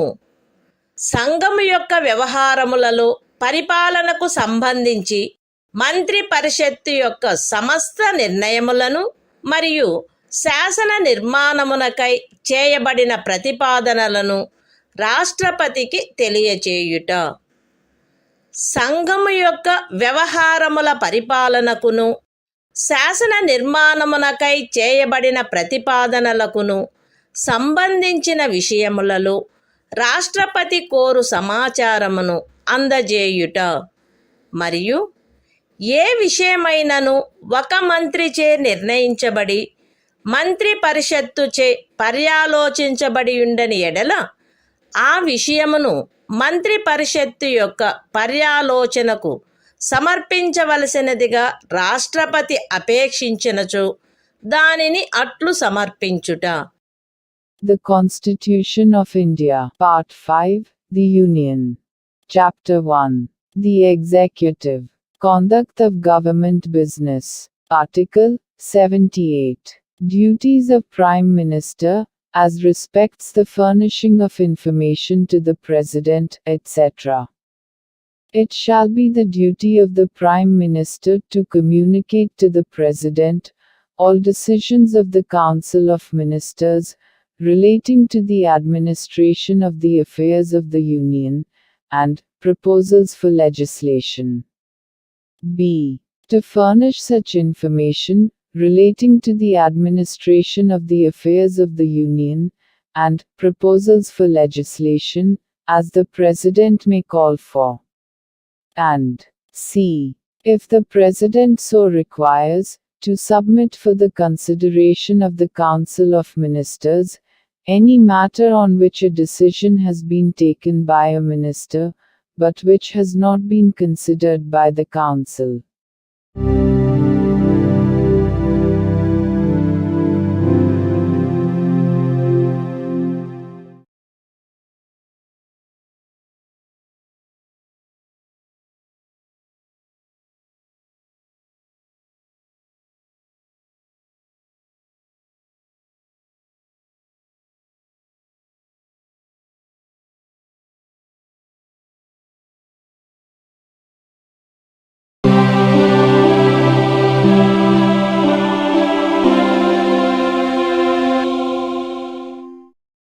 భారత సంవిధానము భాగము 5 సంఘము అధ్యాయం 2 పార్లమెంటు సాధారణ విషయములు ఆర్టికల్ 79 పార్లమెంటు యొక్క సంఘటన సంఘమునకు రాష్ట్రపతితోనూ క్రమముగా రాజ్యసభ మరియు లోక్సభ అని అనబడు 2 సదనములతో కూడిన ఒక పార్లమెంటు ఉండవలెను. The Constitution of India, Part 5, The Union. Chapter 2, Parliament. General.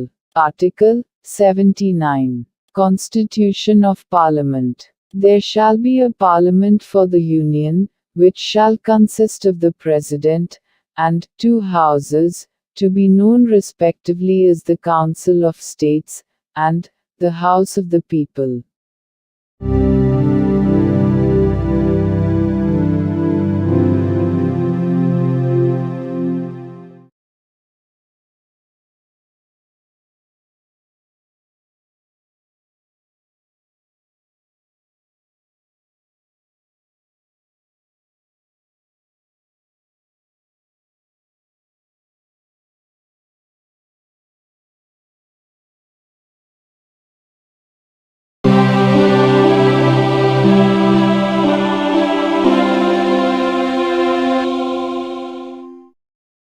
భారత సంవిధానము భాగము 5 సంఘము అధ్యాయం 2 పార్లమెంటు సాధారణ విషయములు ఆర్టికల్ 80 రాజ్యసభ సంరచన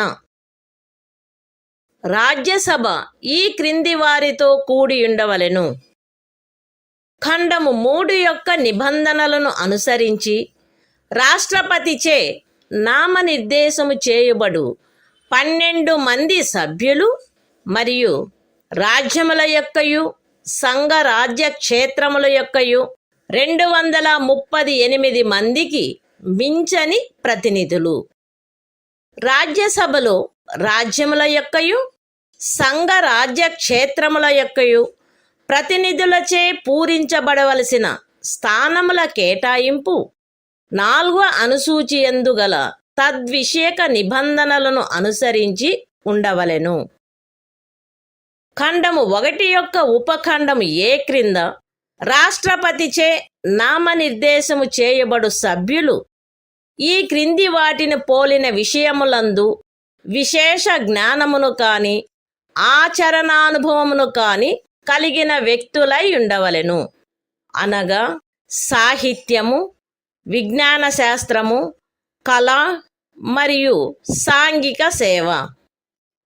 రాజ్యసభకు ప్రతి రాజ్యం యొక్క శాసనసభలోని ఎన్నుకొనబడిన సభ్యులచే ఏకల అంతరణీయ ఓటు ద్వారా అనుపాతిక ప్రాతినిధ్య పద్ధతిని అనుసరించి ఆ రాజ్యం యొక్క ప్రతినిధులు ఎన్నుకొనబడవలెను. రాజ్యసభకు సంఘ రాజ్య క్షేత్రముల యొక్క ప్రతినిధులు పార్లమెంటు శాసనము ద్వారా విహితపరచు రీతిలో ఎంపిక చేయబడవలెను. The Constitution of India. Part 5. The Union. Chapter 2. Parliament. General.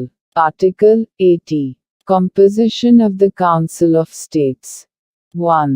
The Council of States shall consist of 12 members to be nominated by the President, in accordance with the provisions of Clause 3.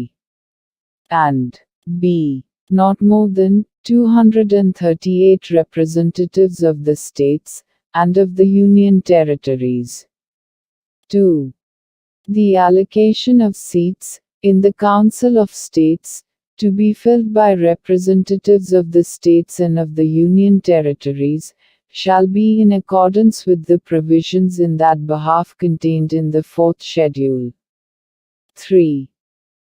The members to be nominated by the President under subclause A of Clause 1 shall consist of persons having special knowledge or practical experience in respect of such matters as the following, namely, literature, science, art and social service. 4. The representatives of each state, in the Council of States, shall be elected, by the elected members of the Legislative Assembly of the state, in accordance with the system of proportional representation, by means of the single transferable vote. 5.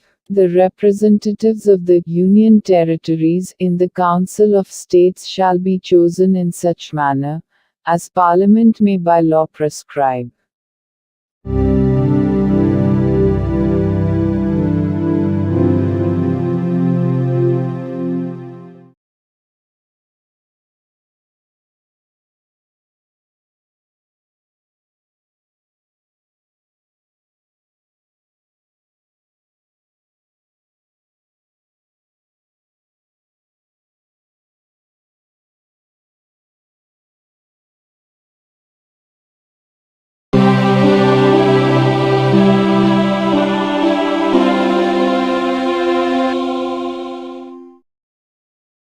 భారత సంవిధానము. భాగము 5 సంఘము. అధ్యాయం 2 parliament. సాధారణ విషయములు. Article 81. Lok Sabha సంరచన. 1.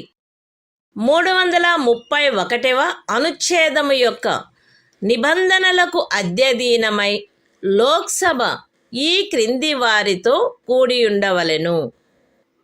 ఏ. రాజ్యములలోని ప్రాదేశిక నియోజకవర్గముల ప్రత్యక్ష ఎన్నిక ద్వారా ఎంపిక చేయబడిన 530 మందికి మించని సభ్యులు. బి. పార్లమెంటు శాసనము ద్వారా నిబంధించిన రీతిగా ఎంపిక చేయబడి సంఘ రాజ్య క్షేత్రములకు ప్రాతినిధ్యం వహించు 20 మందికి మించని సభ్యులు. 2. ఖండము 1లోని ఉపఖండము ఏ నిమిత్తము ఏ. ఒక రాజ్యపు స్థానముల సంఖ్యకును దాని జనసంఖ్యకును గల నిష్పత్తి ఆచరణీయమైనంత మేరకు అన్ని రాజ్యములకు ఒకే రీతిగా ఉండునట్లు లోక్సభలోని స్థానములు ప్రతి ఒక్క రాజ్యమునకు కేటాయించబడవలెను. మరియు బి. ప్రతి ప్రాదేశిక నియోజకవర్గపు జనసంఖ్యకును ఆ నియోజకవర్గమునకు కేటాయించబడిన స్థానముల సంఖ్యకును గల నిష్పత్తి ఆచరణీయమైనంత మేరకు రాజ్యము అంతటును ఒకే రీతిగా ఉండునట్లు ప్రతి రాజ్యము ప్రాదేశిక నియోజకవర్గములుగా విభజించబడవలెను. అయితే ఏదేని రాజ్యమునందరి జనసంఖ్య 60 లక్షలకు మించనంత వరకు ఆ రాజ్యమునకు లోక్సభ స్థానములను కేటాయించు నిమిత్తము ఈ ఖండము యొక్క ఉపఖండము ఏలోని నిబంధనలు వర్తించవు. 3. ఈ అనుచ్ఛేదములో జనసంఖ్య అను పదమునకు కడపటిదియు అందుకు సంబంధించిన అంకెలు ప్రచురణ చేయబడినట్టిదియు అగు జనగణనలో అభినిశ్చితమైన జనసంఖ్య అని అర్థము. అయితే ఈ ఖండములో కడపటిదియు అందుకు సంబంధించిన అంకెలు ప్రచురణ చేయబడినట్టిదియు అగు జనగణనకు గల నిర్దేశమును 2026వ సంవత్సరము పిమ్మట చేయబడు మొదటి జనగణనకు సంబంధించిన అంకెలు ప్రచురింపబడు వరకు 1. ఖండము 2 యొక్క ఉపఖండము ఏ మరియు ఆ ఖండమునకు గల వినాయింపు నిమిత్తము 1971వ సంవత్సరపు జనగణనకు నిర్దేశమైనట్లు మరియు 2. ఖండము 2 యొక్క ఉపఖండము బి నిమిత్తము 2001వ సంవత్సరపు జనగణనకు నిర్దేశమైనట్లు అన్వయించుకొనవలెను. The Constitution of India, Part 5, The Union. Chapter 2, Parliament, General. Article 81. Composition of the House of the People. 1. Subject to the provisions of Article 331, the House of the People shall consist of a. Not more than 530 members chosen by direct election from territorial constituencies in the states, and b. Not more than 20 members to represent the Union territories, chosen in such manner as Parliament may by law provide. 2. For the purposes of sub-clause A of Clause 1, there shall be allotted to each state a number of seats in the House of the People, in such manner that the ratio between that number and the population of the state is, so far as practicable, the same for all states. And b. Each state shall be divided into territorial constituencies, in such manner that the ratio between the population of each constituency and the number of seats allotted to it is, so far as practicable, the same throughout the state.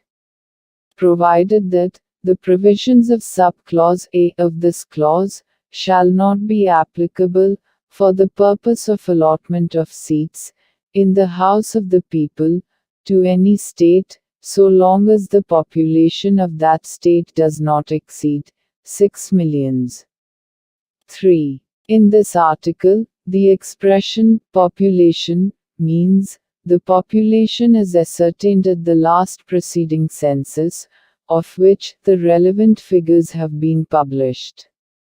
Provided that the reference, in this clause, to the last preceding census of which the relevant figures have been published, shall, until the relevant figures for the first census taken after the year 2026 have been published, be construed, 1. For the purposes of subclause A of clause 2, and the proviso to that clause, as a reference to the 1971 census.